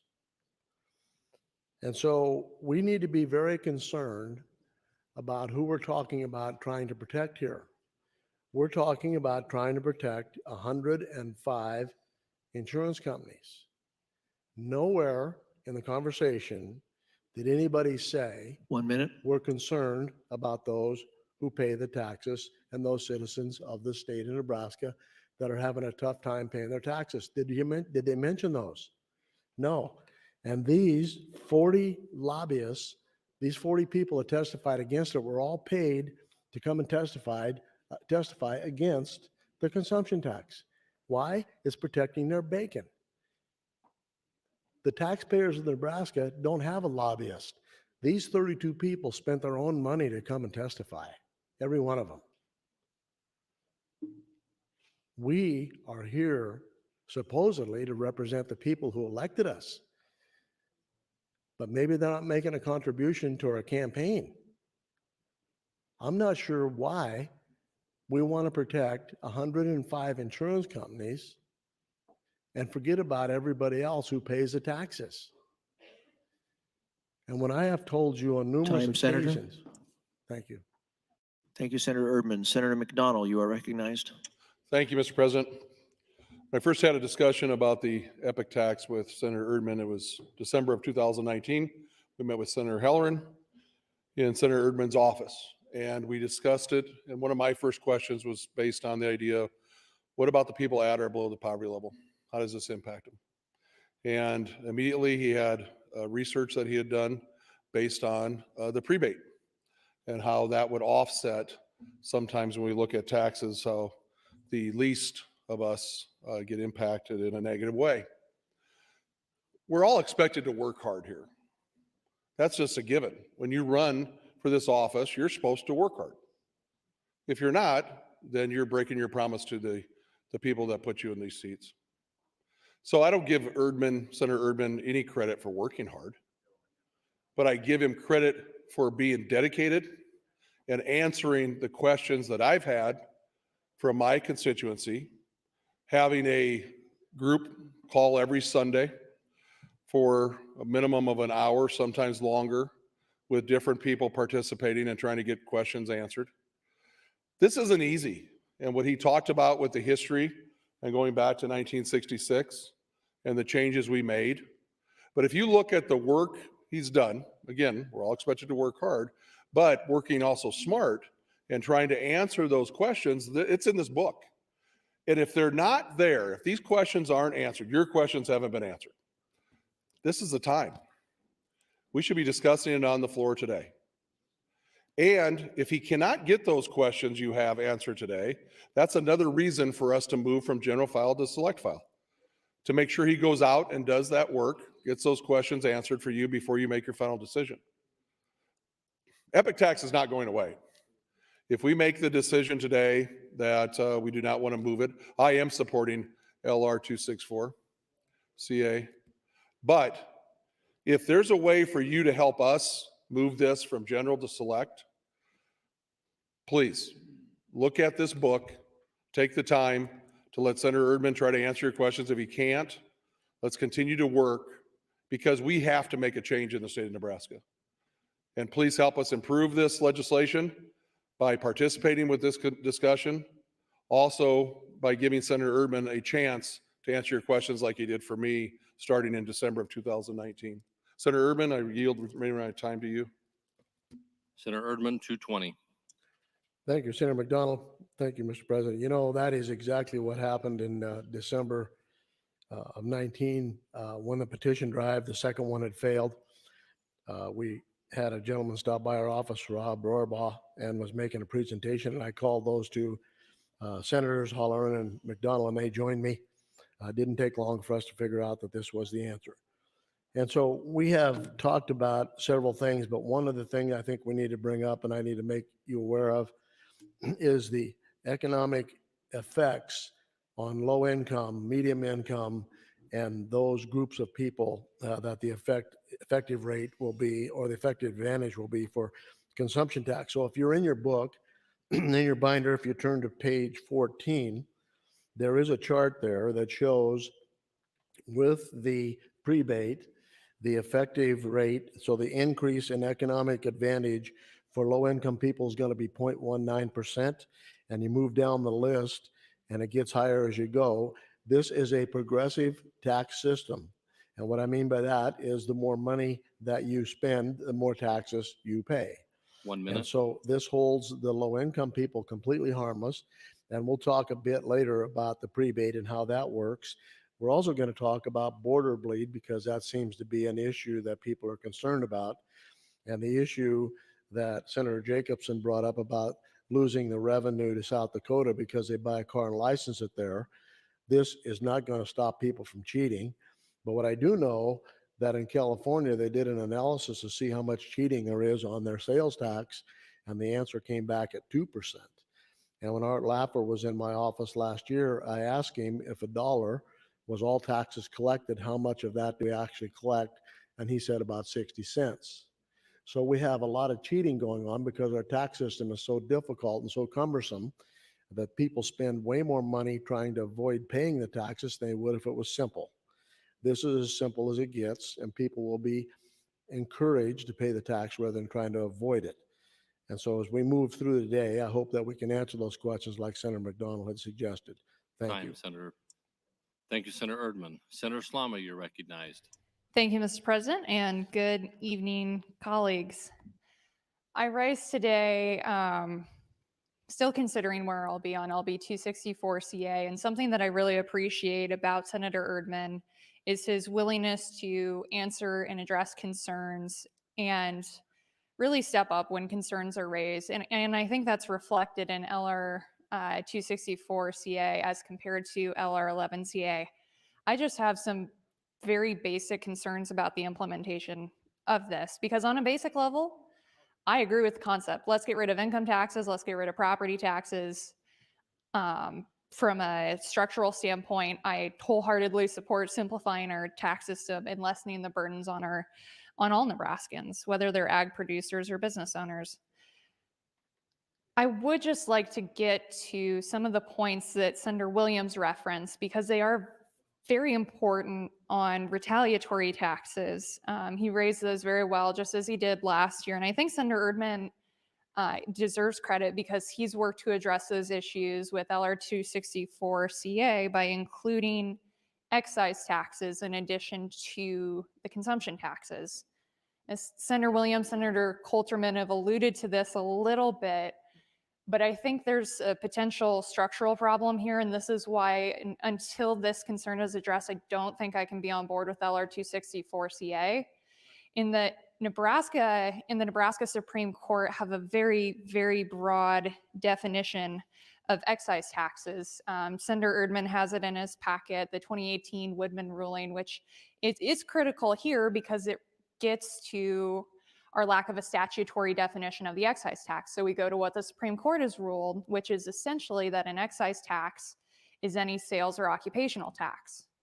So when we're implementing this consumption tax, if it were to go to the voters and it were to pass, we'd have to be working under that very broad definition. And my worry with including that language is that we're putting ourselves in one of two camps by including the excise tax, which I absolutely understand why it was included in the concerns, and I'm grateful for Senator Erdman for trying to work to address these concerns.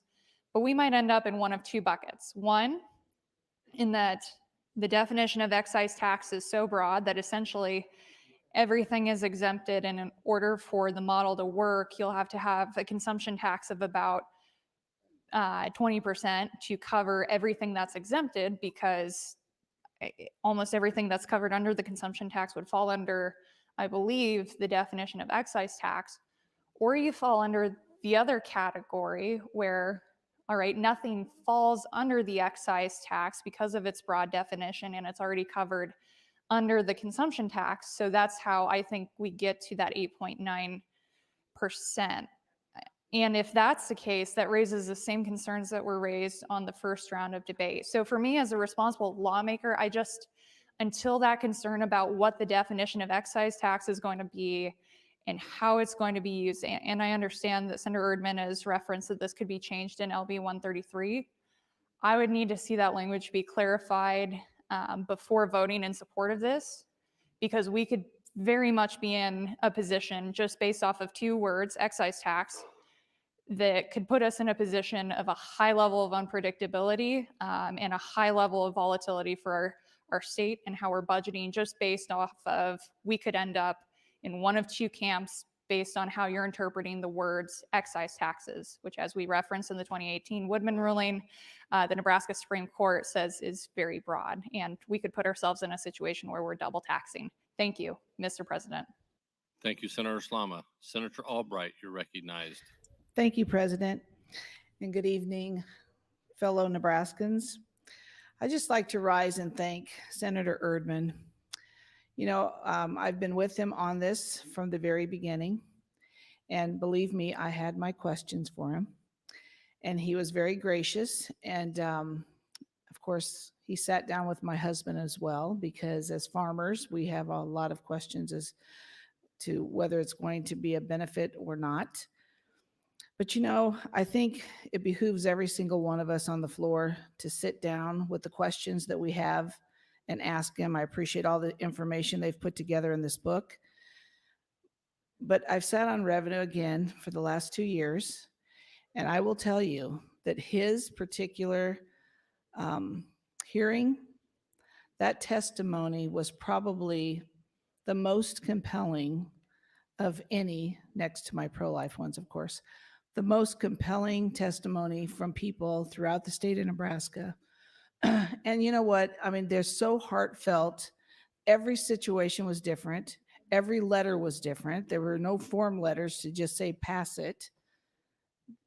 Everybody in Nebraska has a say in what we're doing.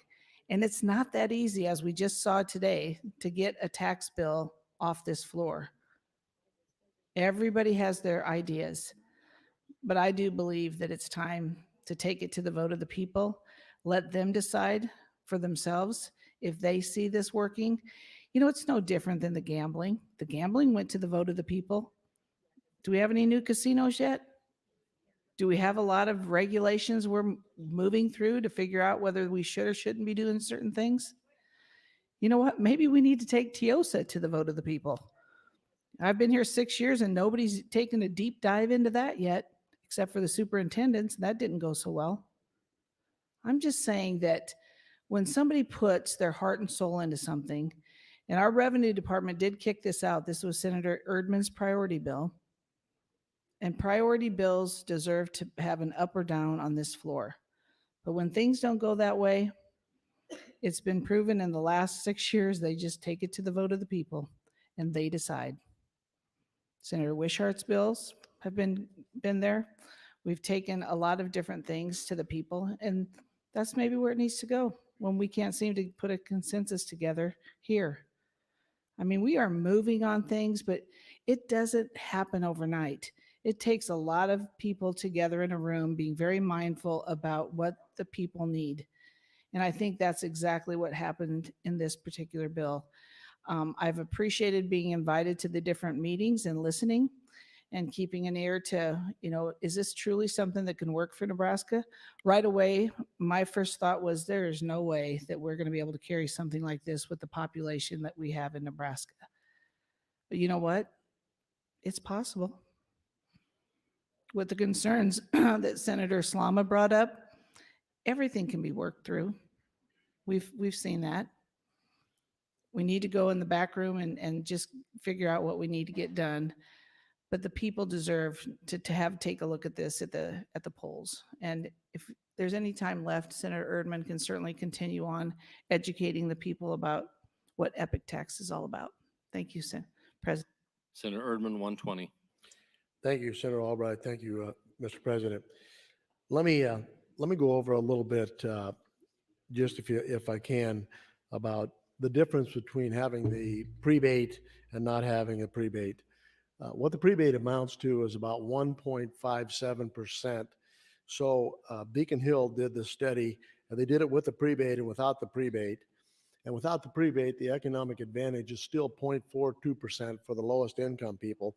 So it is not a regressive tax, and it continues to go up from there, the percentage of value that is attributed to it as you move up the salary scale. So without the prebate, the consumption tax rate would be 7.4%, and with the prebate, it's 8.97. And so as we looked at that and we begin to understand how is it possible that we could collect 1.9 billion with a rate of 8.97%, and maybe I went over that too fast, but we currently have a sales tax base of 49 billion, 61 billion is exempt. So if we remove all the exemptions, we add the 61, the 49, plus Beacon Hill said the dynamic study will increase our economy by 14 billion. Those three Time, together is Senator. 100. Thank you. Thank you, Senator Erdman. Senator Bostman, you're recognized. Yield my time to Senator Erdman. Senator Erdman, 455. Thank you, Senator Bossman. Thank you, Mr. President. So what I was saying is, so 124 billion is the base. That's how we get more money. We've increased the base, and nonprofits and the government, everybody is going to pay a consumption tax. There's going to be no exceptions. I'm going to go back and visit a minute about Senator Slama's comments. If we would have had the opportunity, if we would have known that we could have done that, we could have been working on the implementation ever since we introduced the bill 2 years ago. So what I invite Senator Slama and anyone else to do is join me, and we're going to have an LR this summer. Join me this summer and sit down with us and show us how we can write this implementation bill that it not only protects the insurance companies, but it also protects those local units of government that are in the rural part of the states that don't have enough consumption. And so that is an opportunity for you to get involved. And as you look around the room, we don't have a room full of people. And that basically tells you how interested they are in protecting your interests as a taxpayer. And I've been amiss in announcing or recognizing the people in the balcony. Those people in the balcony have come and been here since at least 1 o'clock. I appreciate that so much. And they're part of the people who've been working on this for a year. So everybody says this is Erdman's bill, this is Erdman's deal. It's not. These people have worked harder than I have. And I appreciate it. And so we will continue to talk about this to see if we can't help you understand why we need to do this. But we're more worried about the insurance companies. We're more worried about those who collect and spend the taxes than we are about the taxpayer. And I can guarantee you, if we don't do this every year going forward, we will have the same arguments on this floor of the legislature on how we reduce taxes because our taxes are too high. And when Art Laffer was in my office, he told me, he said, if you continue to do what you're doing now with the income tax and the property tax and the inheritance tax, you will eventually wind up in the same position West Virginia is in, and they're broke. You can't continue to put this tax burden on people and expect them to stay here and pay these exorbitant taxes. And you wonder why young people are leaving? You wonder why we have 50,000 jobs that we can't find people to fill? Why would you want to live in Nebraska when you can live in Wyoming or South Dakota with no income tax? You can live in Iowa where their income tax is going to be 3.9%, or you can live in Arizona or Florida or anywhere else. But you got to remember, Nebraska is not for everybody. Thank you. Thank you, Senator Erdman, and you are next in the queue. Thank you. So I sent out a little, Joel send out a little video yesterday. Some of you may have watched it, some of you might not have. but that was put together by Brenda Bickford, and I really appreciated. It's an 8-minute video that explains the consumption tax, and she does a very thorough job. But I want to give you a little bit of information about what will this actually mean to a person who has $3,000 in property tax and pays $1,200 in state income tax. That's $4,200 annually. That's $350 a month if you do it monthly. So at that $350 that they can spend on anything they want, if they paid the consumption tax on that $350, that would amount to $31.40 a month, which would leave them $318 more in their pocket to spend on whatever they wanted to spend it on, services or goods or whatever they wanted to do. So that is $3,823 annually in their pocket. All right. Under our current system, the system, you have zero for goods and services, but you did have a receipt for the sales tax, for the income tax, and you do have a receipt for your property tax. So which would you rather have, services and goods or a receipt? And then we want to talk about the prebate. The prebate is going to be calculated in the following method. The poverty level for an individual in the state of Nebraska, in all states, because it's a federal deal, is $12,880 times the consumption tax rate. That's $1,155 a year, or almost $100 a month on a smart card in advance, so that they will have that to spend on whatever they want or to offset any consumption they have on food, clothing, or other necessities.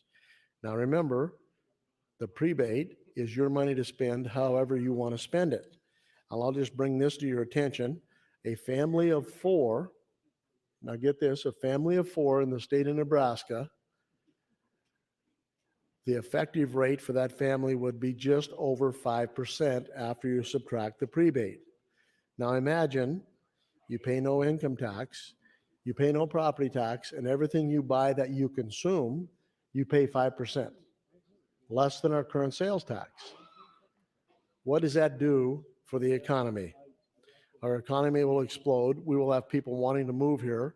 It'll be such a popular place to start a business and live. Senator Holleran says we will have to build a wall around the state, people out, and Colorado will pay for it.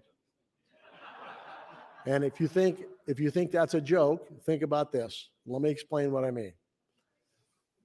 If a business is going to move to Colorado and they say to the Colorado people, what is your offer? How much tax incentives will you give me? And they will give them whatever, half off on their property tax or 10% off on their income, whatever it is. And the person says, how does that compare with Nebraska? They have zero. Zero puts us to the front of the line. Because I can tell you right now, I have never voted for a bill or a tax cut bill on the floor of this legislature that moved us ahead of anyone. No one. We are still at the bottom of the barrel. And we will continue to do that because we'd rather dance with the devil we know than dance with one we don't know. And we're scared to death to make a change. And so the border bleed issue comes up next. We've heard that numerous times. And let me explain to you that when you buy something in any store, whether it's in Iowa or Nebraska, it has hidden taxes. And those hidden taxes are the property tax, the personal property tax, and the income tax the proprietor has to pay. So if you're buying something worth $1, there's probably 5 cents or maybe even 10 cents in that can of whatever you're buying. That's hidden taxes. Once the consumption tax proposal goes in place, that proprietor can sell that item for 10% less and make the same money they did before. Adding on the consumption tax on top of that will still be significantly less than going across the border and paying those hidden taxes that they have, plus their sales tax. And by the way, you have to take into consideration, as I mentioned earlier, the effective rate for that person may be somewhat less and will be less than the 8.97%. And so we have all these excuses why we can't do this, but you need to look the voter in the face, in the eye. Thank you. Thank you, Senator Erdman. I would like to remind those in the gallery to please respect our process and be silent and let us do our work. Senator Brewer, you're recognized. Thank you, Mr. President. We have been on a mission since the very first days that we arrived here in the legislature, the class that I was fortunate to be a part of, to try and figure out a way to lower property taxes. And after banging our head into the wall for a while, we decided to try a special session. And I don't know how many of you guys remember that. The letter I've got in my hand is dated April 4th, 2018, and it was addressed to the Secretary of State, John Gale. It says, Mr. Secretary, in pursuant with Rule 9, Section 2 of the legislature rules, and in accordance with the procedures established with 50-125 of Nebraska statutes, and on behalf of those undersigned senators, I submit to you our formal request to the legislature to meet in special session for the purpose of adopting legislation to reduce property tax. Signed by myself, Steve Ergman, Steve Halloran, Tom Breezy, Mike Roney, Bruce Bosselman, Kurt Friesen, Justin Wayne, John Lowe, Joni Albright, John Morante, Dan Hughes, and Merv Reevy. In order to have a special session, you need 33 votes. We did not have that many from that letter. So that attempt failed. Didn't change the fact that there were a number of us who really felt that at no point do you truly own your land, because all you have to do is not pay your taxes and it becomes the state's land. So the idea of having a way that people could have confidence that the land they owned would actually be their land is what generated the first thoughts with something called LR 11CA. That was Senator Ergman's first attempt at this. Now, we've learned a lot since then. We came up just a little short of the vote that we needed there. Again, you're going to have some names that come back. Joni Albright, Bruce Bosselman, Hilkeman, Hughes, Lindstrom, Clements, Friesen, Geist, Greger, Groney, Halloran, Hansen, Ben, Lowe, McDonald, Merman, Paul, Slama, Wayne. A lot of those names were from that original letter. My point being that we've tried a number of different angles to figure out a solution so that you didn't have that fear of losing your land. Again, with this, you'd have a consumption fee. Now, I don't know what that is. I heard the back and forth that it's 9%, it's 12%, it's 15%. Quite frankly, for me, I'm not sure that it really is as big a deal as some is making it, because say you take the high end, say pick up 15, you're still better off paying that than you are paying property tax, income tax, and sales tax, and it all being rolled into a consumption tax. And you don't have that constant fear of losing the very house and the land that you spent a lifetime paying for, because no matter how much you've paid in property tax, miss those payments and see what happens. Now, I need to probably make sure that we clarify a couple of things. So I'm going to ask if Senator Ergman will yield a couple of questions. 1 minute. Senator Erdman, will you yield? All right. I'll do my best. First off, if this was to be voted on and we were able to move forward with it, it would be the choice of the people with this. We are simply giving them a conduit. That's correct. People would vote on it in 22. The other thing that was a concern was when we talked about insurance and the excise tax. What is your understanding of what will happen with excise tax with the consumption? Well, it's my opinion, Senator, that the premium taxes and excise tax remain at the 1% that it's currently at. So there'd be no change? No change. All right. Thank you, Mr. President. Thank you, Senator Brewer and Senator Erdman. Senator Hilkeman, you're recognized. Thank you, Mr. President. I want to thank Senator Erdman for bringing this. I first was, when I was running for office, I met with Rob Rohrberg at one time when he had this idea of the consumption tax. And he and I had a good visit together about it. And I thought, well, this is a very interesting process. Through my 8 years here in the legislature, I've been pretty vocal. I'm not real excited about what we have done with our tax structure.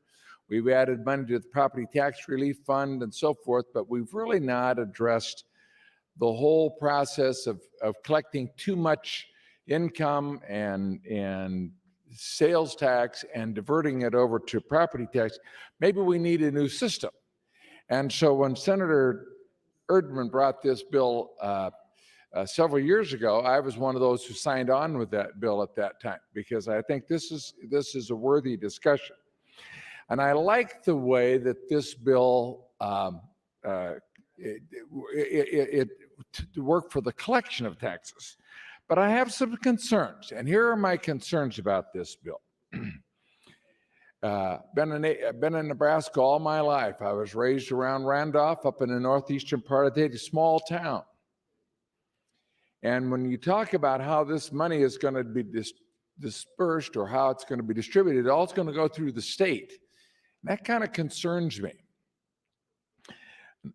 Living in Omaha for the last 40 some odd years, our city government and our city needs are a whole lot different than the needs in Randolph, Nebraska. How are we going to set up a structure that's fair, that they can go through, that we can do that? I taught in a small school district, Table Rock, Nebraska, in the southeastern part of the state in my first career. And now I represent Millard and Elkhorn and OPS. Totally different school systems. School systems that cost about $11,000 per student. How are we going to make it fair for those school districts, and then school districts such as Randolph, or now it's Humboldt, Table Rock, which are, I think, around $16,000 to $17,000 per student? How are we going to do our county governments? What's going to be the purposes of our school board as far as for tax revenue? Those are some of the questions I have, and I'm wondering if Senator Erdman would yield to some questions. Senator Erdman, will you yield? Oh, certainly I will. Well, Senator, you've just kind of heard, and I've expressed this to you previously. Correct. That this is my concern, that we got a good conduit maybe for bringing money in, but how, you heard me address, what is your proposal on how we're going to approach these other issues? That's a great question. Senator, did you get this slip of paper? It just was passed to me. Okay, let me follow through on that and see if this is our impression of how we think it may work. But to my disappointment, we haven't had an opportunity because we were not aware that we could have done that. We could have worked all this out. So this is our interpretation of it. This is our opinion. So at the top left-hand corner, you see there's 93 counties. The counties collect all the budgets from the local units of governments. That's where they go now. They send them to the state auditor for review to see if they've met the requirements on the spending lids. 1 minute. They will then send that budget to a committee that we hope to form, and it will be appointed by the governor, 9 people that will be representative of the taxes that's collected and the geographic areas to make sure that each group gets the taxes that they require to make it revenue neutral, and each location, for example, a county that doesn't have enough consumption tax gets the money they need. That committee will then forward that budget to the Appropriations Committee. The Appropriations Committee will then advance that bill to the floor of the legislature for approval. And after the budget is approved, it'll be just like it happens now. We will send that to the state treasurer, and the state treasurer will then send one check to each 93 counties to be distributed just like they do the current taxes that are collected now. And so the revenue department at the bottom, you see the revenue department, they will be the ones that collect the consumption tax and then forward that to the county treasurer for distribution. And so the local units of government. Thank you. Thank you, Senator Hilkeman and Senator Erdman. Senator Holleran, you're recognized. Thank you, Mr. President. I would like to have the opportunity for Senator Hilkeman and Senator Erdman to continue this informative dialogue, so I yield the balance of my time to Senator Erdman. Senator Erdman, 445. Thank you, Senator Holland. Thank you, Mr. President. Senator Hilkman, you yield a question? Senator Hilkeman, will you yield? Yes, I will. Okay, Senator, that's my impression of it. How we got to that, how we got to the 9-person board to try to distribute the money. Art Laffer, when he was in our office last year, we had an opportunity to visit with him about what we're trying to do. And by the way, he was 100% on board with us, and he had made that suggestion. And he said, if you get the committee diverse enough to protect all aspects of your needs of taxes, you should have a distribution that works fairly for everybody. So we will work through that. And the distribution then goes back to the county treasurer, and the treasurer will distribute it just like they do now. And some have the impression that the county treasurer will distribute that money on 2 occasions, right after the money is collected in the spring, May or April or August or September. But a lot of these local units of government collect their money at a different time. So that's our impression of it. And I'd ask it, does that make any sense? Well, I think it's going to be, from what you're saying, I think it's a very complicated process. And I'm concerned you're certainly going to lose local control with this, because because everything is going to be fueled through the state. Okay. And that would be a concern. All right. That'd be a concern. I know you're a big proponent for local control. Right. And let me ask if you could, can you define what you mean by local control? Well, when I talk about local control, I'm talking about a school board that's elected by the people in that area, and that they have to be held accountable for the taxes and the spending that goes on in their school districts. Okay. Okay. So here's what I think local control means. All right. Because we're not telling any school who the superintendent should be. We're not telling them what to teach. We're not taking any of the control away to what sporting activities they offer. But what local control means is they can't continue to tax the blank out of us without asking us. That's what it means. And I have a tough time, Senator, understanding what local control means, because in our current system, when they raise your property tax, have you ever received a little card from the treasurer saying, we're going to raise your property tax? Can you afford to pay more? You don't get that card, do you? I don't think so, no. No. So what happens, that proves my point, is the local units of government that collect property tax, they go shopping and then they send you the bill. That's local control. Okay? So how's local control worked out for us? Not too good, because our property tax, mine last year went up 16% because of local control. And so, in my opinion, that's an issue that we have to get over, because we have to understand that those people who are paying the taxes should be the ones who should take into consideration. And so I'm not trying to take away local control. And so they're going to ask, well, how do we do a bond issue? Or how do we build a new school?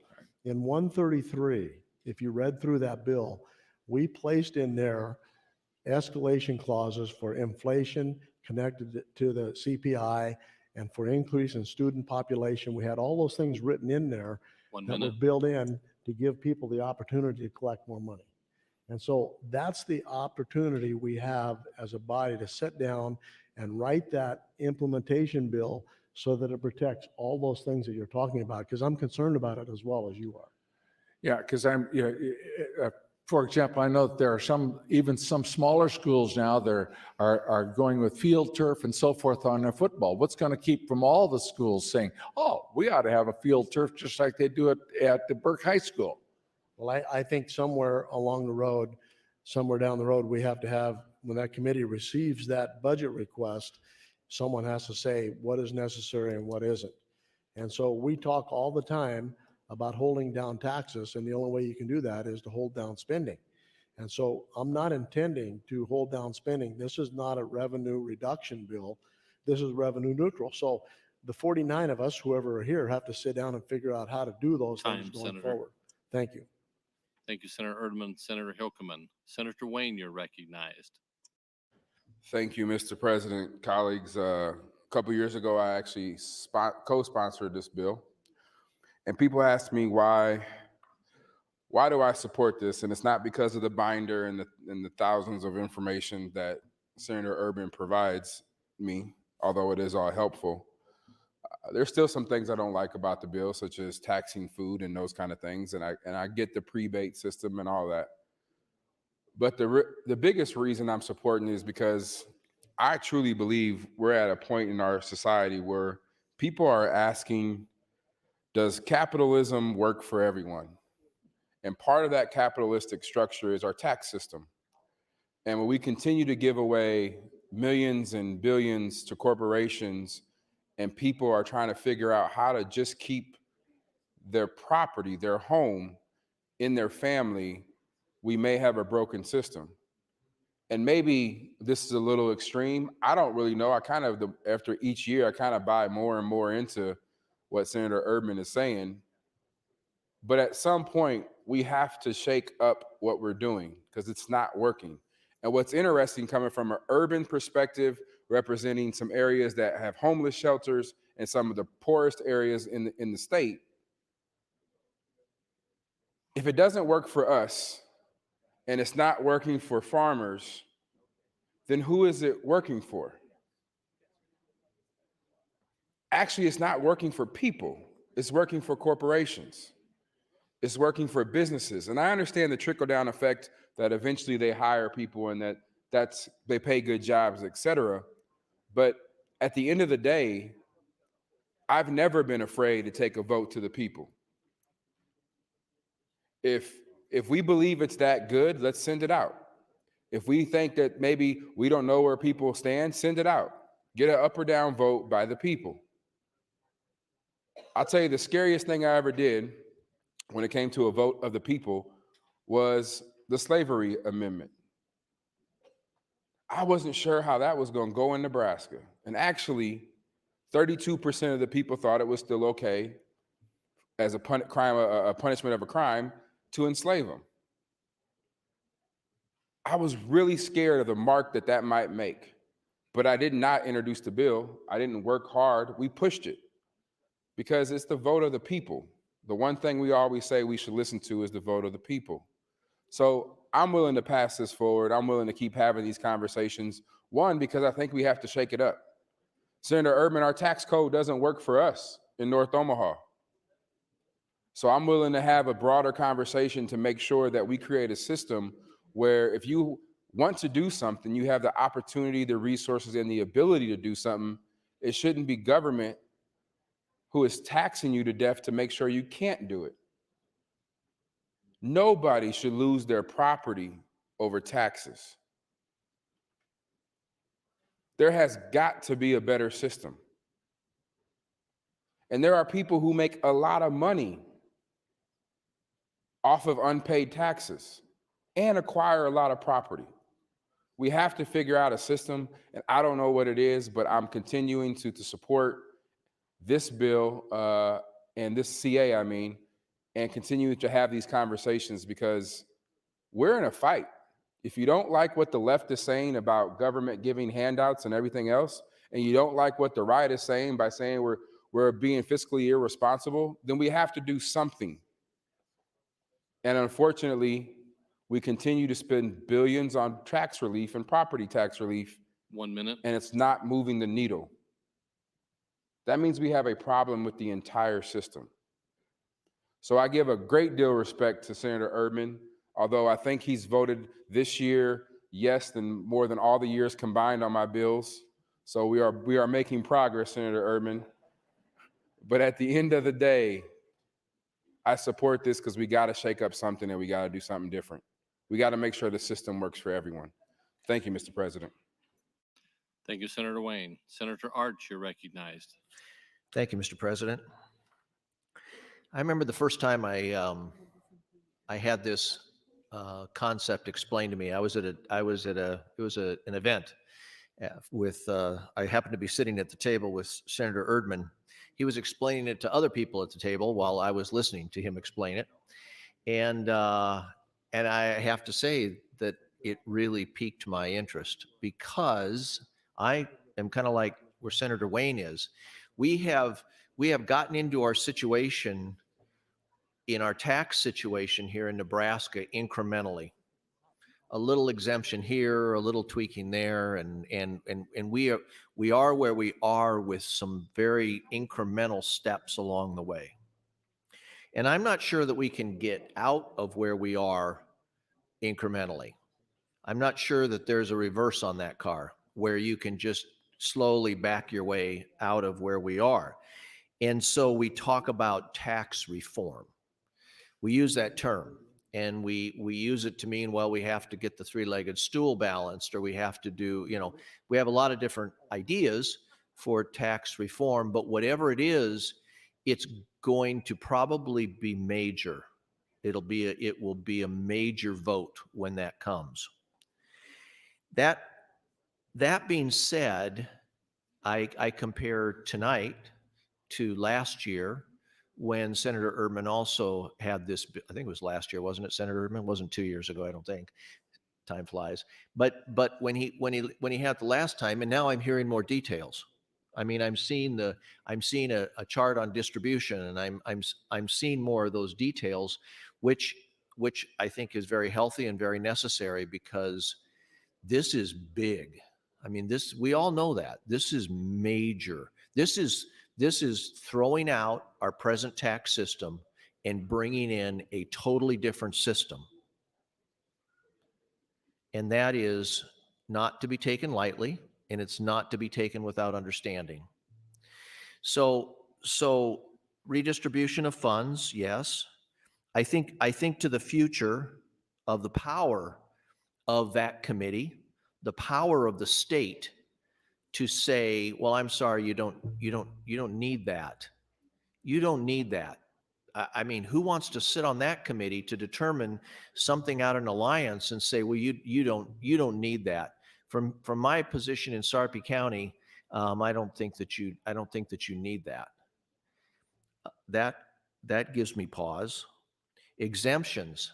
I mean, where we are right now with this bill and with the concept, you're all in. Exemptions, unless, I mean, excise tax would not be a quote exemption. But when we start getting down into, well, we're going to start putting this consumption tax on this service, and everybody goes, oh my goodness, you can't possibly do that on that service. And he and I have had that conversation about, for instance, medical care. So you go into a physician's office and you come out with a consumption tax on a service. No, maybe not on the premium. That's an excise tax, and we've had that discussion too. But you come out with, oh, you can't possibly do that. And how do we deal with exemptions when they start to come at us? Because all the authority for a state consumption tax will be within the body, within the state. We will be making those decisions. It won't be local. It won't be distributed. That decision-making power will not be distributed. It will be here. That gives me pause. The unknown of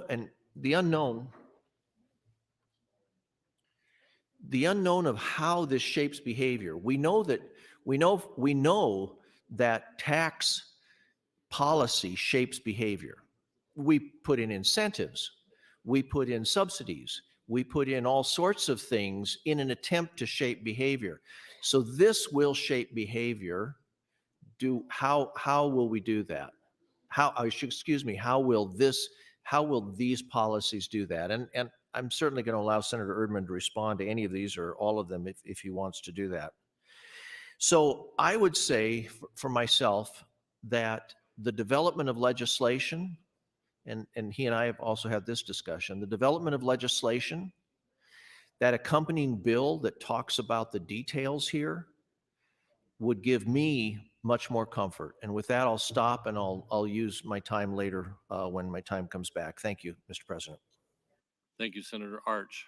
Senator Erdman, you're recognized, and this is your third opportunity. Thank you, Mr. President. Senator Arch, I appreciate your comments, and your questions. Let me take a shot at that. Let's first start with your health premiums and your health care issue. I have yet to have anyone do the calculator to see how much they're going to save that doesn't save 75 or 80%. And in the example that I shared with you, if a person owed $3,000 in property tax and $1,200 in income tax, that's $4,200. So to be equal to the same tax that you'd have to pay under the consumption tax, you have to spend $60,000. So $60,000 to equal those same amount of taxes to collect or pay enough consumption tax to be equal to that.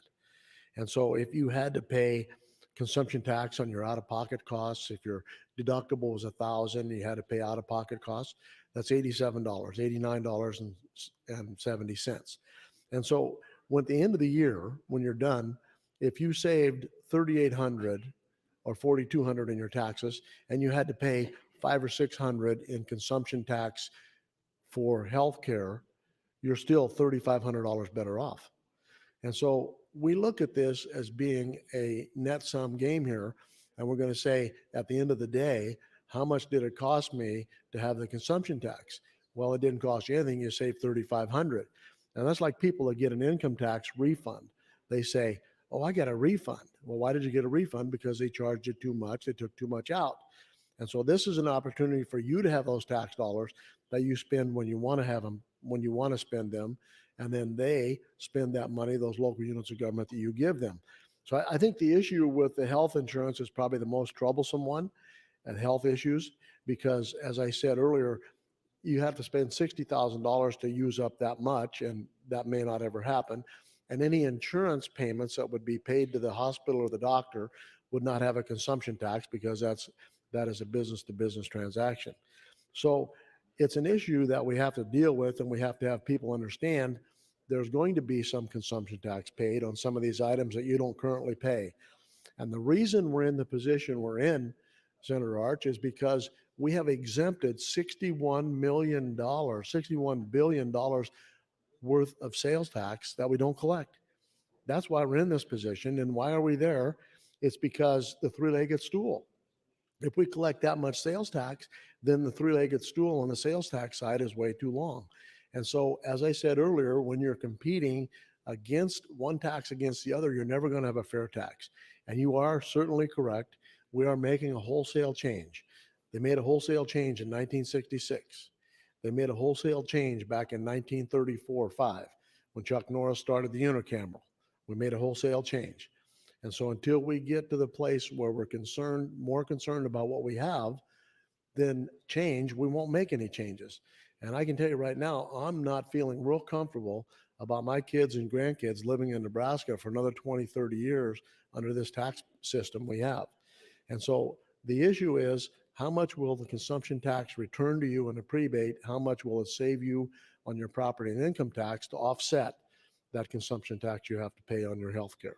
And so I get all that. I get all that. But we got to get to the place where, as Senator Wayne said, we've got to get to the place that says, hey, wait a minute. If we keep doing this, we may not have a state left because we just can't afford to live here. And I want to address an issue that I maybe should have spoke about with Senator Hilkman just a moment ago. The local units of government will have local control to the fact that they can place their own consumption tax on the ballot for people to vote, to place a consumption tax to pay for bonded indebtedness, or an occupation tax that they currently have in place. They could vote to put an occupation tax in the form of a consumption tax on the ballot to replace those. We're not restricting them from doing that. But that is an issue that has been brought up before, and I failed to mention that, but I think it's important to understand that it's a vote of the people, and the people should be the ones that choose how much taxes they pay. The nice part about having an occupation tax or a city sales tax, when I go to that city, I pay the tax. And that's the same example that we have with the consumption tax. When people come from a faraway country like Iowa, they're going to come to Nebraska and pay the 8.97. But Senator Arch, your family is going to pay significantly less because you get the prebate to subtract from the consumption tax you pay. And your consumption tax rate may be 5 or 6%. Did you say time? Time, Senator. Thank you. Thank you, Senator Erdman. Senator Brewer, you're recognized. Thank you, Mr. President. I think the thing that is bothering everybody, if you listen to the conversation, is that this is a lot of change. And we don't do well with change. Change scares us. And I just want to relate a little something to you. You know, this time last year, the decision was made by me to climb Kilimanjaro. And I was just going to do it by myself. That way, if I died on the mountain, they could just cover me with rocks and move on. But then I had Senator Ben Hansen get a hold of me and said, listen, I'd like to do it too. And I thought, well, when a guy's got a bad back and a chiropractor offers to come along, maybe that's a good idea.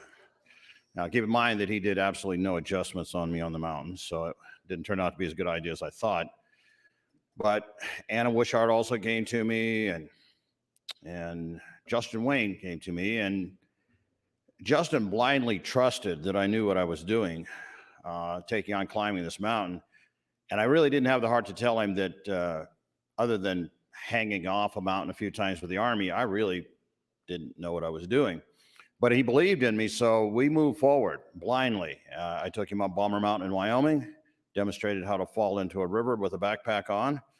And then on Kilimanjaro, I led the way up. Fortunately, we had a guide. But where it came a little more challenging in this unknown is when we got to the top and we decided to come down, they said, what you need to do is go over to the ledge and slide over the edge and drop down onto this rock slide and then ride the rock slide to the bottom. And this was well over 1,000 feet. And I all of a sudden didn't want to be the lead guy anymore. But I was kind of committed and they all trusted me and I slid over the edge. And anyway, we got to the bottom in one piece, but none of that was easy. It was scary. You didn't know if you're going to make it to the top because you didn't know if you're going to run out of oxygen. You didn't know if you were going to trip and fall and take a dive you didn't really want to take. But you trusted that the end of all of that was going to be worth the pain, and the reward would be actually climbing the tallest freestanding mountain in the world. Well, in essence, that's what we're looking at here. We're taking on this huge challenge. There's all kinds of unknowns. But we know the path we're on right now will eventually break us. I mean, we cannot see the increases in property tax that we're seeing in the ag community for sure, and still survive this. So if we don't change, we know the end result. Yeah, it's going to be hard. We're going to have to make some tweaks and changes and adjustments. We're going to have to make it fit. And some of that we can't envision right now. But if we never take that step, if we never try and make the taxation of the people of Nebraska better, then shame on us. That should be the most basic of what we're trying to do here. And the idea that if you fail to pay your property tax, that land is no longer yours, no matter how many years it's been in your family, should be enough to scare folks into being willing to make a change, to do something different. And this is rolling a whole bunch of stuff together, but I believe it's a good idea. And I think that this kind of change is what will save future generations from being overburdened with taxes. Thank you, Mr. President. Thank you, Senator Brewer. Senator Hilkeman, you are recognized. Thank you, Mr. President. I want to thank Senator Arch for his comments. I had made a note earlier about the taxing on medical services. Having been 40 years in practice, the question is, do you charge the consumption tax on what you charge, what you're paid, what the insurance pays you, how much your write-offs are? I mean, it's frankly, it's sort of a crapshoot what you get paid for your services anymore. So how are you going to determine what your occupation tax is? But that's another. But I have another question. This is for Senator Erdman. Senator Erdman, would you yield? Yes, I would. I look at the legislative resolution as is this how it's going to be proposed on the ballot, just like it's written in here? No, Senator Hilkeman, we've made a slight adjustment because when I sent it to the Attorney General, what he said is, and you'll notice the last part, it says upon the Nebraska residents of Nebraska. He said, with that language like that, it could mean that you could charge another tax on visitors to the state. And so he recommended that we rewrite that statement that's going to be on the ballot to strike that part. And the amendment says that. I can show you the amendment. I didn't drop the amendment because when it came back from bill drafting, it did not have the date of 2024, January 1, 2024. So I didn't want to drop it today, but I'd like to adjust that with that correct date before I drop it in on select. Thank you. One of the, when I look at this, I see the ways of collecting the tax. I really don't see what we just talked about the last time on the mic, how we're going to distribute that. So when I look at this and I'm thinking this is going out to this is going to be voted upon, or we're going to ask the people to, would you say that this is ready for prime time? You mean the This implementation? 264 CA. Well, I know that the ballot language is ready for prime time if we make that adjustment with the amendment. And your question is the implementation bill ready for prime time? Right. That is the reason for this summer to have an LR to figure out exactly how to write it, to get enough people together to discover what it needs to say and how it needs to be written. If the consumption tax proposal passes in November of 22, the year of 23, the session starting in 23, will be the body that will write the implementation to implement the consumption tax that was passed. It'll be very similar to what we did with gambling. We passed gambling on the ballot, and then we, the legislature, wrote the rules for gambling. And it'll be very similar to that procedure. Thank you very much, Senator Erdman. And if you want my additional time, you may have it. Okay, thank you. Senator Erdman, you are yielded 145. Thank you, Senator Hilkman. I appreciate that. You know, you received, I'm sure, if you didn't open it up, but you received a response from the Chamber of Commerce, and they had several issues that they talked about, and I thought it was kind of amusing. They had the same 15 to 20% comment from Open Sky, and I'm wondering if the Chamber didn't go and pick that up from them. They said new TVs and appliances and cell phones, cars, even new homes would be subject to a 15, 20% consumption tax, which is not true. What I've discovered is people like this can write whatever they want to write without any basis or any analysis or doing any information or homework or even coming to talk to me. What surprises me is I had a meeting with the Chamber of Commerce and I explained to them exactly what we're trying to do. I gave them a copy of a dynamic study, and I'm sure they can read. I don't know that they read it, but I'm sure they can read. And I don't know how they could have concluded all of these things are going to happen.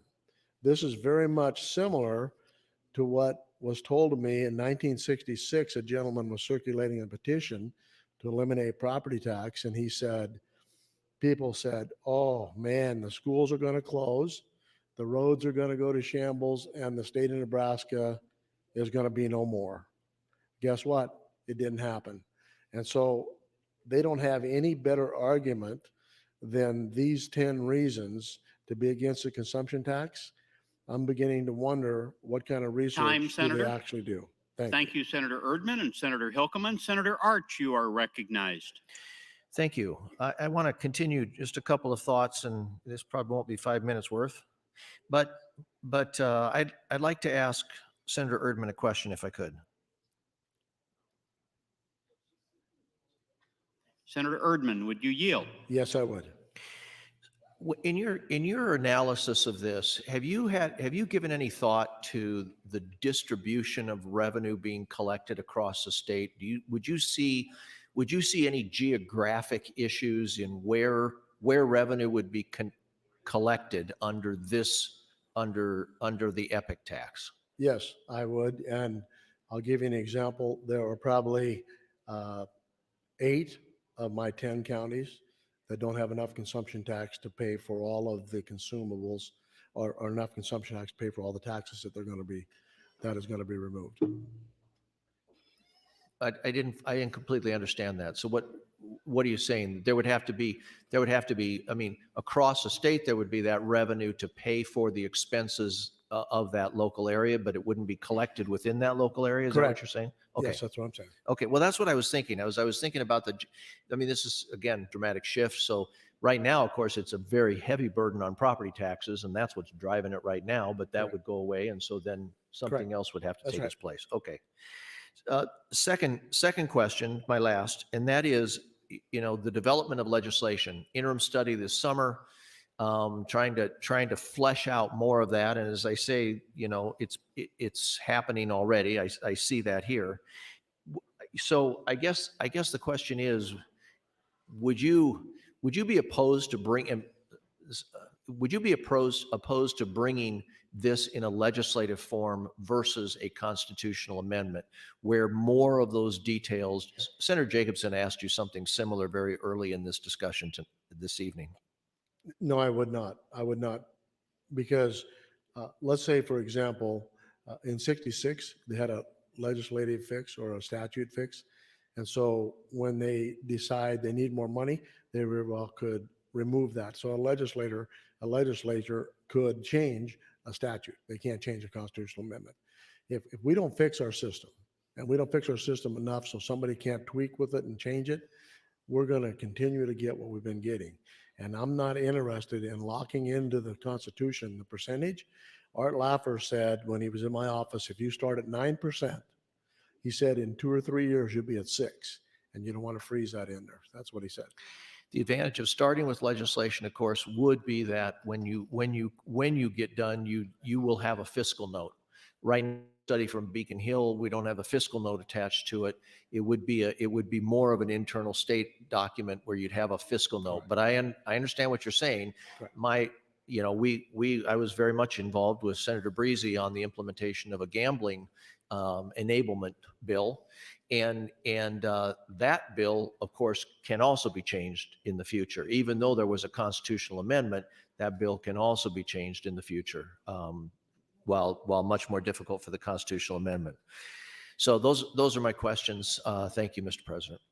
Thank you, Senator Arch and Senator Erdman. Senator Wayne, you are recognized. Thank you, Mr. President. So real quick, the reason why I was able to climb Kilimanjaro with a knee that I have to get surgery on after session's over with is because sometimes you need people to push you. And so Senator Erdman, I'm committing for at least the next 2 years that I'm gonna continue to push you to get this across the line because I think it's important. And with that, I'll yield the rest of my time to Senator Erdman. Senator Erdman, you are yielded 436. Thank you, Senator Wayne. I appreciate that. I may vote with one of your bills again. Thank you, Mr. President. So I'm perplexed a little bit. When we were circulating, when we were talking about the gambling petition, no one seemed to be concerned about the implementation. No one seemed to be concerned about that. But Senator Breezy, Senator Arch, and others figured it out. They figured it out. It's not impossible. It just takes work. And so we will figure out how to answer the question that Senator Arch asked. If a community doesn't have the consumption tax collection in their area, where will the funding come from?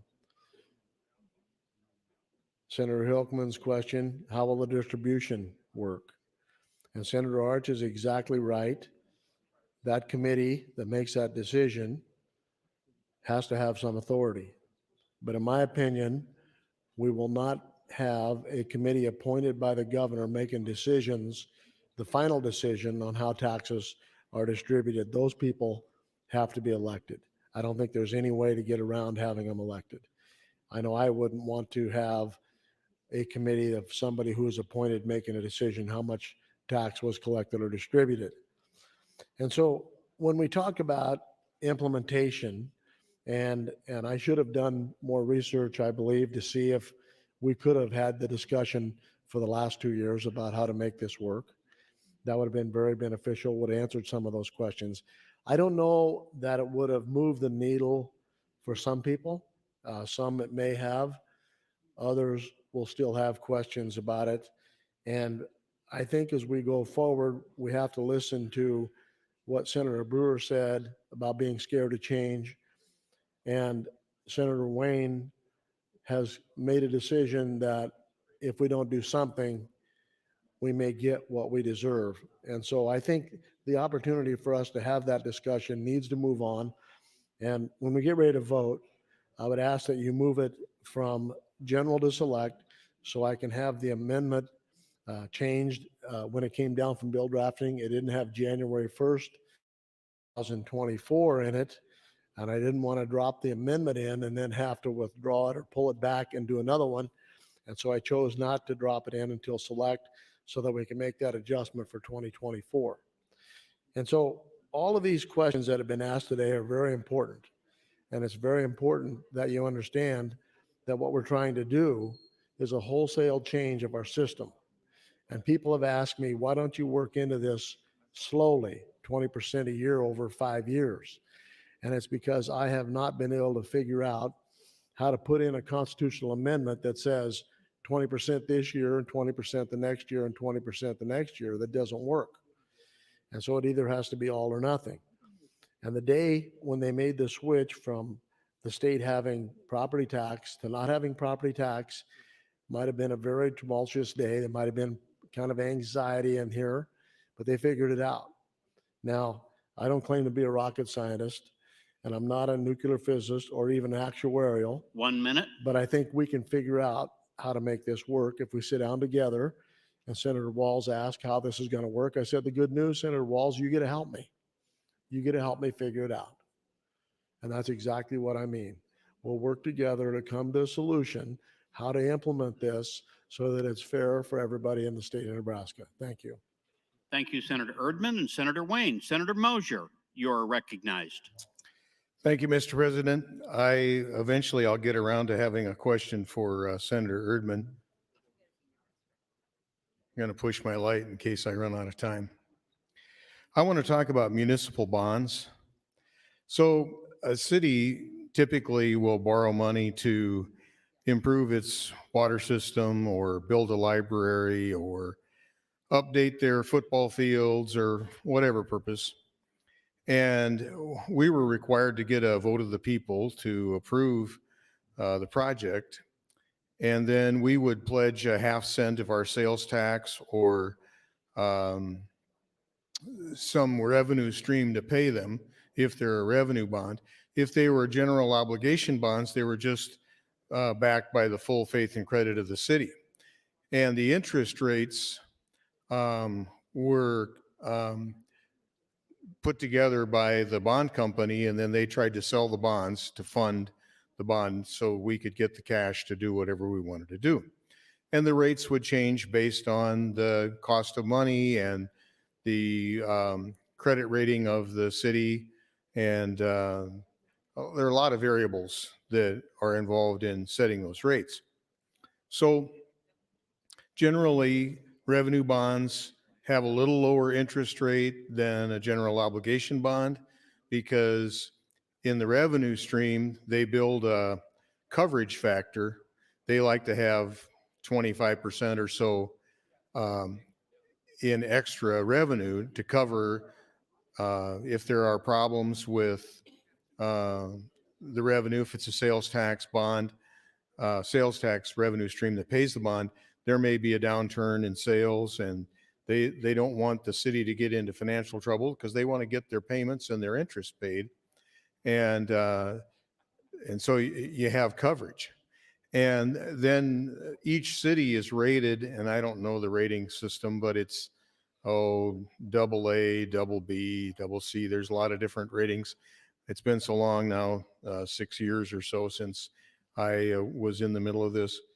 But I don't know how that would affect, how this tax would pay those bonds, how this tax would affect those ratings, how you would get permission from the people of the city to build the project, to sell the bonds, and then how the state's obligation to pay those bonds from the consumption tax would substitute for that revenue stream that the city was going to collect in sales tax. And I know I heard Senator Brewer saying you have to trust the people you're doing business with, and you have to understand their their goodwill and how they're going to follow through to make this all work out. But I remember Senator Brewer not so long ago that said, good luck is not a plan of action.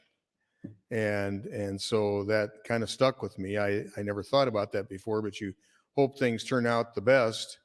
But I think in this case, you got to plan for the worst to make sure that you have all of the possibilities covered. So how much more time do I have left yet? 1:30.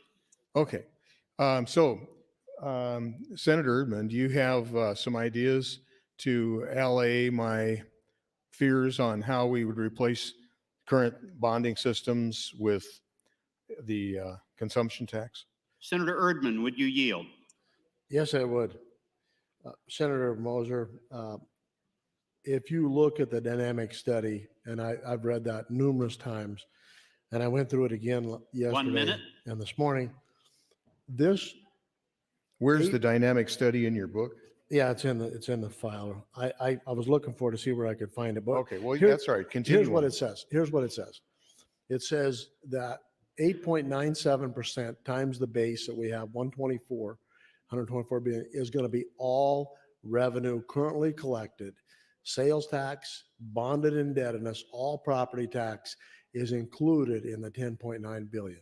So currently, when this goes into place, it's going to be revenue neutral, and your community is going to receive the same dollars they currently do from sales tax and income tax to pay all of those bonded indebtedness. If you want new bonded indebtedness going forward, you have a vote of the people to put that in place.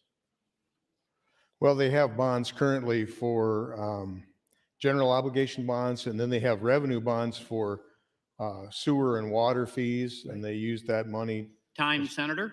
Okay. Thank you, Senator Thank Mosier you. and Senator Erdman. Senator Brandt, you are recognized. Thank you, Mr. President. Would Senator Erdman yield to some questions? Senator Erdman, would you yield? I would. Thank you, Senator Erdman. You've been very thorough. It's been very enlightening. To build on what Senator Hilkman was asking about the schools, Senator Moser was asking about bonded indebtedness. So in District 32, we have 14 schools, and they range in size from 156, which is my smallest K-12, up to more than 2,000 kids. So underneath this system, the school sets a budget and sends it to a central point, and then they send the dollars back. Is that how this works? Correct. That's similar to what they do now. They send their budget to the county forwards that to the auditor. The auditor reviews if they've met all the requirements, 2.5% increase unless they have a significant majority vote of the board, and it goes to 3.5%. All those things are still going to be in place. Okay, so the safety break we have today is virtually all my schools are rural in nature. Most of my school boards are hardworking farmers. Correct. And they try and keep their expenses to a minimum because they know that local property taxes, in all but one of my schools, property taxes pay the whole way. And they know that if they increase that $3 million budget, they're increasing those property taxes. Now with this system, we no longer have that system. What's to keep that school from, I'm just going to send a $4 million budget or Okay. $5 million budget. What's the break on that local subdivision? Very good. In the LB 133, the nuts and bolts bill, we had a provision in there that if you had an increase in student population, or if inflation kicked in, or CPI was connected to that, if you had that kind of an increase, then you could ask for an increase in your budget. If you just wanted to raise it for the heck of raising it and get a turf field like Senator Hilkman was talking about, that's probably not going to fly. But my concern is this, is now we're sending all the state on the 244 public schools are going to a central clearinghouse in the state. It isn't going to be long before the state says, you know, we don't really need that little school there, and we don't need that little school there, and we don't need a little school there. I'm really concerned about central control of this system because today we have control over the system. We may not like it, but we have local control over that system. We have a locally elected school board, and it seems like we're giving that power to a central authority. And because they control the dollars, they're going to dictate through dollars who lives and who dies. Is that an incorrect statement? Well, I think your concern is, I heard it, I understand it, And so that's why it's important, whoever we put on this committee, that we have a portion of those people that are cognizant of what you just described, so that they make sure that they get the amount of funds that they need to do what they need to do to educate kids. And your comment about the school, you said your funding, it comes from property tax, right? Okay, when I got here the first year, I asked this question. I said, the state constitution says it's a state's obligation to provide public schools, free public schools in the common schools, K through 12. And 178 or something didn't get any financial help. And my question is, how does the state meet that obligation in those 178 schools? You know what the answer was? We allow them to collect property tax. That's not what the Constitution says. So under the consumption tax proposal, it'll be the first time in history, maybe for 100 years, that the state actually meets the obligation of funding the K through 12 schools to make them free to the taxpayer. 1 minute. I think you know, Senator Erdman, I'm all about reducing property tax. I am too. Yes, we both are. So the last question on this series would be, let's say a local school wants to build a gymnasium. They have to get approval from a central authority to build that gym because they no longer can tax their local assets. You know, if their local asset was property, how do they convince that central committee that they need a new gymnasium because now the money's all consolidated? Well, let me answer that. Let me answer that with a question. How would you like to do it? I don't know how this system would work with that. Underneath the current system, we take a vote of the local people. They know what their property taxes are going to be. They know when it's going up, and those people vote to tax themselves. Okay, I didn't want to be a smart aleck there, but what point I'm trying to make is, when we get ready to write the nuts and bolts bill, the implementation, that's where you come in. You sit down with me and the others in the room, and we say, Time, Senator. Thank you, Senator Brandt and Senator Erdman. Senator Halloran, you're recognized, and this is your third opportunity. Thank you, Mr. President. Certain individual one time said that the definition of insanity is doing the same thing over and over and expecting different results. That guy was not a dumb guy. It was Albert Einstein. Let's flash forward about 30 years. Let's just say we don't do anything with Senator Erdman's proposal. We keep doing what we've been doing and keep doing what we've been doing over and over with our current tax model, and we expect different results, right? Well, we've been doing that for 60 years, 55 years. And flash forward 30 years from now, there'll be a whole group of new people in here. Whole group of new people, and guess what they'll be talking about? They'll be talking about the burden of the tax model that we have kept for an additional 30 years. That argument will not go away because it's fixed into a flawed model that we have.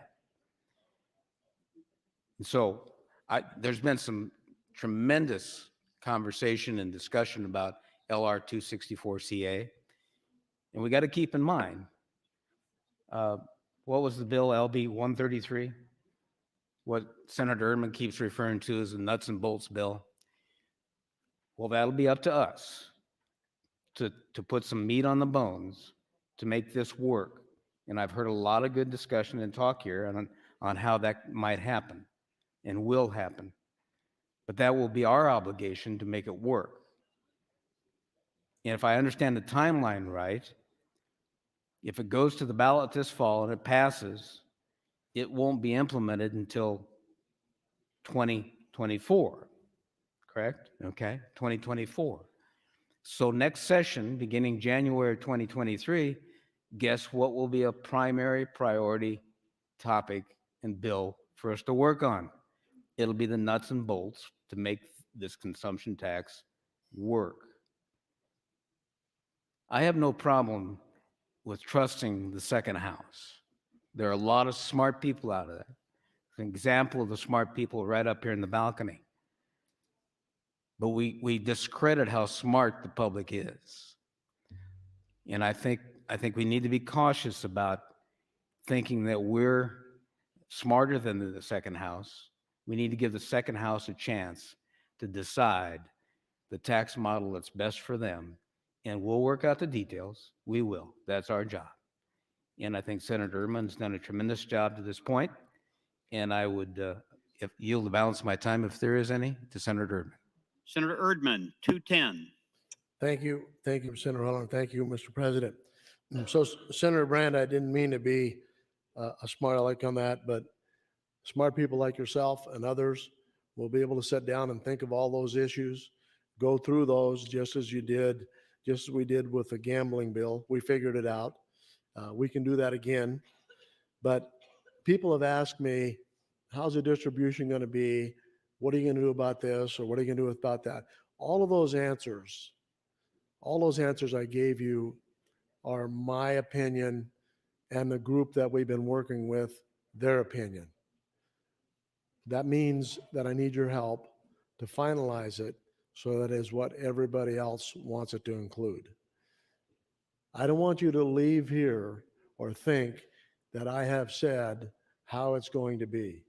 This is how it is. It may not even turn out to be that way. Somebody else may have a better idea, but we were questioned so much the first year, we thought it was vital that we try to put a nuts and bolts bill together to try to explain how it'll work. Okay, so those are my opinions. But I look forward to working with each one of you to get your idea and your concern and how we implement that to make sure that we have the correct procedure on distribution of the money and make sure that everybody's treated fair and equal. And that LB 133, the majority of it was written by my staff, Joel Hunt. He did an outstanding job of writing that bill. It's about 82 or 83 pages. He tried to cover every issue that he could think of. But as I said, that's our opinion. And what we need to do is get everybody's opinion and work together to accomplish what needs to be done. Thank you. Thank you, Senator Erdman and Senator Halloran. Senator Mosier, you are recognized.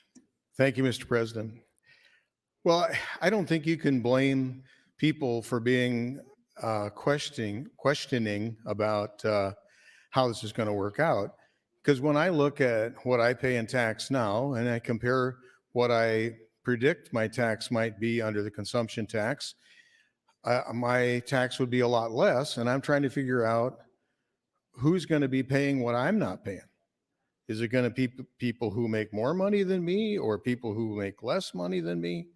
You know, I think we need to have some details before we can approve this.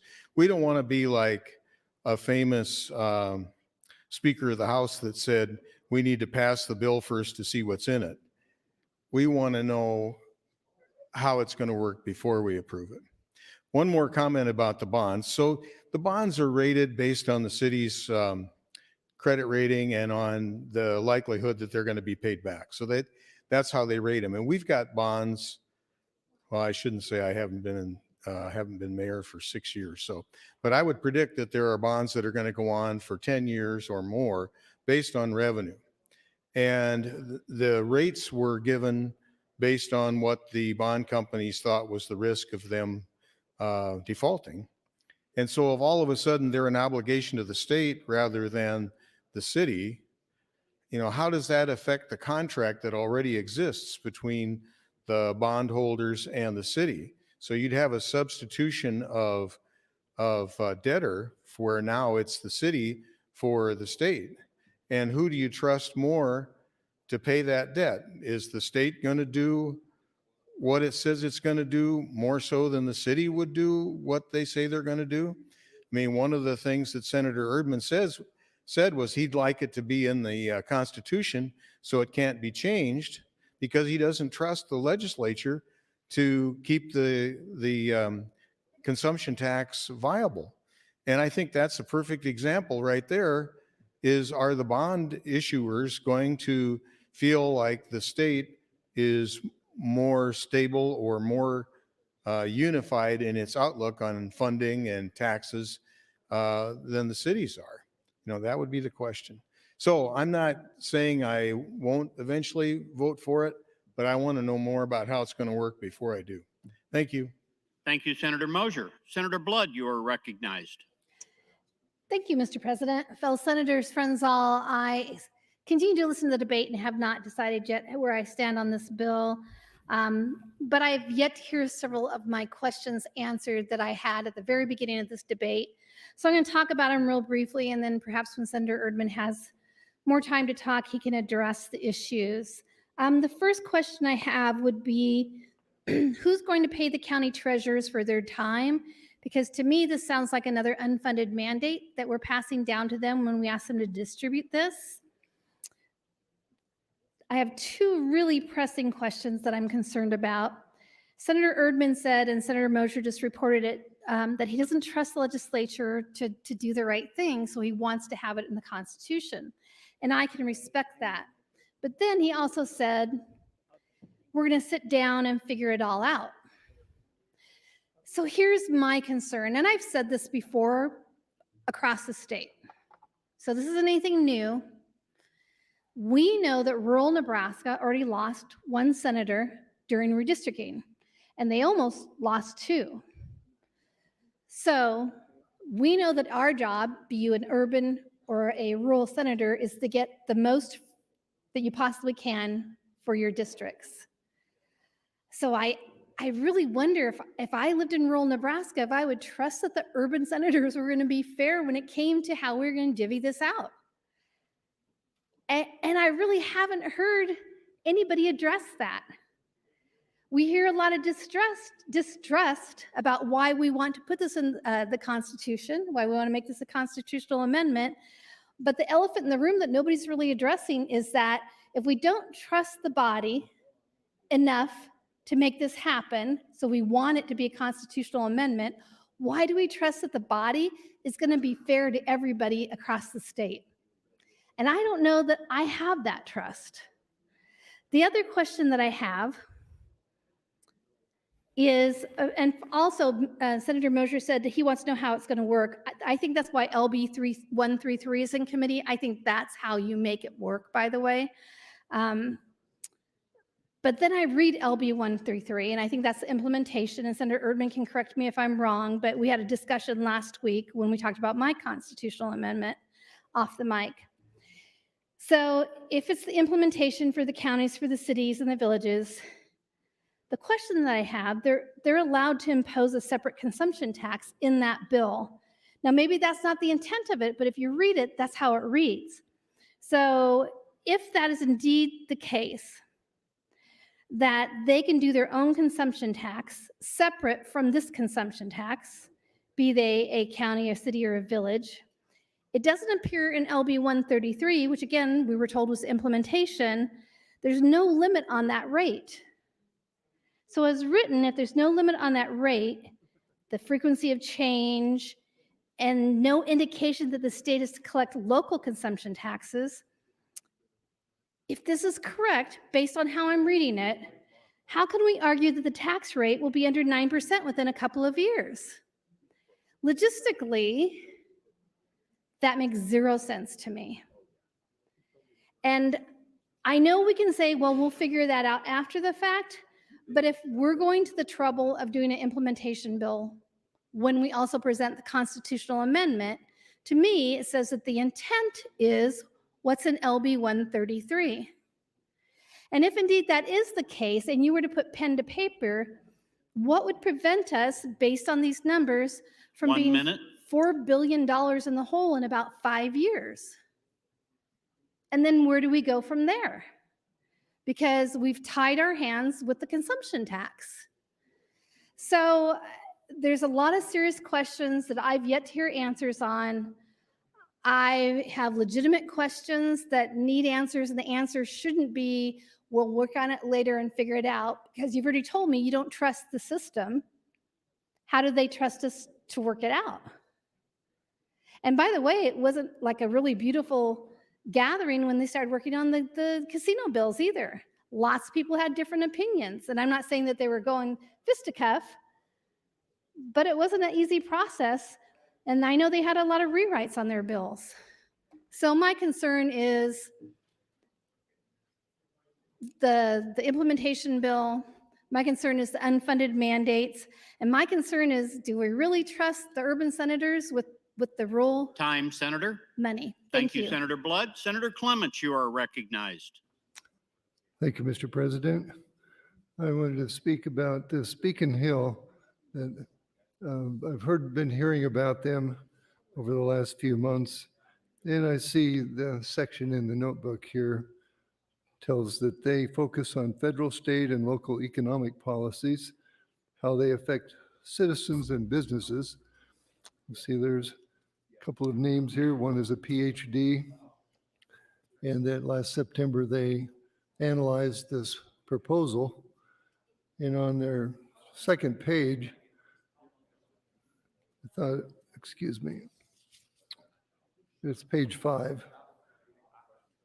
I think this gets down to really why Senator Erdman is doing this. They say Nebraska levies high marginal personal income tax rates. In addition, the corporate tax in Nebraska is among the highest in the nation. Local property tax in Nebraska rank among the highest in the nation.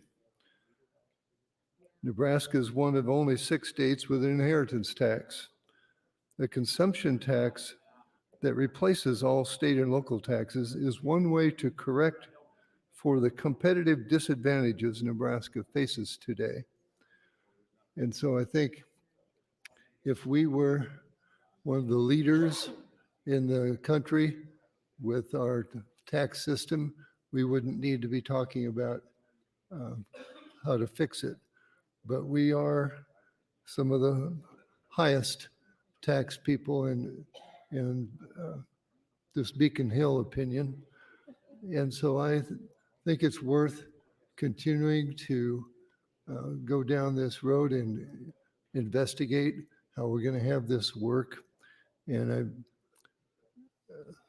continue to support this proposal. And I would yield the rest of my time to Senator Erdman. Senator Erdman, you are yielded 250. Thank you, Mr. President. Thank you, Senator Clements.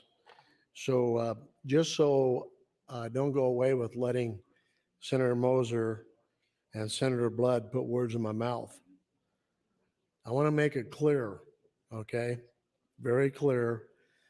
What I don't trust the legislature in is changing the way we tax people. I didn't say anything about Bill 133, the nuts and bolts bill. I am concerned that we make this change to go to consumption tax only, that down the road, they will try to implement another form of taxation. That is my concern. That's why it has to be a constitutional amendment. To answer Senator Blood's question about the treasurer, if you read the dynamic study, the Beacon Hill people have concluded 0.25% for the local treasurer to collect and distribute the money. So there is a provision in the Beacon Hill study that pays them to do the collection or distribution. I don't know how many times I have to repeat this about 133. That is my opinion. That is our opinion on how it works.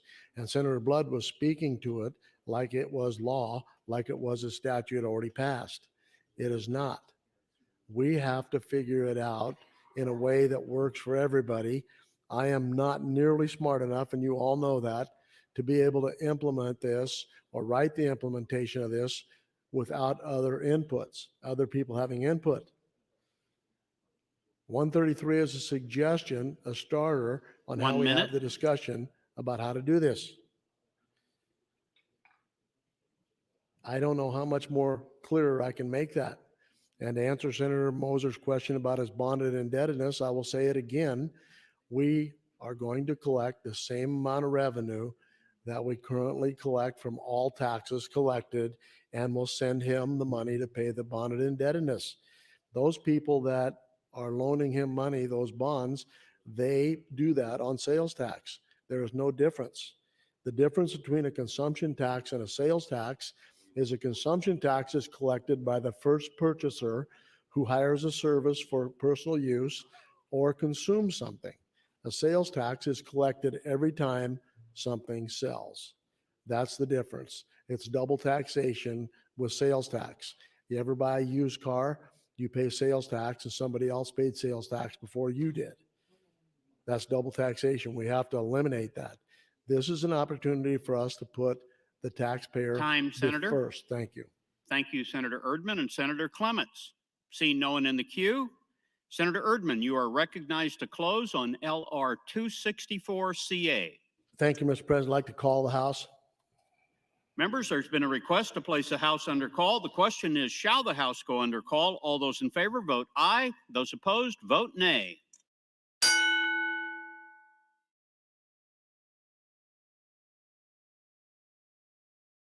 Record, Mr. Clerk. 26 days, 3 names, place House under call. The House is under call. Senators, please record your presence. Those unexcused senators outside the chamber, please return to the chamber and record your presence. All unauthorized personnel, please leave the floor. The House is under call.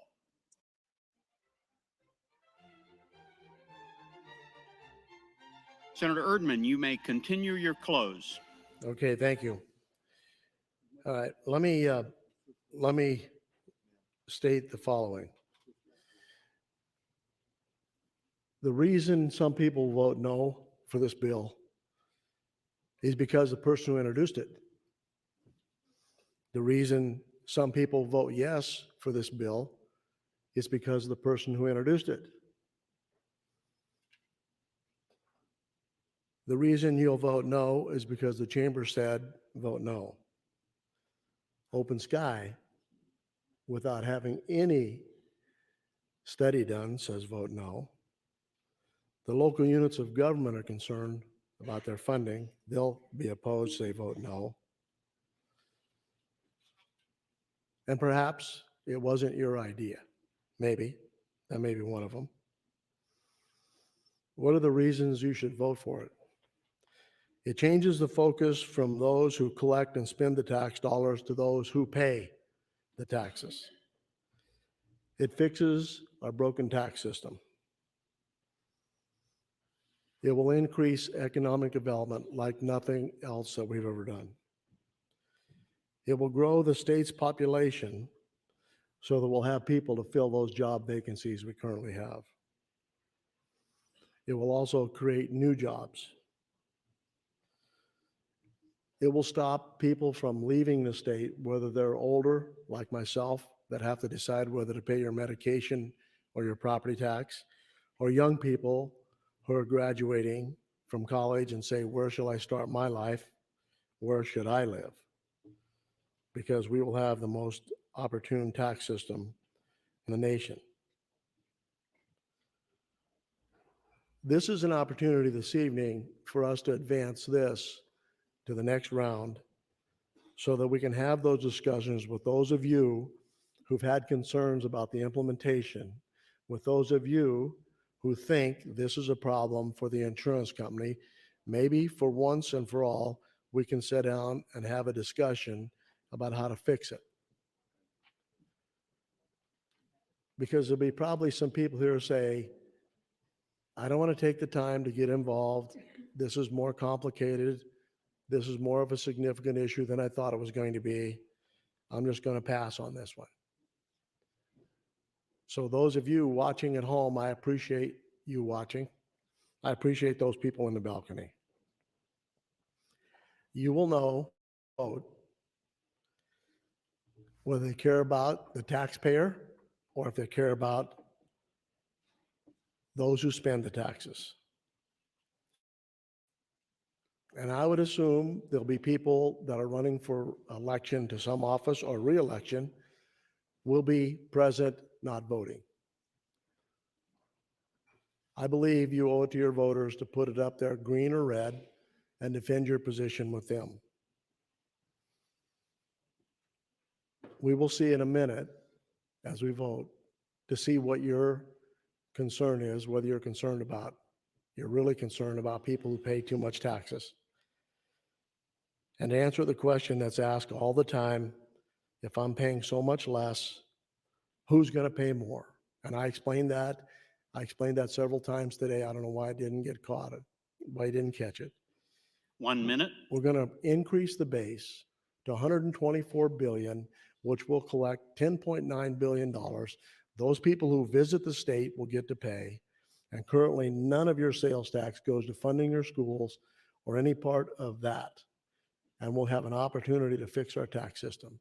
So we're about to find out who supports taxpayers and who supports those who spend the taxes. Thank you. Roll call, regular order. Thank you, Senator Erdman. Members, the question is the advancement of LR 264 CA to ENR initial. There's been a request for a roll call in regular order. Mr. Clerk. Senator Aguilar. Voting no. Senator Albright. Voting yes. Senator Arch. Not voting. Senator Blood. Voting no. Senator Bostar. Voting no. Senator Bostelman. Voting yes. Senator Brandt. Not voting. Senator Brewer. Voting yes. Senator Breezy. Voting yes. Senator John Kavanagh. Not voting. Senator Mikal Kavanagh. Voting yes. Senator Clements. Voting yes. Senator Day. Senator DeBoer. Voting no. Senator Dorn. Voting no. Senator Erdman. Voting yes. Senator Flood. Voting no. Senator Friesen. Voting no. Senator Geist. Not voting. Senator Gregor. Voting yes. Senator Holleran. Voting yes. Senator Ben Hansen. Voting yes. Senator Matt Hansen. Not voting. Senator Hilgers. Voting yes. Senator Hilkeman. Not voting. Senator Hughes. Not voting. Senator Hunt. Voting yes. Senator Jacobson. Not voting. Senator Coulterman. Voting no. Senator Lathrop. Voting yes. Senator Lindstrom. Senator Linehan. Voting no. Senator Lowe. Not voting. Senator McAllister. Voting no. Senator McDonald. Voting yes. Senator McKinney. Not voting. Senator Moorfeld. Not voting. Senator Mosier. Voting yes. Senator Merman. Voting yes. Senator Pauls. Senator Pansing Brooks. Voting no. Senator Sanders. Not voting. Senator Schlama. Voting no. Senator Stinner. Not voting. Senator Vargas. Voting no. Senator Walls. Not voting. Senator Wayne. Voting yes. Senator Williams. Voting no. Senator Wishart. Not voting. Senator Erdman. Not voting. Senator Lowe. Voting yes. Senator Geist. Voting yes. Vote is 18A. Excuse me. Senator Hilkeman. Voting yes. Vote is 19 A's, 14 nays, Mr. President, on advancement of the bill.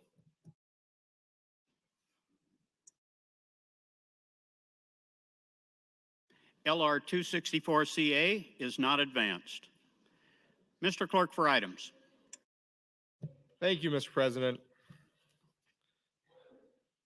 Explanation of vote from Senator Geist. Raise the call, please.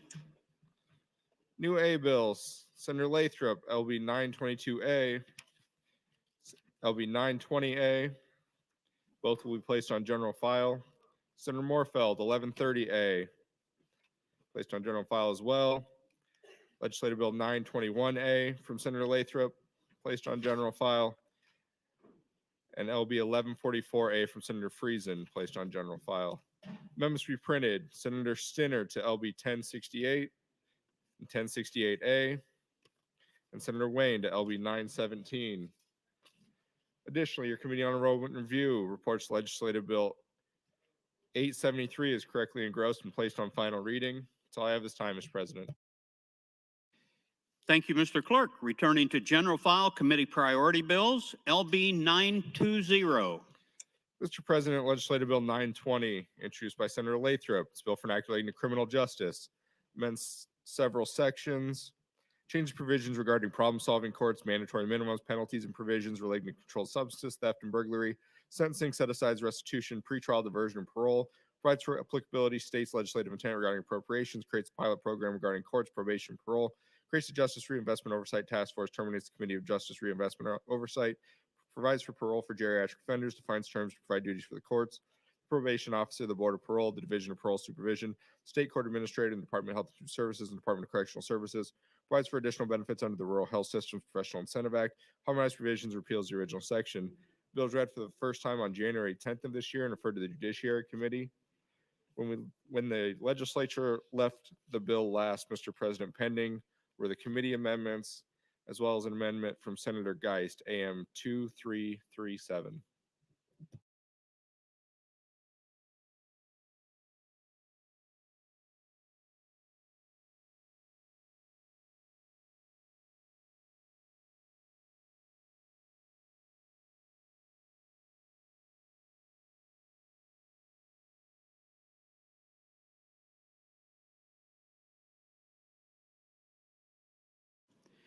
Members, we're now going to discuss LB 920. Senator Lathrop, if you'd like to take a few moments to update us on the bill. Yes, I'd be happy to. Thank you, Mr. President, colleagues. Good evening. It is 7 o'clock or just after 7, which seems to be the timeline I get. I don't know if that means we're in prime time or exactly how that works, but LB 920 is the bill that incorporates the options that came out of the CJI process. This bill was advanced from Judiciary Committee with a committee amendment on a 6-2 vote. We've had a considerable amount of discussion, I think 3.5 hours into our 8 hours on this bill. I think people are familiar with the subject matter. Thank you.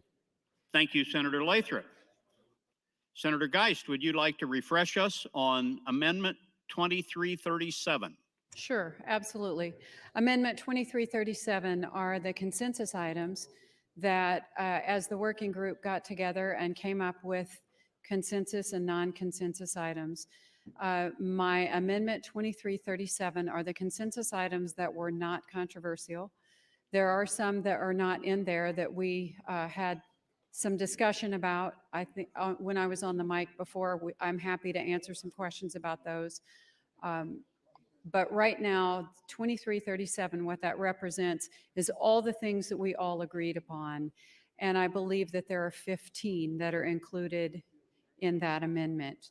Thank you, Mr. President. Thank you, Senator Geist. Debate is now open. Senator Lathrop, you are recognized. Thank you, Mr. President and colleagues. Good evening once again. I wanted to start to maybe set a theme tonight, if we can have a theme as we go forward with the discussion on LB 920. Obviously, we've talked about corrections reform and criminal justice reform a lot over the last several weeks. We've put 3.5 hours into this bill.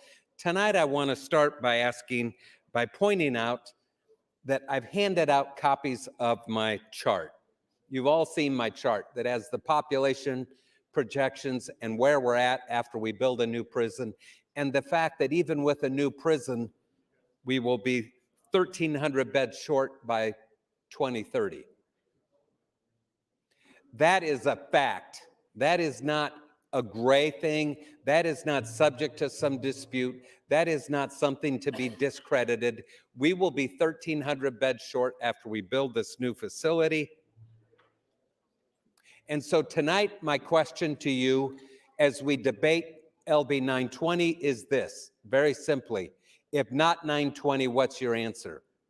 Because it's easy to look at 920 and then start taking it apart. And I've been in plenty of those meetings. It's easy to take 920 and say, oh, I don't like that. I don't like this provision.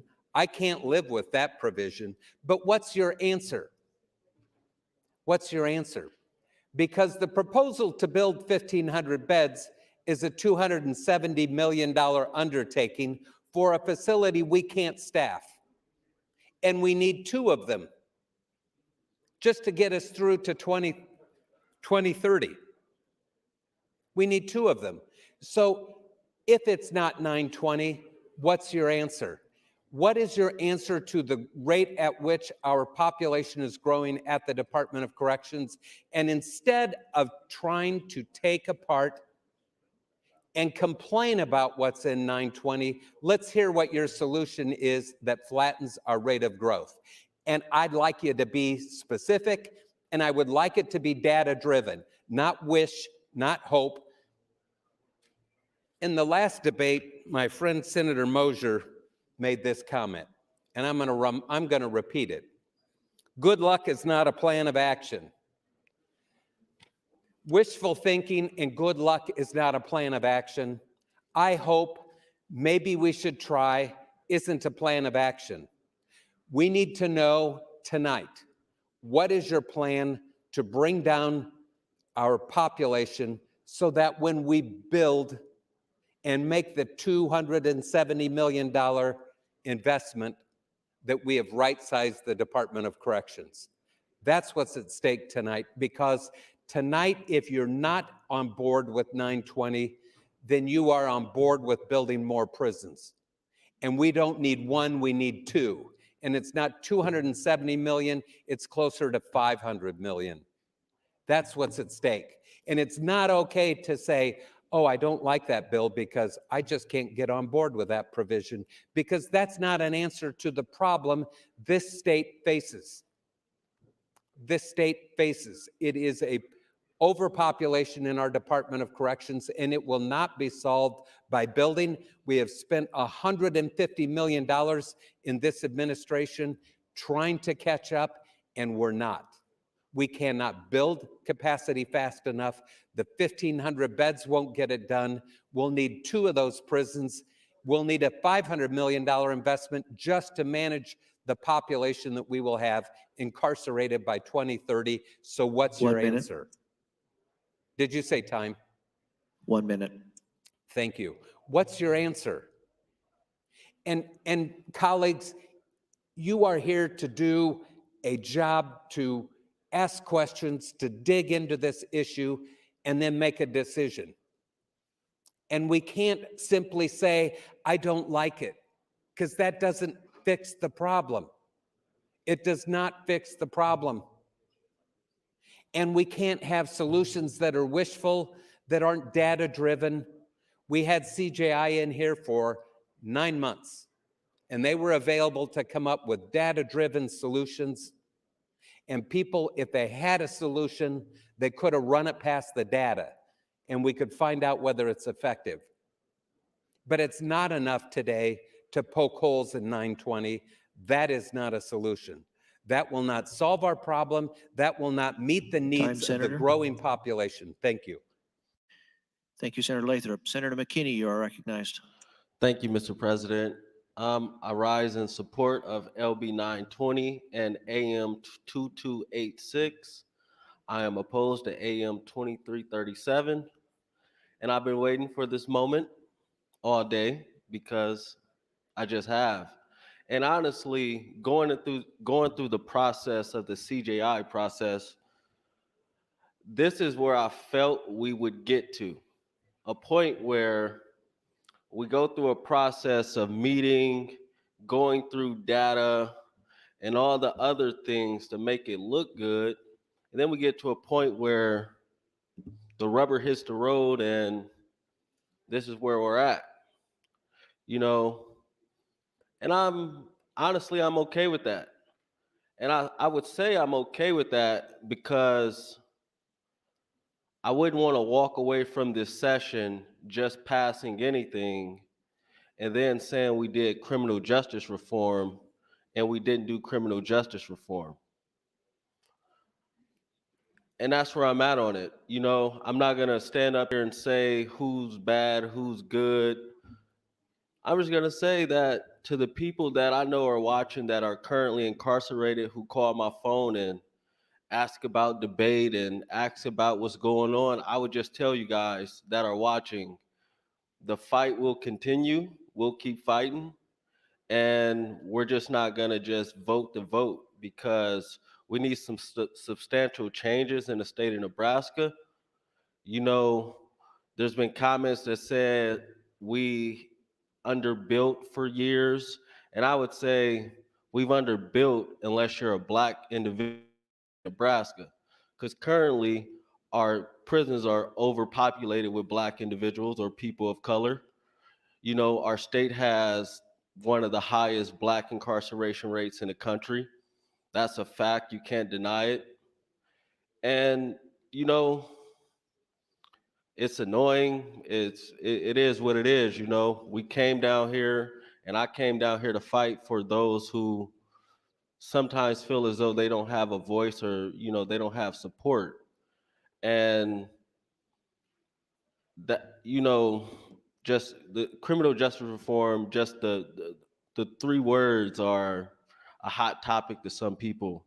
And it's something that, I feel as though I probably have to fight for the rest of my life because it's that big of an uphill battle. There's been issues with the criminal justice system for individuals that look like me prior to my birth. And it's always been that way. And we need to make some changes because we do not need to build another prison. And as Senator Lathrop mentioned, even if we were to build another prison, we would have to build another prison.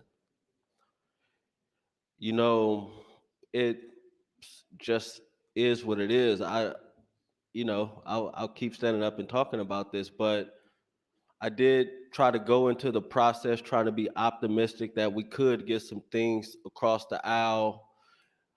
But honestly, my optimism was optimism. And at this point, I would rather not do anything than to do something that going into next year would be harmful. It's sad, there's people inside that I feel as though probably should be released. There's people, looking for hope for this bill and other criminal justice bills. But, there's not a lot of willingness to, rock the boat in the criminal justice system in the state of Nebraska. And that's what we have to do if we really want to break the trajectory and decrease the, amount of people going in and, the disproportionality in a lot of things in the criminal justice system is we have to rock the boat. And we need more people that are willing to rock the boat. And if we're not going to rock the boat, I don't think we should do anything. Because the only way we get to a better place is if we rock the boat. If we continue as business as usual, we get business as usual results, which means overcrowding, disproportionate amount of Black individuals in our criminal justice system, and it is what it is. Thank you. I'll be back on. Thank you, Senator McKinney. Senator Slama, you are recognized. Thank you, Mr. President, and good evening, colleagues. I rise today with a consistent position. I am in support of Senator Geist's AM 2337, and without it, opposed to the amendment and baseline bill. In my first run at this on the mic, I focused on the consensus items contained in Senator Geist's compromise amendment, how they are data-driven and how they will make a real difference in our state. They actually represent about 80% of Senator Lathrop's LB 920.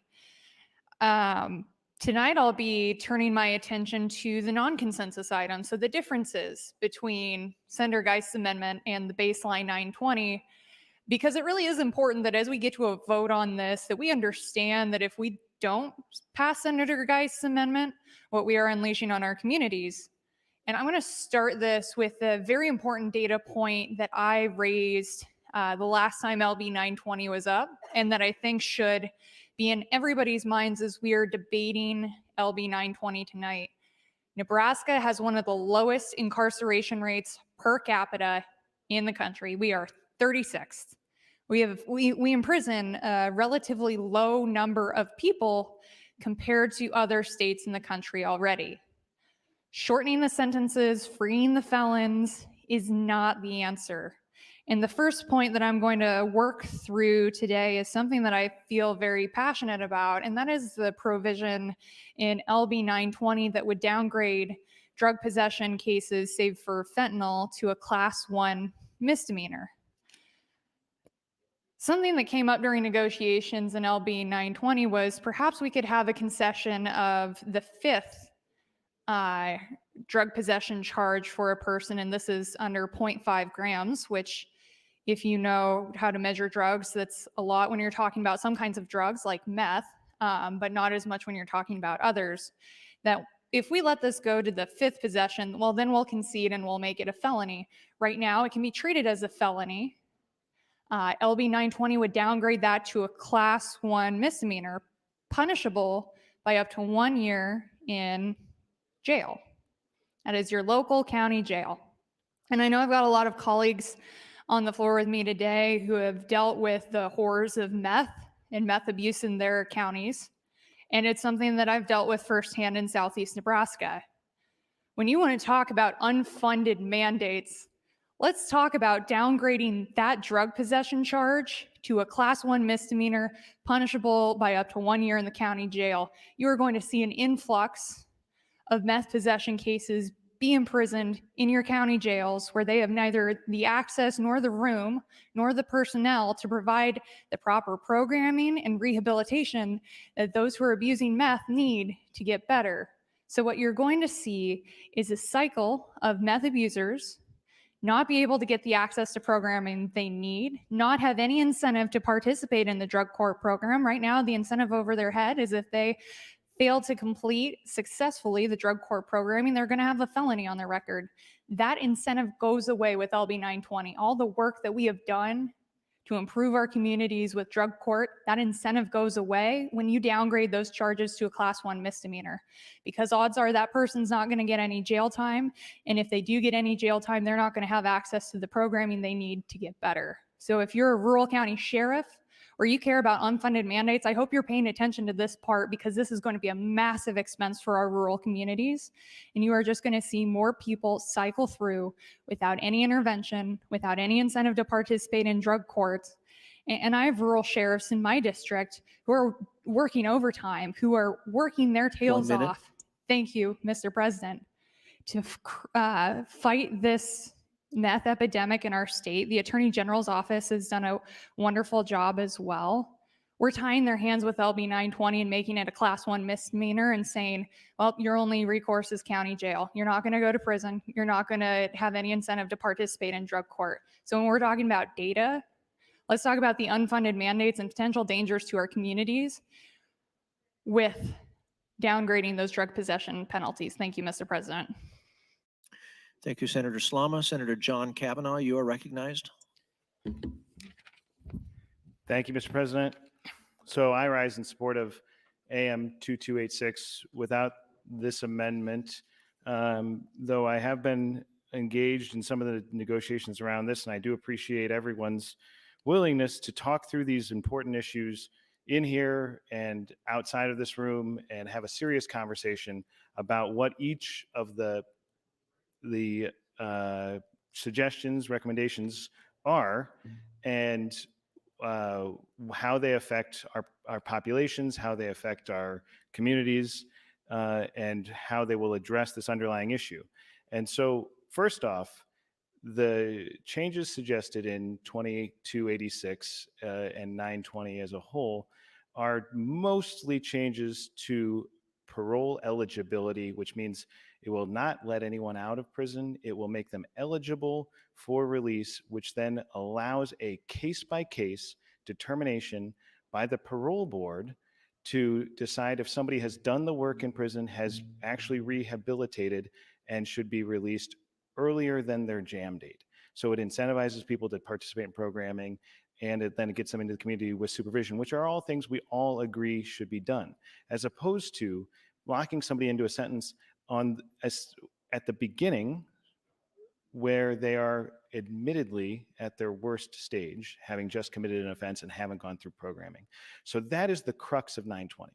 It's about creating an opportunity for people to demonstrate that they have been rehabilitated and that they are taking advantage of the programming, and that by virtue of that fact will help solve the problem. It'll encourage people to get programming. It'll make more people eligible. It'll allow the parole board to make a case-by-case specific determination by person. But that is what 920 is. That is what 2286 is. AM 2337 cuts out far too many of those things that achieve that goal. And it does it without consideration to what the number of incarcerated individuals this will affect will. AM 2337, this amendment, does have about, I guess as Senator Slama said, 80% of the options. 80% of the options accomplish 10% of the goal. It's the 20% that are the tougher ones, the harder conversations, the more serious issues that we need to resolve. And that's what we're here to do, is to resolve these serious issues. And so I appreciate people engaging in the conversation around those 20%, but we should not trick ourselves into thinking that the volume of options we adopt will be related to outcomes. It has to be about the specific value of those options. And I just thought I would point out, I pulled up here while we're talking about the drug possession part, which is one where it does reduce a penalty. So we have our possession of a controlled substance with intent to distribute can be established through a number of methods. And for methamphetamine, it can be established through actual sale, evidence of sale, indicia, which is baggies, scales, lots of money, and a certain amount of drugs. And in the indicia case, it doesn't matter how much drugs you have. But we have under statute what you would call a prima facie case of that you are engaged in distribution, and you'd establish that by weight. So when methamphetamine, 140 grams is determined to be, if you have 140 grams of methamphetamine, that's a 1B felony. So they're saying you have been engaged in distribution. That is 280 times the amount of weight we're talking about in 920 and 2286. 140 grams. And then you have 28 grams, but less than 140 grams. So if you go to the bottom of that, that is 56 times the amount of weight we're talking about in 920 and 2286. And then you have 10 grams, but less than 28 grams. So at the bottom, it's 20 times the amount is evidence of distribution. 0.5 grams, half a gram, is a user amount for one day, one time. Nobody is saying this is a good thing. Nobody's saying people should engage in this. But what we're saying is that we should not be criminalizing people who have a problem, and we should be addressing it as a problem and not something for the courts and for the prisons. And so that is what we're saying in that suggestion in 920 and in this bill. So that is why there's a distinction between this conduct and how it is being distinguished here, that we should be focusing on treatment and not focusing on incarceration. That's why this is being moved to a misdemeanor in the suggested bill. Thank you, Mr. President. Thank you, Senator. Senator Mikal Kavanagh, you are recognized. Thank you, Mr. President. Good evening, colleagues. I rise in opposition to AM 2337. I'm going to yield my time in just a moment, but I wanted to read part of the veto letter where the governor says, oh, wrong page, that he's eliminating the coinciding 4.8 million cash fund appropriation and the associated earmarks contained in L11E related to community apprenticeship and restorative justice programs. That's where we're at. I'd like to yield the remainder of my time to Senator Steve Lathrop. Senator Lathrop, 4 minutes, 20 seconds. Thank you, Mr. President, and Senator Kavanaugh, thank you for the time. Let me talk about a challenge that we had the first time this bill came up, and that is, I don't want to get into a situation where I spend the night responding to inaccurate representations on the mic, but I got to talk about the last one. So to talk about fentanyl, which is not in the committee amendment, which was excluded from the committee amendment, is not being honest about the substance of LB 920 with the committee amendment. But to the extent Senator Slama suggests that if we put someone charged with possession of a very small quantity of a controlled substance into prison or into county jails, that we are creating an unfunded mandate. That's interesting that that topic would come up because that's exactly what's happening to the state of Nebraska. So the opposition to 920 is coming from county attorneys and at least one person in law enforcement, but I got to tell you, not all law enforcement, okay? Because I've talked to plenty of law enforcement that don't have a problem with 920, but there's one person in particular that does, who seems to be driving the opposition. I'll just say this, the people who are opposing this don't have to pay for the overcrowding, and they don't have to pay for the next prison that we have to build or the next 2 prisons that we have to build. So it's easy to sit back and say, don't do anything. You just keep taking the people we're sending you, and we want to be in charge of the policy, and you guys keep incarcerating people, building more prisons that you can't staff, and paying for it. We have sort of the unfunded mandate coming by virtue of opposition from prosecutors, not all of them, but some, and law enforcement, and again, not all of them, but some. So we, the state, are picking up the tab for this worldview that certain law enforcement, not all, and certain prosecutors, not all of them, have about the criminal justice system.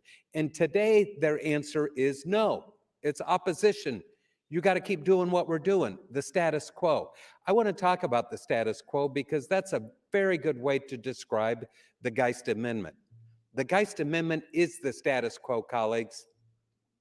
It doesn't even have all the consensus items. And when we hear the representation that it has the consensus items, that's not accurate either. It doesn't. It didn't even include everything everybody in the working group agreed to. And the status quo, I'm going to get on the mic next time and talk about the status quo and what it looks like. You should understand that it is not providing public safety. It is not making our communities safe. And to put an amendment up and say, this is the solution, it's data-driven, it's 80% of what's in Lathrop's bill, it's not. It might be 80% if you count the paragraphs, which is a silly argument. It is a number of ideas that don't do anything. They do not move the needle. Would they be helpful? Yes. To say, let's expand problem-solving courts, even though we don't have the judicial capacity to do it, that sounds great. But it doesn't move the needle, and we haven't solved the problem. So these arguments don't get you there. I'll look forward to the next time folks get on the mic talking about their solution to the growing population at the Department of Corrections. And it most certainly is not the Geist Amendment, because that doesn't do it. It doesn't move the needle. Time, Senator. Thank you. Thank you, Senator Lathrop. Senator Hunt, you are recognized. Thank you, Mr. President. I was going to say a lot of what Senator Lathrop just said, that AM 2337 is just more status quo. It's the status quo, and the status quo is unsafe. The status quo is what has led us to this huge overcrowding problem. And it's also led to us having this over-reliance on solitary confinement, especially for people who have mental issues, who aren't even supposed to be in solitary confinement in the first place, and we know that we are. And overall, this is a very modest reform. It's not a sweeping reform. And it's really taxpayers and public safety that ends up suffering when we try to build our way out of an incarceration problem, which is literally impossible from both an economic perspective and a fiscal perspective and a moral perspective.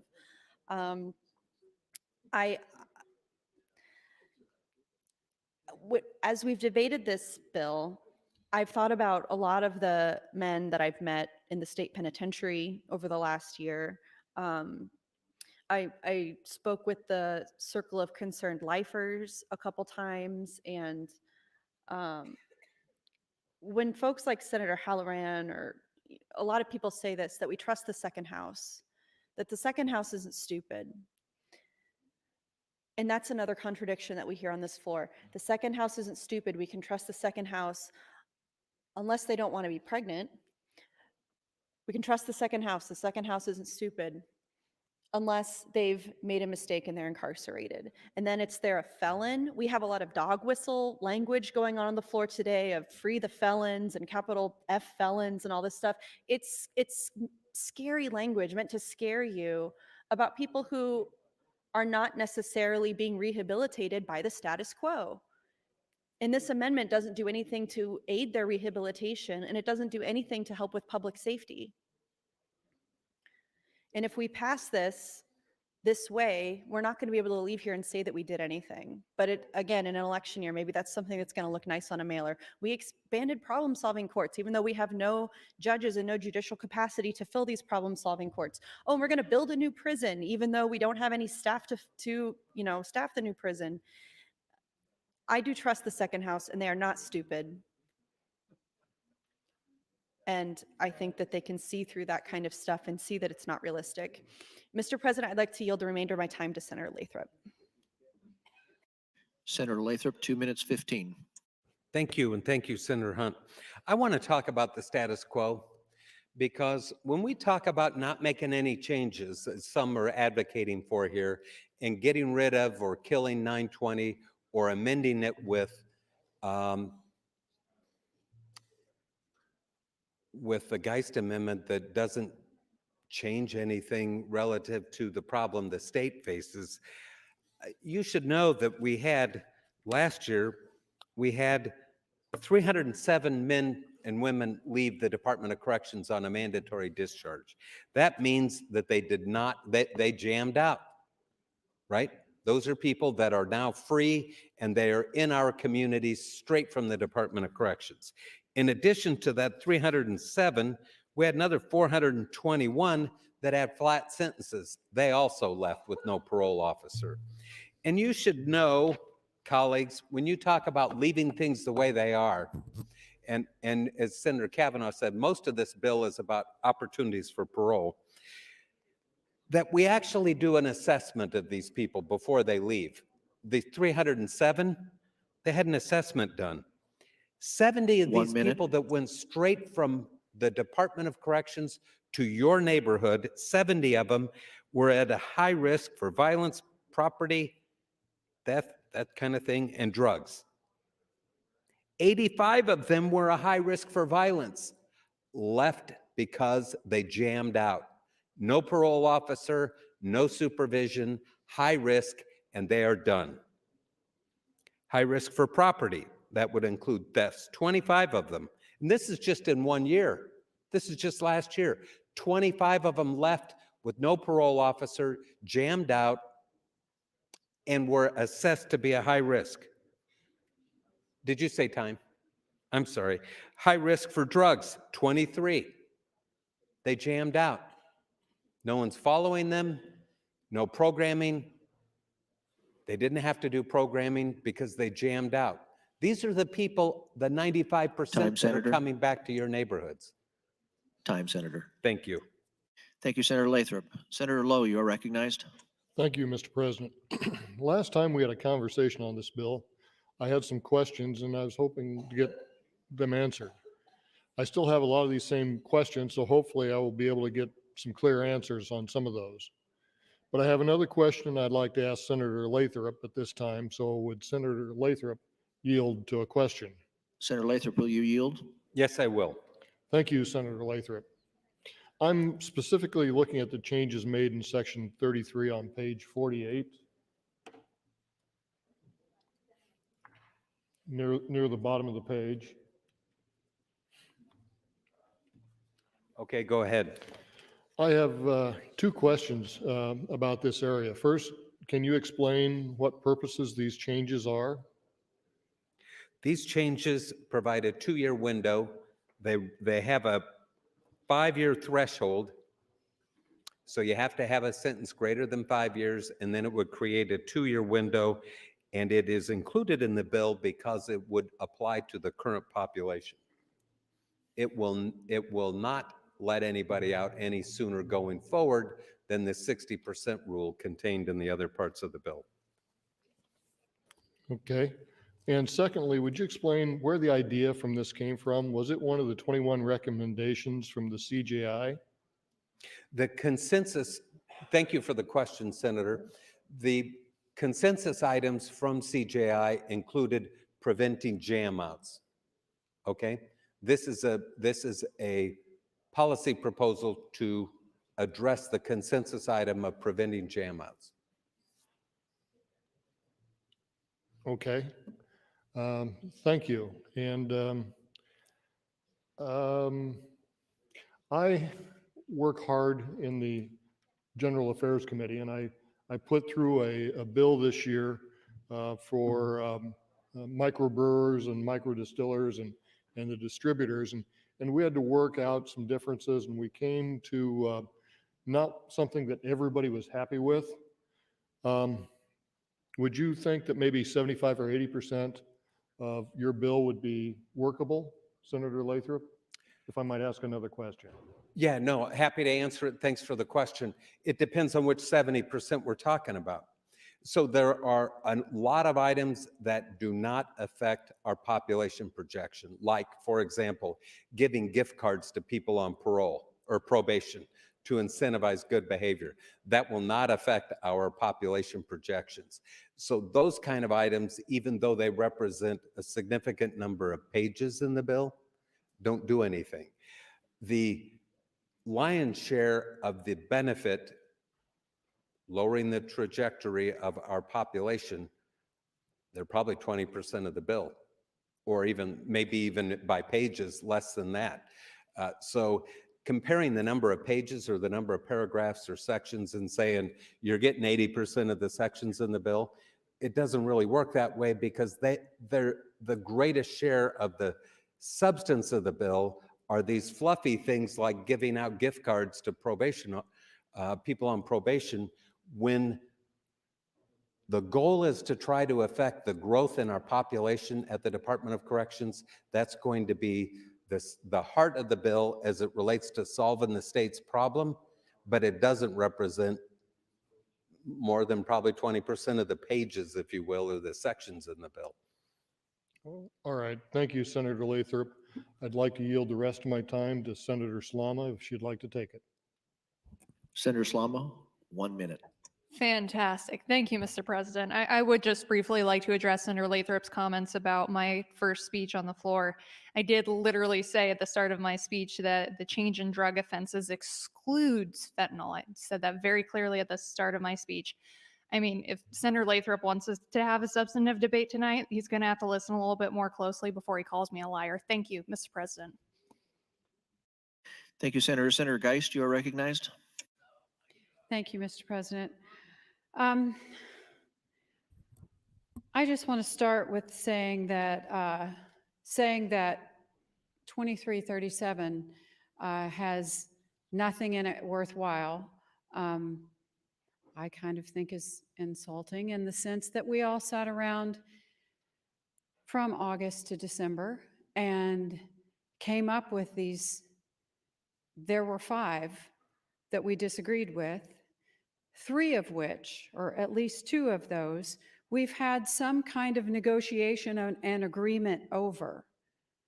So it's not like we've been in a room for hours and hours and said, no, I'm not going to do anything, I'm not going to budge. I'm getting that impression from Senator Lathrop more than I'm getting that impression from what I've said. I have addressed jam outs by adding LB 1004. It doesn't go as far as what Senator Lathrop would like. However, I think it's wise when we as policymakers consult people on the ground about what their input, what their life experience is like when trying to implement and change some things. I am not a county attorney. I am not law enforcement. I don't do this job. I am a policymaker. However, I think it's very short-sighted and unwise of me to not listen to subject matter experts. I take their advice seriously. I would do that whether I'm in judiciary, whether I was on DHHS, I am in transportation, I do tours, I go out and listen to people because I don't do that job. And the way that I help make good policy is by listening to the people that do the job.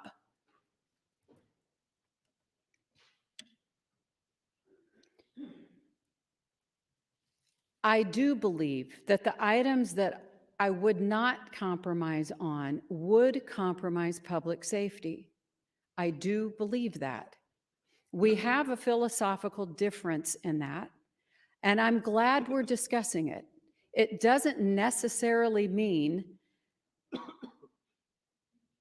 that we are worlds apart, because we really aren't. But some of the things that are in the Geist Amendment focus on treatment, helping probation officers. If you're more adequately supervised, You may not go back or have another infraction or get sent to prison after that. We're focusing on recidivism. I've said that several times. I've not spoken on the mic as much as Senator Lathrop has, so you haven't had the opportunity to listen to my philosophy as much as we've been able to listen to his. However, it's not just fluff. It's something we've never done. We need drug treatment. We need mental health treatment. In the Geist Amendment, helps pay tuition for those who will go to small communities and offer mental health treatment to those in this category. One other thing, while I'm on the mic, I would like to address is that it was just said a few minutes ago that the state is picking up the tab for the new prison. Folks, the state has no money that we don't give it. The people who are subject matter experts are citizens just like we are citizen senators. They pay taxes too. They pay for the prison just like I do, just like all of us in this room do. The state doesn't pay for it. We give the state our money. So to say that we pay for it, the state, and they don't, is wrong because the state has nothing that all of us collectively don't give it. So we're all in this together. Thank you, Mr. President. Thank you, Senator Geist. Senator Clements, you are recognized. Thank you, Mr. President. I stand in favor of the AM 2337. And I had a conversation with someone who was involved with the parole system regarding jam outs, and the jam out numbers have been talked about quite a bit. And there's a question of what a jam out is. If it's someone who was never paroled, that's one thing, but I'm told a large number of jam outs were granted parole and violated parole, and maybe more than once, and maybe refused programming or didn't have enough time to be considered again for parole. And so I'm not sure that the numbers really reflect some of the problems that the parole system has. I'm in that regard, and people who have violated parole, I think they need to be back away from society if they're going to continue to offend. So I'm concerned about public safety, and I would like to hear more from Senator Geist. I would like to yield her my time. Senator Geist, 3 minutes 30. Thank you, Mr. President. In response to Senator Clements' remarks there about jam outs, one of the things that we had talked about extensively is LB 1004. There is a portion of LB 1004 which is in the Amendment 2286, and it has the 5-year look back, which frankly I prefer better than the one we negotiated. But the one that we negotiated actually applies to anyone, doesn't matter what your sentence is. And what this looks like is, let's say an inmate or someone has been sentenced to 4 years. They go into prison, they actually have to serve 2 because we have automatic good time. So with LB 1004, the original green copy of LB 1004 would allow that individual to be automatically eligible for parole once they enter the correctional system. Now, that doesn't mean that they get out on parole. It means that they're evaluated. We do require people to take programming to be released on parole. And one of the things that's a priority for me personally, I think for others who are interested in public safety, is making sure that if they are on parole and released on parole, that their supervision is beefed up it's good enough. We have enough parole officers. That would be the same for probation officers. Our probation officers and parole officers have an enormous job of knowing where the individuals are, keeping track of them, whether they're going to treatment, whether they are going to their programming, and all of those things. That is a very important job and a very taxing job. And one of the things that we did, as I said earlier, in the Geist Amendment, is give an assistant to parole officers, and with the emphasis on those who, probation officers, with an emphasis on those who are supervise high-risk individuals. And so, anyway, back to 1004. 1 minute. What this would do is automatically allow for a 2-year window opportunity for parole on every sentence. What our goal is with that is to answer the consensus item of reducing jam outs. It's not perfect. Compromise usually isn't, but it is something that we've discussed at length and a place where we felt like we could go and still address the issue. And granted, does not go as far as what Senator Lathrop would like to go, but that is also I think the question that Senator Lowe may have had about where the 50% came from. And that specifically wasn't a CJI consensus item. However, it was an attempt to answer the jam out question. Time, Senator. Thank you. Thank you, Senator Clemens. Senator Guy. Senator Friesen, you are recognized.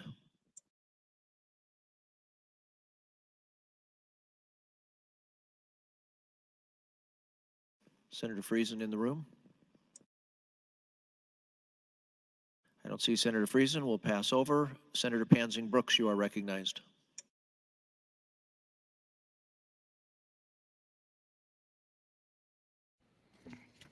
Thank you, Mr. President. I have some more. Last time we talked a little bit about what Amendment 2337 incorporates. So I'd like to ask Senator Geis some questions. Senator Geis, will you yield? I will. Thank you, Senator Geis. So I'm wondering, could you explain to me what you feel are the substantive parts of your amendment? I can. You just give me a moment. Okay, well, while you're looking for that, I want to just talk about and remind people that people keep going back to the fact that 605 didn't work in 2015. And the reason 605 didn't work, and we knew it wasn't going to work, was because we did not do all the recommendations that were recommended by CSG at that time. And now here we are going back doing the exact same thing, and we are not doing the things that were recommended by CJI. So I would like to, because I've been trying to go through your amendment, Senator Geist, and could you, I want you to give you a little bit of time to talk about what you think will substantively make a difference in our population. Okay, one of those is expanding problem-solving courts, which is something I'm extremely passionate about. I am too. I'm really passionate about that, but I don't see how that affects the prison numbers. Well, what that does is keeps people from entering, because it's a diversionary program, and so it doesn't decrease them on the back end, it decreases them on the front end. Okay. I'm not sure that those people do. What percentage of the people that are going into the problem-solving courts are people that would be end up in prison? They wouldn't necessarily end up in prison. They're charged with felonies, and they wouldn't, often, or yes, they would? They would. Okay. Yes. From the year that I spent there, it was not. This was the norm. You'd have someone that would have a couple of felonies that each carried 2 to 4 years, and so diverting them into problem-solving courts necessarily keeps them out of prison. Yes, but and I'm wondering what percentage. I'm sorry to interrupt, but Because not all people that are going into the problem-solving courts have been charged with felonies, correct? Yes, they Okay. have. No, not all of them have. Well, in drug court, They the don't one that I they don't attended, have to be. No, they don't- were Okay. charged with felonies. They don't have to be. Because So the what, incentive there, though, is that that is expunged at the end of their graduation. okay, and so what else, what other substantive things are you finding? Because I'm finding a lot of pilot program on space utilization and information technology. You know, Yes, what that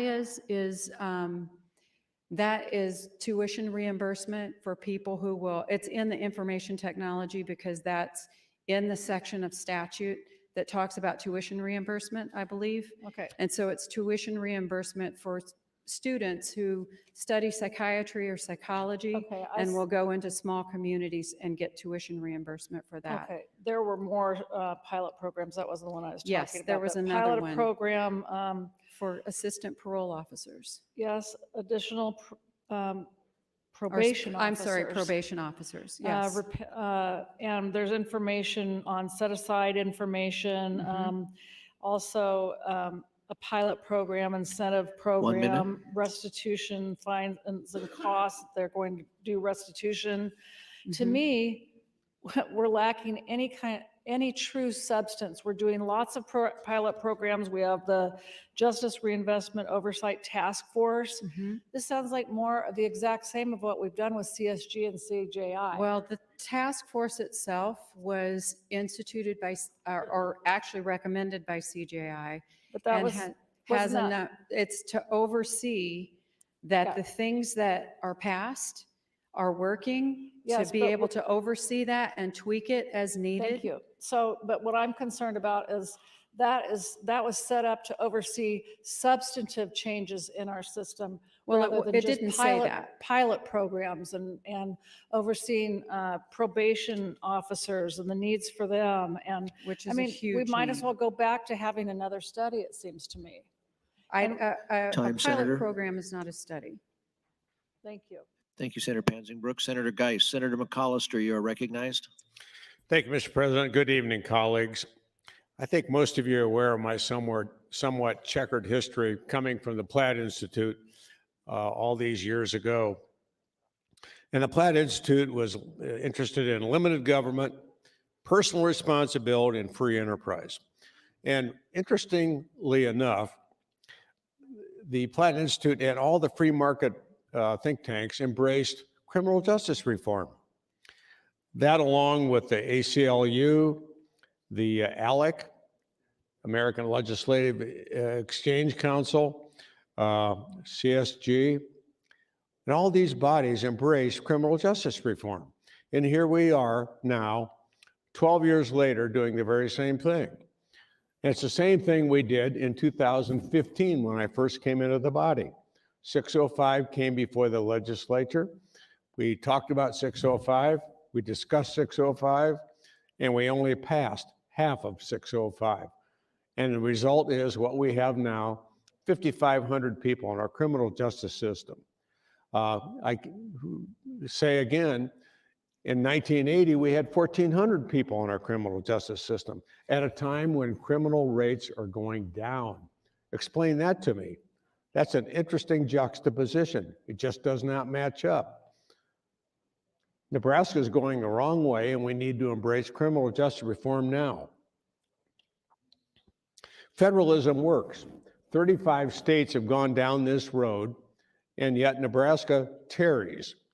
We need to move down this road as well. We need to start thinking about criminal justice reform, parole reform, sentencing reform.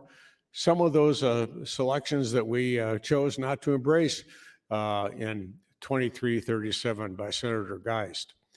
We need to talk about those differences, because I think if we were to embrace those, we would actually cease our criminal population, or at least those people incarcerated.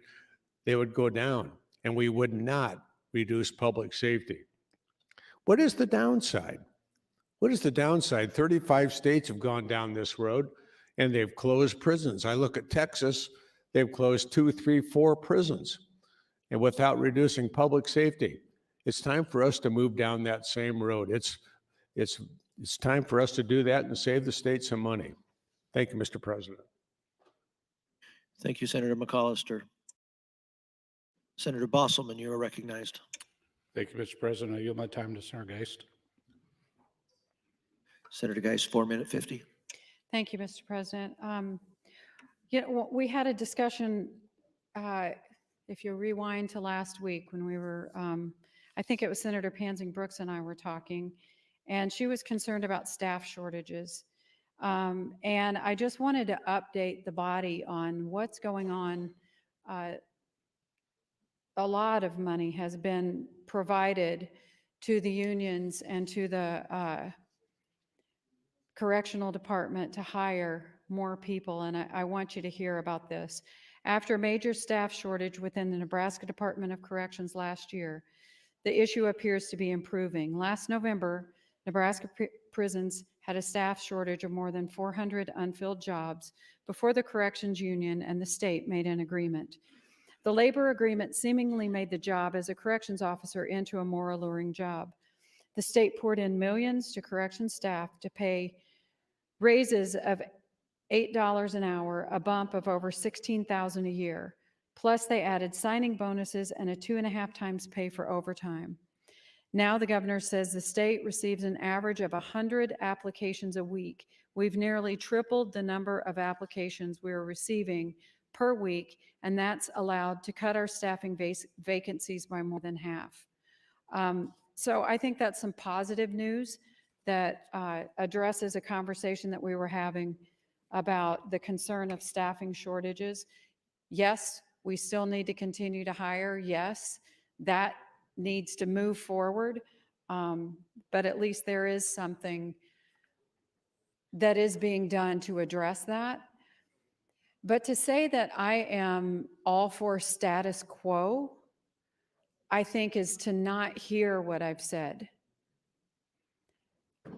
I am not for status quo, but I am also not for lowering sentencing, having our judges lowering penalties and having our judges change their sentencing. I am very interested in overhauling the sentence structure. I don't like automatic good time. I think I addressed that on the mic last time we were here. Probably something I will be working on, but however, that doesn't mean that I'm for the status quo. To say that I disagree on a few areas doesn't mean that I think we should lock them up and throw away the key. Absolutely not. I agree that we need to robustly grow programming, treatment. We need to do that within our facilities, not just in community corrections and not just in our communities.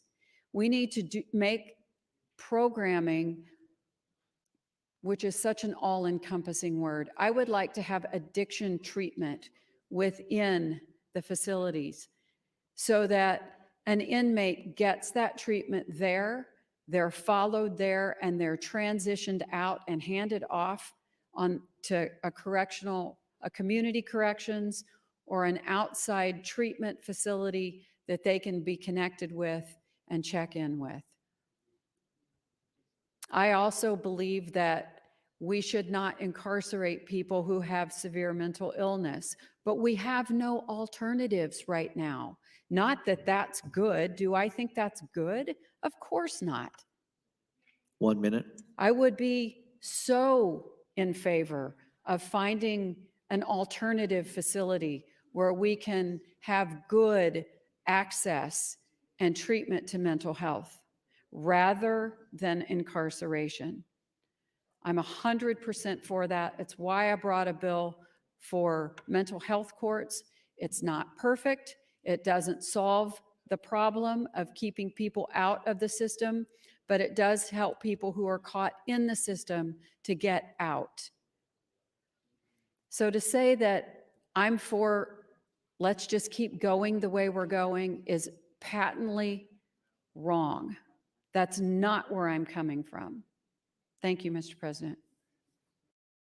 Thank you, Senator Geist. Senator McKinney, you are recognized. Thank you, Mr. President. I rise again in support of LB 920, AM 2286, and I am opposed to AM 2337. I guess we'll continue this conversation.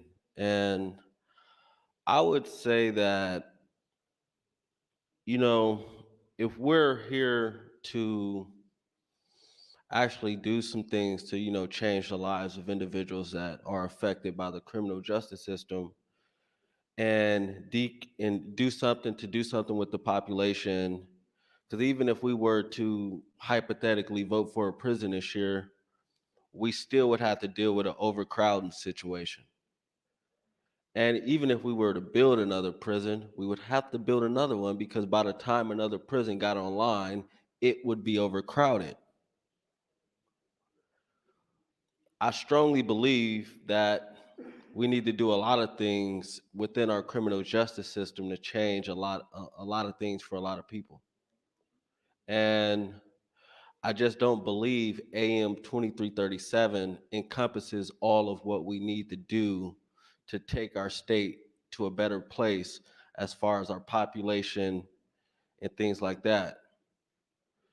And you know, we hear things about public safety, this and that, and all these words and these catchphrases, and I just like to say that, are we human? Can we stop referring to these individuals as, oh, those inmates or those felons or those horrible people? They are human just like the rest of us. They're just incarcerated. Why can't we just call them incarcerated individuals? Why can't we do that? Why can't we humanize individuals that 95% of them will be back into our society? So when they come back, are we going to say former inmate or ex-felon? And there's no such thing as an ex-felon, because how do you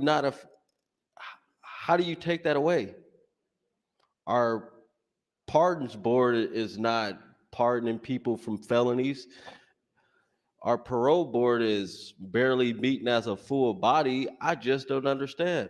Can we be human? Can we humanize these things?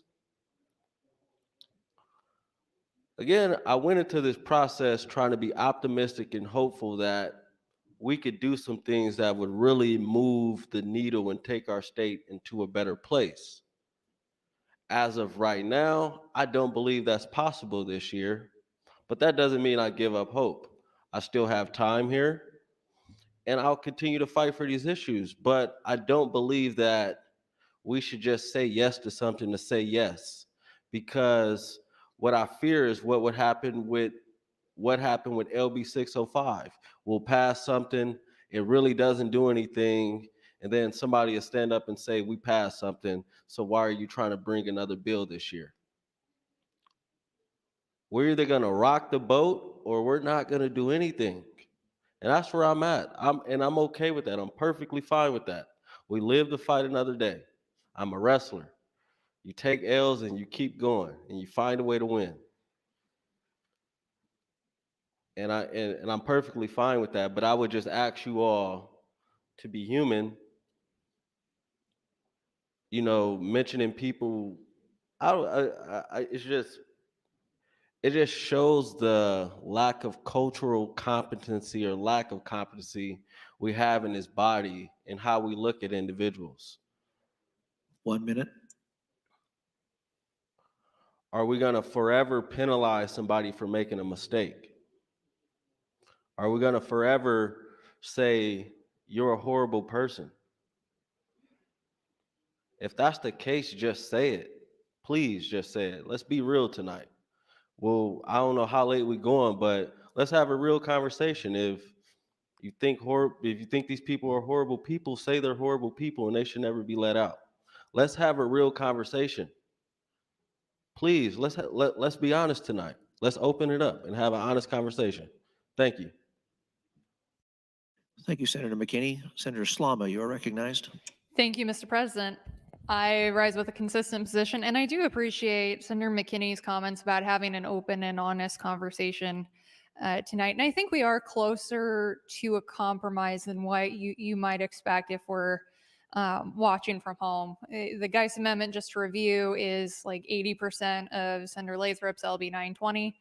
There are 4 main non-consensus items that are in there. I'm using my turns on the mic to describe how these non-consensus items would compromise community safety. I hit on the first one, is making it clear that in downgrading drug possession to a class 1 misdemeanor, punishable only by up to 1 year in prison, we are going to be making the meth epidemic in our rural communities exponentially worse and saddling our counties and our county sheriffs with a massive unfunded mandate where we will have a bunch of class 1 meth-related misdemeanors sitting in county jail, unable to get the treatment they need, and a complete disincentive for them to complete drug court and all the wonderful things that we've seen from drug court.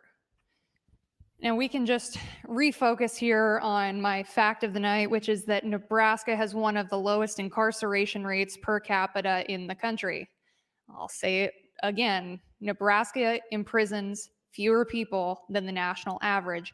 We don't need to be changing our sentencing structure. We absolutely need to be investing in our capacity. We haven't done it for decades. And LB 920, especially without the Geist Amendment, is opposed by law enforcement, the county attorneys, and the Attorney General's office. All of these people who are tasked with keeping our communities safe. And there's a great reason for that, and they lie in the 4 non-consensus items. So we talked about the drug offenses. I'm now going to move to the Section 8, amending our burglary statutes. Right now, Nebraska has a single burglary statute, regardless of whether you're breaking into a home or a business. It's a 0 to 20 year offense, so the judge has a high degree of flexibility depending on.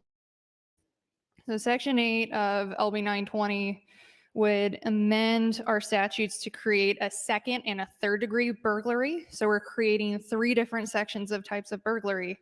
2nd degree burglary would involve breaking and entering into an occupied building other than a dwelling and would be punishable as a class 3 felony rather than the current. 3rd degree burglary would involve breaking into an unoccupied building other than a dwelling and would be a class 3A felony. So in our discussions on this piece, the discussion centered around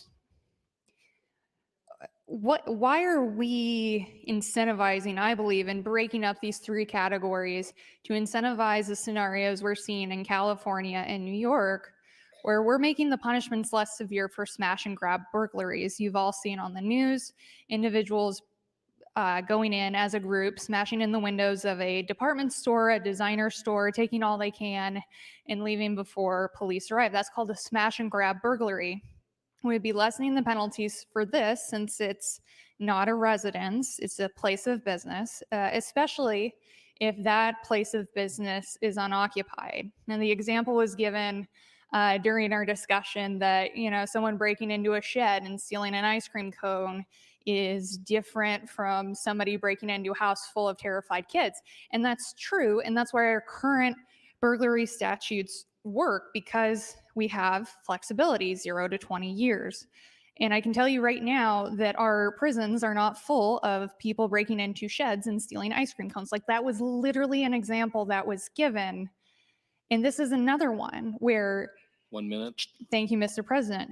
Changing this approach to burglary only frees up a handful of beds. So if we're talking about data-driven approaches, I can't wrap my head around, one, why 80% of LB 920, as encapsulated by Senator Geist's AM 2337, supposedly doesn't have anything in it to move the needle, and moreover, why another one of these consensus items absolutely would not move the needle, because we're simply not filling up our prisons with people breaking into sheds and stealing rakes or ice cream cones. So I look forward to a response on those issues, and I look forward to continuing this debate on LB 920 and keeping our communities safe. Thank you, Mr. President. Thank you, Senator Slama. Senator Lathrop, you're recognized. Thank you, Mr. President. Colleagues, good evening once again. We're an hour into this, we started about a little over an hour ago, and I began my remarks this evening by suggesting that we listen when people stand up for their solution to the problem. The problem is the rate at which our population is growing will require 2 prisons, not 1, but 2 by 2030. If we built a prison, we'd still need another one that looks just like it to meet the needs of our growing population by 2030. We're an hour into this, and there's not been one suggestion that would alter our trajectory with respect to the growth in our prison population. There have been a lot of things said, things like it will sacrifice public safety. That's not what the data shows.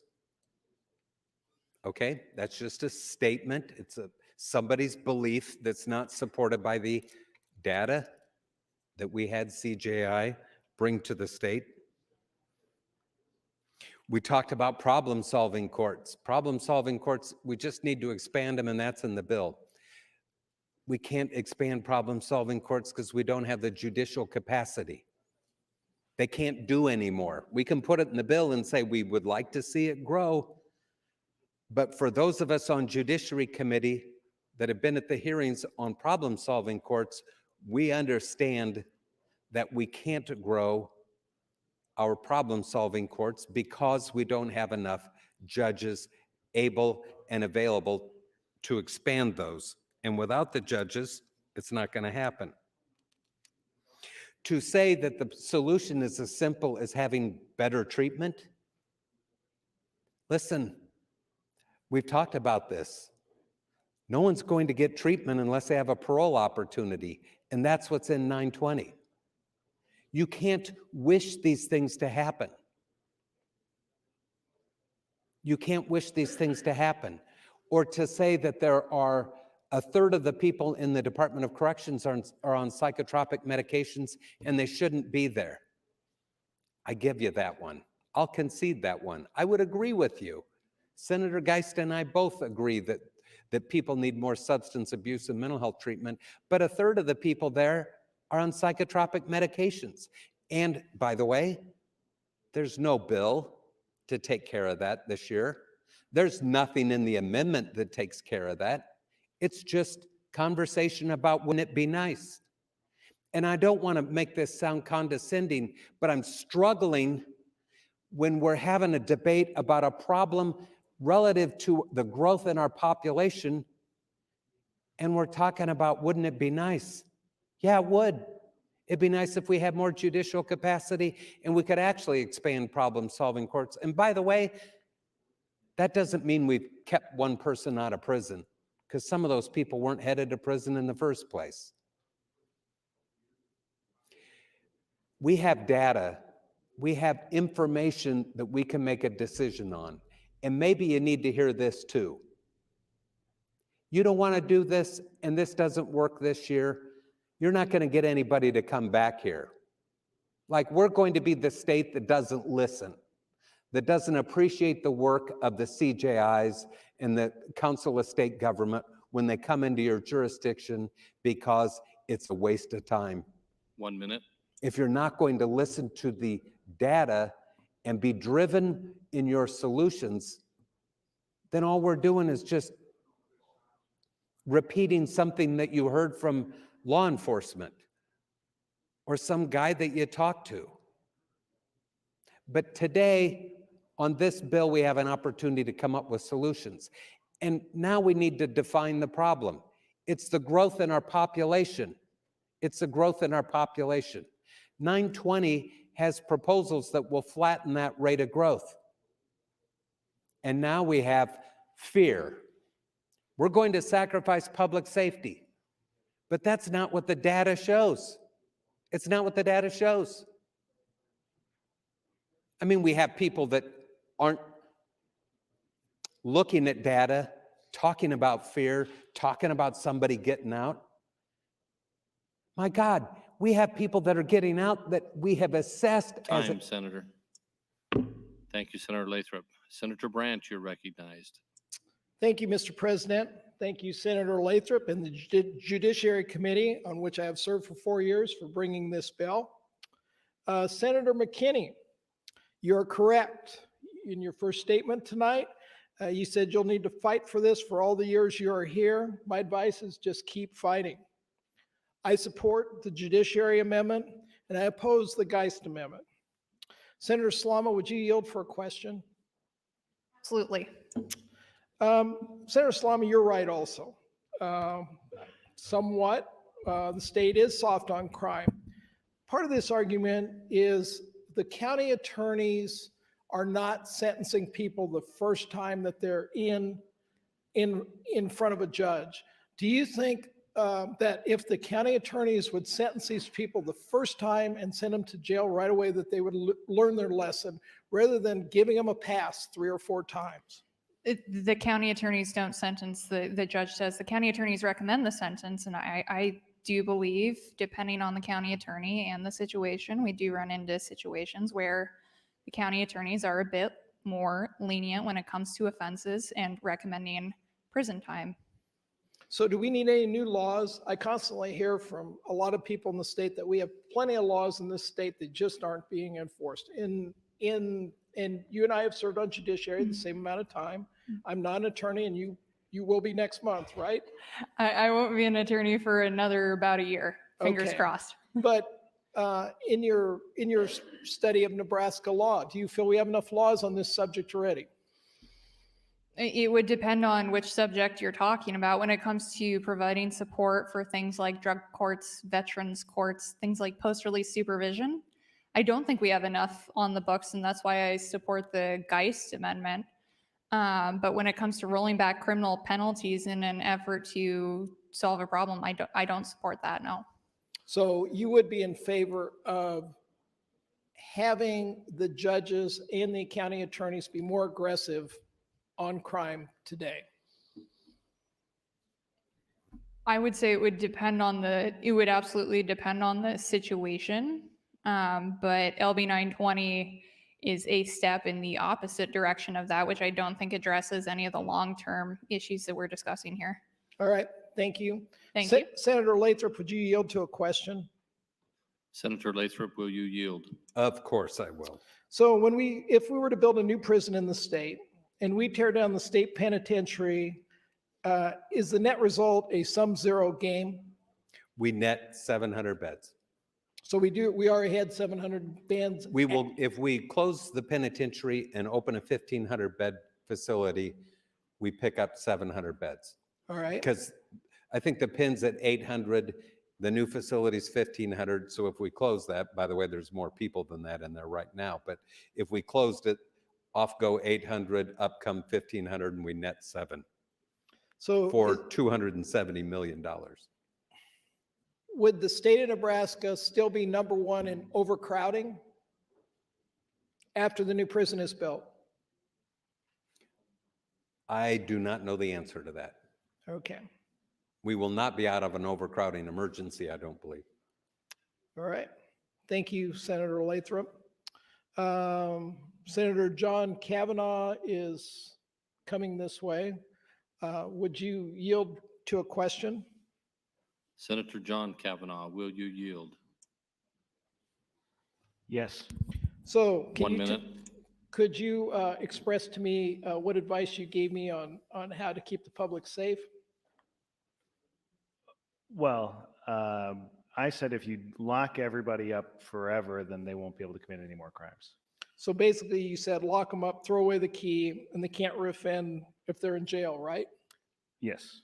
So is that a sound strategy? No, that'd be a terrible idea. Why would that be? Well, I mean, it ignores the difference in why people are incarcerated. It does not serve the purpose of rehabilitation, and it would be extremely expensive. All right. Thank you, Senator Kavanagh.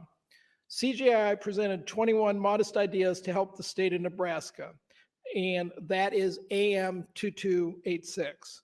Let's vote this through to select and work with Senator Lathrop to make this bill better. And with that, I yield my time to the chair. Thank you, Senator Brandt. Senator Geist, you're recognized. Thank you, Mr. President. One of the things that I think gets lost a lot in this type of conversation is what actually happens in real life on the street to someone who is a victim of crime. Now, this isn't a victim of violent crime, so this would be, termed probably by many in here as being no big deal. But I want you to hear the story because this has to do with burglary. And it's one of the reasons that the burglary, as it was written in 2286, came into question in my mind. And this is about catalytic converters. There's been another wave of numerous catalytic converter thefts in the metro, and victims say they're in need of help. I'm scared to drive it because I just can't keep shelling out money, said Tim Mades. Mades said his catalytic converter was stolen last month. Never had any issues, woke up that morning, turned the car on, it's crazy loud. I knew something was up. Just a few weeks later, it happened again during dinner. Are you serious? Like, what are the odds? I was right there the whole time. Getting it replaced was the bigger problem because he has an older car and it wasn't covered under his insurance. Some repair shops are asking close to $3,000 for a new one. Losing hope in humanity. It was very discouraging, disheartening, You try to do the right thing and then you get punished for it. He said he got a cage to protect his catalytic converter, but he's looking to the city for more help. This is in front of the city council in Omaha. He said, what are you guys going to doing about this? Because it's affecting everyone. We've heard loud and clear, please help us, please do something. Councilmember Vice President Palermo introduced an ordinance during the last city council meeting. After working with Omaha police on ways to deter these thefts from happening in the first place. So this would be a low-level, victimless crime. However, if this happens to you, like what happened to this gentleman twice in a row at $3,000 a pop on an older vehicle, where's the penalty here? Who's going to help this guy? Have you heard of all the catalytic converters that are being stolen across the state? This isn't a one-off. This is just an example of hundreds of thefts that are happening that are just low-level victimless crimes. Are they really victimless if that's your $3,000 twice? These are real people who get hurt. This is where public safety and our bill merge. And these are the innocent victims trying to do the right thing who are affected that we need to think about rather than always focusing on the criminal, the human. Yes, Senator McKinney, I absolutely have compassion for them. But first, we need to have compassion for the victim and what that person is going through. Let's help the criminal to not repeat that behavior. But one thing rarely have we brought up in this conversation is the devastation, not just of people like this, though this can be financially debilitating to some people. 1 minute. But being a victim of crime can be in some ways, it takes your life, but in others, it changes your family forever. It changes your life forever. I know that that's an experience that Senator McKinney has had. Many people in his neighborhood have been victims of crime. That needs to be uppermost in our mind when we're talking about these things, when we're talking about changing the penalties for people that do small, victimless, low-level felony crimes. They affect people's lives in a great way. This gentleman probably had to take a day off of work at least, maybe more, no telling how long he had to work overtime. Senator. Thank you. Thank you, Senator Geist. Senator Merman, you're recognized. Thank you, Mr. President. I stand in support of AM 2337 and will yield my time to Senator Slama. Senator Slama, 450. Thank you, Mr. President, and thank you, Senator Merman. I'm going to continue building off of Senator Geist's points because I do think sometimes on the floor here we do get too wrapped up in caring about the offender, the incarcerated person, the person who commits a crime, like the person who was convicted of a felony and therefore a felon, and not as much with personalizing the victims and the lives touched by the crimes that this human, who we are going to aim to rehabilitate in most cases and aim to release back into the world, has committed. And those are really painful stories for people to discuss, and it's hard to talk about, and it's hard to hear, but that is the impact that LB 920 and bills like it that are soft on crime can have. And we've talked briefly about 2 out of the 4 non-consensus items that are included in LB 920. The first being taking down of drug offenses 0.5 gram or less to a class 1 misdemeanor, which is going to load up all your rural county jails with meth offenses without any programming or resources available to our counties, besides a drug court that has no incentive if they're not charged with a felony, which they won't be under this statute. So we're staring down the barrel in that part of LB 920 with a massive unfunded mandate on our rural counties and a huge disincentive for early intervention in meth abuse. We talked in the second part about how LB 920 without the Geist Amendment would break up our burglary statutes into 3 different sections, which incentivizes smash and grab robberies, treats businesses differently than homes, and creates a world in which we could be re-seeing the scenes we've seen in California and New York of people breaking into businesses and not having much punishment at all. Now, this all revolves, before I get into the third non-consensus item that's contained in 920, this all revolves around a simple fact that I would love to have Senator Lathrop or any proponent of the unamended LB 920 address, which is that Nebraska has, again, one of the lowest incarceration rates in the country. We are not putting a disproportionately high number of people in prison. Quite the opposite, in fact. We're well below the national average. And I would love for any proponent of LB 920 to counter that with some sort of reasoning as to why we should, in the face of that fact, be lessening our sentence structure. Now, this gets into the third non-consensus item, which is, it's in my bill draft here. In sections 4 and 6 of LB 920, we're creating an exception to Class 1C and Class 1D mandatory minimums for possession with intent to deliver a controlled substance. So we're eliminating the mandate for drug dealing under a Class 1C or 1D felony for those watching at home under the unamended LB 920. And this is another sad statistic that we have to cope with on this floor. Nebraska has 3 times as many overdose deaths on average in a given year than murder. And I'm not going to stand here and support LB 920, which removes the mandatory minimums for those who are caught and convicted of a Class 1C or 1D felony. 1 minute. Thank you, Mr. President.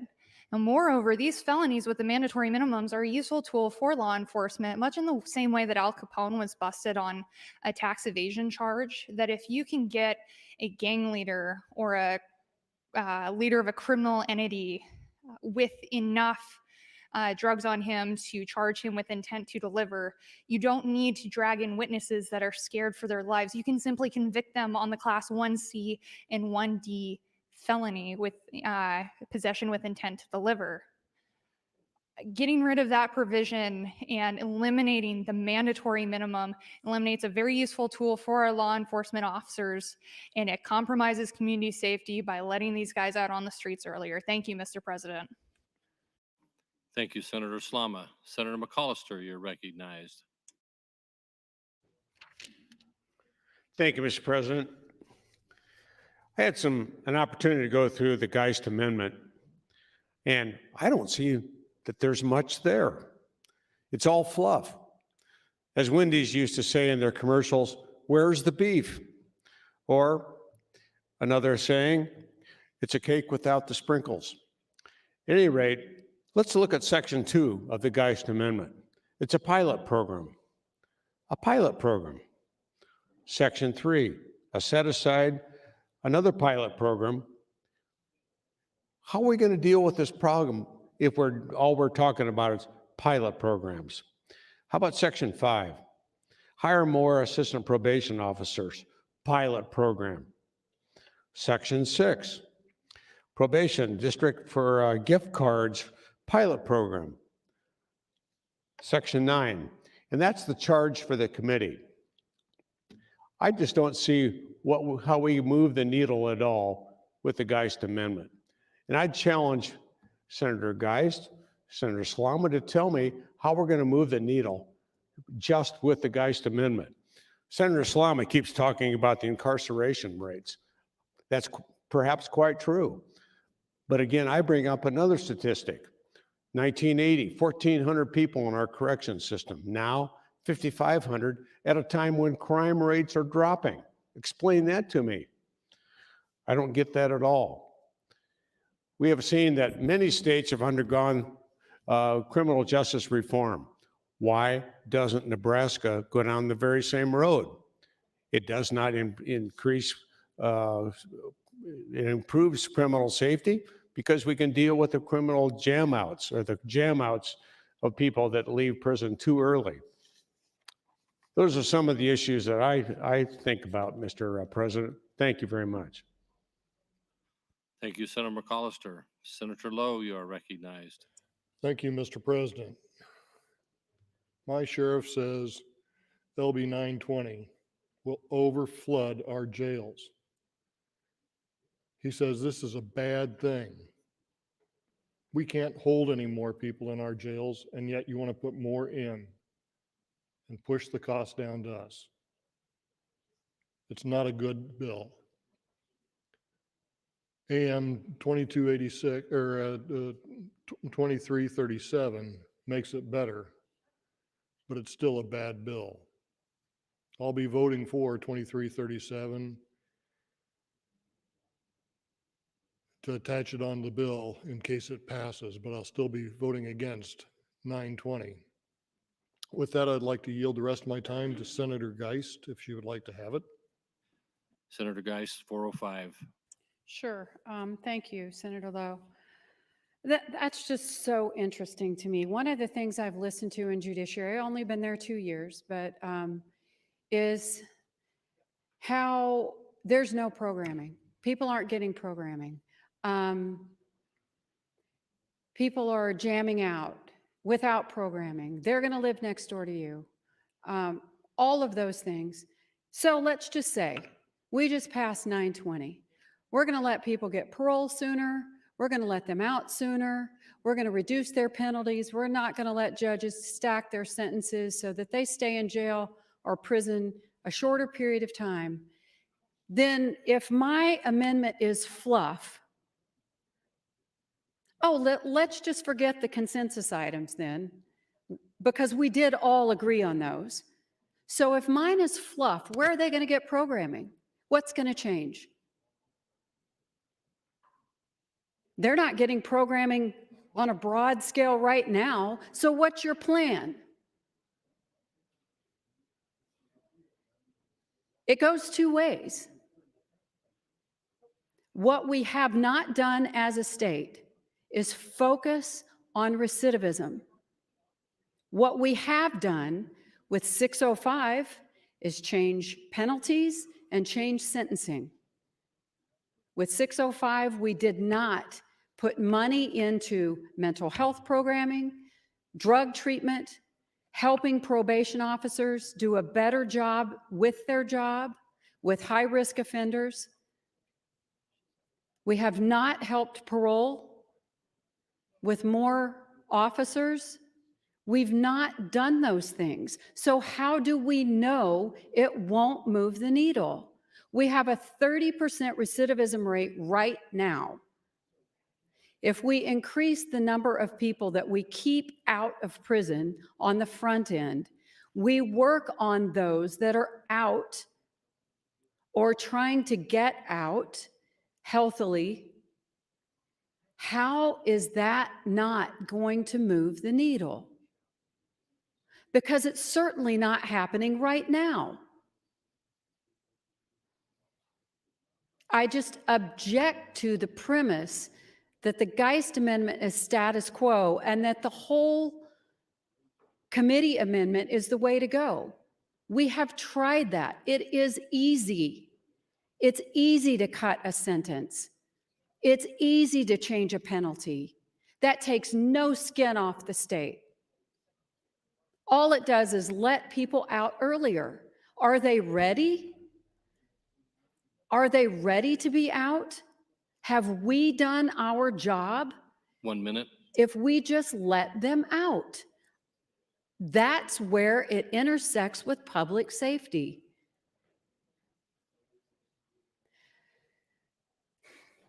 Thank you, Mr. President. Thank you, Senator Geist. Senator McKinney, you're recognized, and this is your third opportunity. Thank you, Mr. President. I rise again in support of LB 920, AM 2286, and opposed to AM 2337. And you know, the conversation shifted to talking about victims and public safety. First of all, I would just say this. I probably lost more friends to violence than anybody in this building, probably except for Senator Brewer, because he was in the military. I have a pen with my best friend who was killed, and his murder is still unsolved. So when people stand up and say we need to talk about victims and care about victims, I live with that every day. That's on me every day. But I'm also not going to stand up and say that we don't need to change our criminal justice system, because it doesn't work. And if you guys read the articles that were put out by Henry Cordes in the World Herald, for example, it says some who defend Nebraska's growing use of imprisonment point out the state still has a below average incarceration rate. But that's really only true if you are white. Nebraska incarcerates Black, Hispanic, and Native American people at rates well above the U.S. rates for those population groups. A World Herald analysis of federal data as of December 31st, 2019, just before the start of the pandemic, showed Nebraska's Black incarceration rate was nearly 50% higher than the U.S. Black incarceration rate. Overall, the rate is the 10th highest among in the states. Black people make up about 5% of Nebraska's population, but about 27% of the state's incarcerated individuals. The state's incarceration rate for Hispanic individuals is 11th, Native Americans is 7th, and Asian people is 15th, also fall in the top tier nationally. And all those stand in sharp contrast to the incarceration rank for white people, which is 38th. The combination of Nebraska's low white incarceration rate and high rates for people of color also creates some of the nation's greatest race-based incarceration disparities. Nebraska's Black incarceration rate is 9.5 times its rate for white people. It's the nation's sixth widest disparity. So if that is not a problem, please tell me how it's not a problem. Please explain to me how that's not an issue. Also, according to the Prison Policy Institute, Nebraska has an incarceration rate of 601 per 100,000 people, meaning that it locks up a higher percentage of its people than almost any democracy on earth. How is that not a problem? And then we stand up and talk about public safety. Public safety, if public safety was a concern for the state, North Omaha wouldn't still be the most impoverished district in the state, and it's been the same way since the 90s. Kids would have a bite to eat at night. Proper transportation, health, that's public safety. Let's have that conversation. Let's dig deep into it. And then I like when people get up and talk about victims, don't please, not to diss, but I deal with, loss all the time, man. And I think about it all the time because I've lost people close to me. I think I lost probably like 5 friends in 1 year. And the police didn't come to help. They don't solve those crimes. 1 minute. They don't prevent those crimes. They let my best friend bleed out and held everybody else on a wall. So don't talk to me about victims and public safety, because if you really cared about victims and public safety, the poverty rate in North Omaha would have changed in the 90s. Thank you. Thank you, Senator McKinney. Senator Slama, you're recognized, and this is your third opportunity. Thank you, Mr. President. I rise today with the consistent position I've had since LB 920 was read across. I wholeheartedly support Senator Geist's AM 2337, which is kind of turned into a punching bag for, I guess, 80% of Senator Lathrop's bill. We've heard it called fluff, no filler. Like, honestly, I think Senator Lathrop, when he's writing whatever bill he decides to write next in terms of criminal justice reform, I mean, 80% of the bill being fluff. Ooh, okay. In any case, but just to respond to Senator McKinney's comments briefly, LB 920 doesn't address a dang thing when it comes to disproportionate sentencing. And I'm happy to have that conversation when we're talking about larger sentencing reform. But the problem is that we're limited to the bounds of LB 920. And that's a hurdle we ran into with negotiations, is there were genuinely creative and I think bipartisan sentencing restructuring ideas being raised, but we ran into the issue of, well, that's a kind of a new bill idea and it didn't have a hearing, so no dice. So that's why I'm standing here thinking that we absolutely need to be doing work on the interim to overhaul our sentencing structure. I think regardless of where you fall in terms of criminal justice reform, we can all agree that you shouldn't need a calculator and a mathematician to figure out a criminal sentence. So we've taken some time today to review the non-consensus items that are raised in LB 920 that will be attached if Senator Geist's AM 2337 is not adopted. The first was downgrading drug possession offenses of 0.5 gram or less, that includes meth, to being Class 1 misdemeanors, only punishable by up to 1 year in your county jails.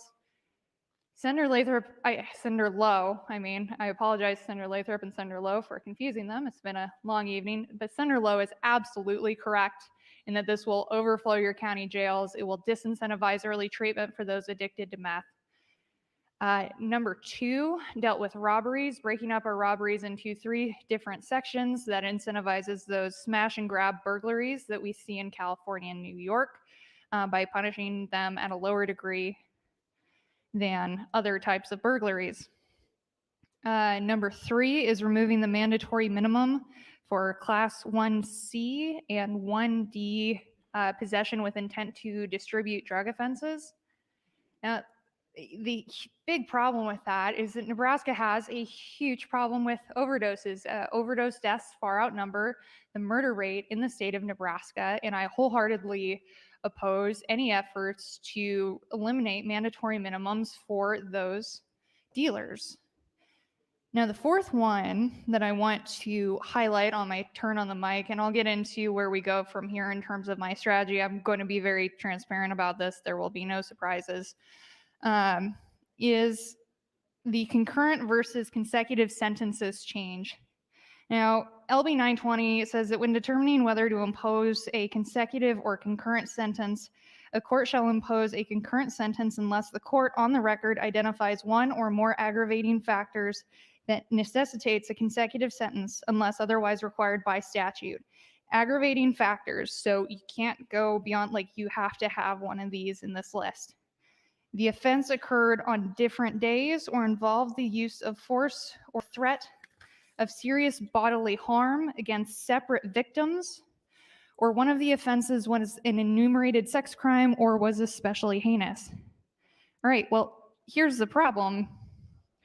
Let's put this in the context of a domestic violence situation. You've got a husband that strangles the wife, threatens her with a terroristic threat as he's doing that. So you've got 3 charges there. You've got strangulation, thank you, Mr. President, strangulation, terroristic threats, and second offense, domestic assault. Like, this is a real life example given to me by a law enforcement officer. Full transparency, thank you, Mr. President. We're already cutting each of those automatic 3-year sentences in half with automatic good time. So that's a 1.5 years for each of those. So why on earth would we tie the judge's hands and say, gosh, the most you're going to be able to sentence this guy to is 1.5 years. You can't do consecutive sentences because it didn't meet one of these aggravating factors. Once again, we're tying the judge's hands. And here in a few minutes, I'm going to file a motion to indefinitely postpone because I want to give Senator Geist's amendment a fair shot to get 25 votes. So we're going to carry that IPP up until we resume debate tomorrow morning. Then I'll pull it. We can take a vote on Senator Geist's amendment. Time, Senator. Thank you, Mr. President. Thank you, Senator Slama. Senator Bosselman, you're recognized. Thank you, Mr. President.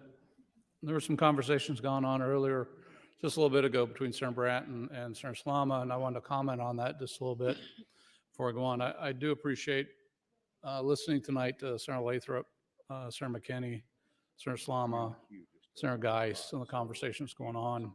But what I want to talk about briefly here for just a couple minutes is that Senator Brandt, I think, asked Senator Slama about county attorneys and first or second offenses on drug possession and what they do, whether they should lock them up, throw away the key, or whatever it might be. When I talk to my county attorneys about this, what they try to do, I think in the majority of their cases, especially for a first-time drug offense, minor drug offenses, they try to work with those offenders. They don't automatically necessarily go after to incarcerate them to ask for jail time, but they do ask to try to work with them in different ways that they have. It's not the first or second. It may be up to the 4th time before they see them, before they really get more requests, I guess, for jail time. So I'm kind of wondering in a sense in what we're doing here and what we're talking about for these petty drug offenses, that what I'm hearing from my county attorneys is that to answer Senator Brandt's question, was what they say is they do try to work with the offenders, if you will, and they do not at the first offense look for to put them in, to use jail as one of those items that they have within their discretion, but they do work with the individuals themselves. So I just wanted to throw that out there, put that out there so that I think we all understand that that is not necessarily what happens on the first offense as far as a jail sentence. I have heard Senator McAllister stand up and talk about Senator Geist's amendment. I wonder if Senator Geist would yield to some questions. Senator Geist, will you yield? Yes, I will. Thank you, Senator Geist. Senator McAllister made comments that you had a lot of fluff. There's no beef. There's no sprinkles on the cake in your amendment. My understanding is that you've worked with compromises, negotiations along the way to come up with your amendment. And actually, I heard you speak the last time on the other day when we were on this bill with Senator McKinney and Senator Wayne. There's some other items you're willing to compromise. Do you think that your amendment is all fluff? I don't. My amendment does not currently reflect what we compromised on, which is too bad. I would love to have an amendment to my amendment that had those items in it, but I do not, because we haven't had a final agreement on that compromise. So, but is it fluff? I would answer, if a pilot program, let me explain a little bit about why there's pilot programs in there. One of those is because it's expensive. And if we gave every parole officer or probation officer who supervises high-risk individuals an assistant, the state will probably, the fiscal note on that's going to be excessive. And so we did some smaller pilot projects to be able to test those and see how they work. That was simply a matter of cost, not because we just think a pilot program is the way to go. It certainly isn't. But doing something across the state 1 minute. in one single bill with all the additional things that weren't in the bill that were also agreed upon, but also would cost something. We were trying to do some things that would allow us to do more and not cost the state an exorbitant amount of money. And also what I'm hearing, what I've heard before, I think between Sir McKinney, I believe in yourself and Sir Lathrop is you support the programming to work with the individuals. And I think actually it came up in conversation the other day was that when a person is arrested initially, there would be a screening for either mental health or drugs. Actually, that's my future goal. That's not in this amendment or in our CJI stuff. That suggestion was something that I am hoping to work on in the interim and present next session. Time, senators. Thank you. Thank you, Senators Bosselman and Geist. Mr. Clerk, do you have a motion? I do, Mr. President. A priority motion. Senator Slama would move to bracket the bill until April 20th. Senator Slama, you're welcome to open on your bracket motion. Thank you, Mr. President. I believe I have 10 minutes on that. Is that correct? Outstanding. Thank you. So I brought this bracket motion, and again, I'm not hiding the ball here. It's 9 p.m. at night. We've got several people checked out. Oddly enough, one of the senators who's running for governor, who often likes to point out that we're not on the floor, is like not on the floor. So we're dealing with a pretty empty room here tonight, and I want to make sure that Senator Geist, AM 2337, has a fair shot at getting the 25 votes it needs to be attached and replace the text of LB 920. I've spoken extensively about the things contained in LB 920 that are a problem for me that the Geist Amendment addresses by eliminating, and we'll just review those very quickly. But I would like to again start this turnout on the mic by repeating that Nebraska has one of the lowest per capita incarceration rates in the country. We absolutely do not need to be lessening the sentences for crimes in order to alleviate our overcrowding problem. We imprison fewer people per capita than the national average. That has not changed in the 2 hours that we've been debating this bill, and I do not suspect it will change before tomorrow morning when we finally do get to a vote on Senator Geist's amendment.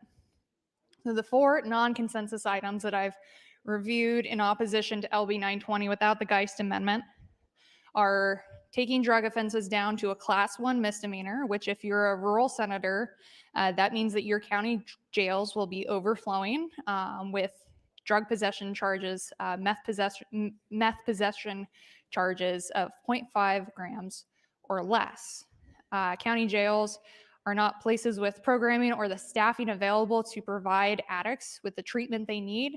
And it also disincentivizes participation in drug courts. One of the biggest incentives to participate in drug court is that felony hanging over you if you do not comply with the programming. It is absolutely one of the most helpful things that I have ever seen in our criminal justice system is participation in the drug courts, because as many people on this floor know, meth is one of the hardest drugs to recover from.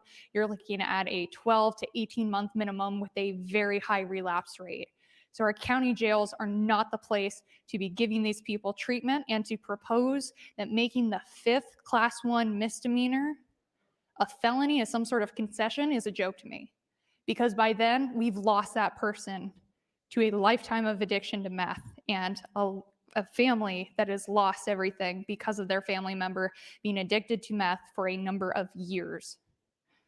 Secondly, we have breaking up our burglary statutes into 3 different categories. So Nebraska right now has one set of burglary statutes. There's a high level of flexibility. It's a 0 to 20-year charge. LB 920 breaks the different types of burglary up into 3 different segments. The first being burglary of a residence, and then downgrading the penalty and the felony level for both breaking into and burglary of a business that is occupied, and then a non-residence that is unoccupied. So that incentivizes the smash and grab robberies that you're seeing on the coast. You're incentivizing that behavior. We're also removing the mandatory minimums for Class 1C and 1D felony possession with intent to distribute. Nebraska has a 3-time higher overdose rate than murder rate. You're seeing drug dealers give out methamphetamine, give out pills laced with fentanyl that are taking Nebraska lives. And I wholeheartedly oppose the removal of the mandatory minimum for Class 1C and 1D felonies for those offenses, because that is the only way that we can get those offenders off the streets and not compromising the safety of our communities. Fourth, and last but not least, absolutely, is the aggravating factors requirement for consecutive sentences. So in brief, this means that if a judge is going to sentence someone to consecutive sentences rather than concurrent, so consecutive sentences are one after the other, concurrent are all served at the same time. To go with consecutive sentences, you have to meet a number of requirements of aggravating factors, and those factors are whether the offenses occurred on different days or involved the use of threat or serious bodily harm with multiple victims, or the offense was an enumerated sex crime or was especially heinous. Now, the problem with that provision is it lies especially in domestic violence cases, where odds are the violence has happened against a single person, and you're looking at a whole host of different offenses all happening to that one person. So the odds of a domestic violence victim, their attacker's offenses falling under one of these categories is very low. It ties the judge's hands, and it also puts our victims' lives at risk. LB 920, without AM 2337, presented by Senator Geist to remove the non-consensus items from the baseline bill, absolutely threatens community safety. And I would just like to note the 60% rule that's been brought up, and Senator Geist has referenced it, that wasn't even part of the CJI recommendation. Like, so much has been said tonight about, well, if we'd have just followed all the recommendations from this, from the JRI CSG committee for LB 605, we wouldn't be dealing with this problem. Of course, we didn't see the projected 1,000 bed drop off, and we only saw a decrease of 70 people in prison because of LB 605, because we didn't implement all their recommendations. The 60% rule was not even included in those CJI recommendations. So, I say that because that was an unfortunate sticking point in our negotiations, is that kept being pushed as the go-to, as the turn for the compromise on this bill. It's either you get on board with the 60% rule or no compromise will be had. So we had huge movement on our side in support of Senator Geist's LB 1004 language with the 5-year look back, huge movement on our side in making concessions, but all of these negotiations that, mind you, have just happened over the last few days because the introducer wasn't willing to sit down and negotiate these issues until very recently with us, until we showed that we had the votes to kill the bill, was that we had to get on board with the 60% rule that wasn't even recommended by the CJI committee. So this, in combination with those 4 non-consensus items that compromise community safety, are why I'm standing with this bracket motion, so that we can give everyone a little bit more time. No worries, guys. I've got this if you want to check out and go home. I also see a decent number of people in the queue. If you want to yield me time, I can carry this until 10 o'clock when we get out of here. We'll come back tomorrow morning. I'll pull this bracket motion. We can give Senator Geist's amendment a fair shot at passage, but from there, if it is not attached, I will take this 8 hours, LB 920, without Senator Geist's amendment, does not have the votes to beat a cloture vote. So we'll watch LB 920 die. And I think Senator Lathrop knows that. Everybody on the floor knows that. We have 7 different cards confirming this. So as a matter of fact, I mean, in the interest of time, honestly, I would ask everybody support AM 2337 because otherwise LB 920 will be going for time and it will fail on cloture. Thank you, Mr. President. Thank you, Senator Slama. Debate is now open on the bracket motion. Senator Ben Hansen, you're recognized. Thank you, Mr. President. Not going to comment too much on the bracket motion by Senator Slama. I understand why she's doing it. I actually want to kind of discuss a little bit about some things that maybe we haven't really talked too much about. We talked about Senator Geist's amendment, which I am in total support of, but more about Senator Lathrop handed out a graph that talked about projected population with replacement prison. And this is consistently what he has used to defend why we need to have sentencing reform. I understand where he's coming from that. One of the things I think this graph might be missing is the effect a new prison will have on the population that we currently have, on recidivism rate, on prison behavior, maybe the lack of violence in the prison, which then would decrease the amount of extended stay in a prison, the safety of the staff. And so I think as kind of an example of kind of what I'm talking about, I know recently, I don't know if it was recently, but I know Boys Town updated their youth treatment facility. I was hoping Senator Arch would be able to yield to a question. Senator Arch, will you yield? Yes. Now, I remember you talking about this before, and we've had discussions about this in HHS. If I remember right, Boys Town updated their facility, remodeled it. I know they used different colors. I know they had different aesthetics. I know they did the way they designed the facility to help reduce negative thoughts and behaviors. Can you elaborate on that a little bit for me? Sure. When we started our residential treatment center, which was way back, we built it into an existing facility downtown on 30th Street, and we remodeled existing facility. It had low ceilings. Didn't really have. I mean, we did our best with an existing facility. Didn't really have the common area space where kids could get away from each other and get some space and have activities and that type of thing. And so we built it into an existing space, and we had trouble from the beginning. We had issues where the facility wasn't designed that way. So we had areas where there was low light and as I say, inadequate space. So we realized that there was a high need for this type of treatment. And so we designed a residential treatment center on the West Campus out on Pacific Street on the Boys Town campus. And when we did that, we actually went around and took a look at a number of facilities and what they've done. And what was very obvious was it made a big difference as to how you design your facility. So we built more space, obviously. We spaced things out, had the opportunity for common area. We had opportunity for other areas where you could get away and have space between kids, but natural light, colors, all of those things were very important. And my understanding, as the psychiatrist told me, it made a big difference in the behavior of the youth. They started to treat things with respect.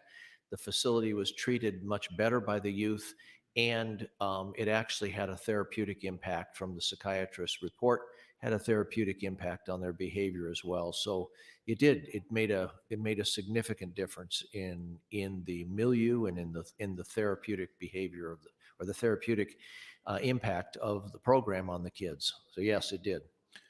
Thank you, Senator Arch. I appreciate that insight. And when we hear stuff like that, and I've been thank you. I've been trying to do a lot of research into newer facilities that are being built. We just recently had one built in Washington County, and the change between the new facility, the new jail that they built for Washington County compared to the old one was tremendous. I got the pleasure of being able to tour the facility, and from my understanding, they may even use less staff than they did before. So we talk about staffing being an issue. I think building a new facility helps answer a lot of those questions. the technology that they have there now. One of the biggest reasons we say we don't have staff in our current prison is because of pay. One of the biggest things I also hear is because of the safety. There's some people who won't get paid $100 an hour if they're worried about getting beat up by an inmate because of unfit facilities. So these new facilities not only help the inmates and the prisoners, but they tremendously help the employees. And I think you get some of that negativity out of the relationship between prisoner and the person running the prison. I think that makes a tremendous difference. Thank you, Mr. President. Thank you, Senator Hansen and Senator Arch. Senator Mosier, you're recognized. Thank you, Mr.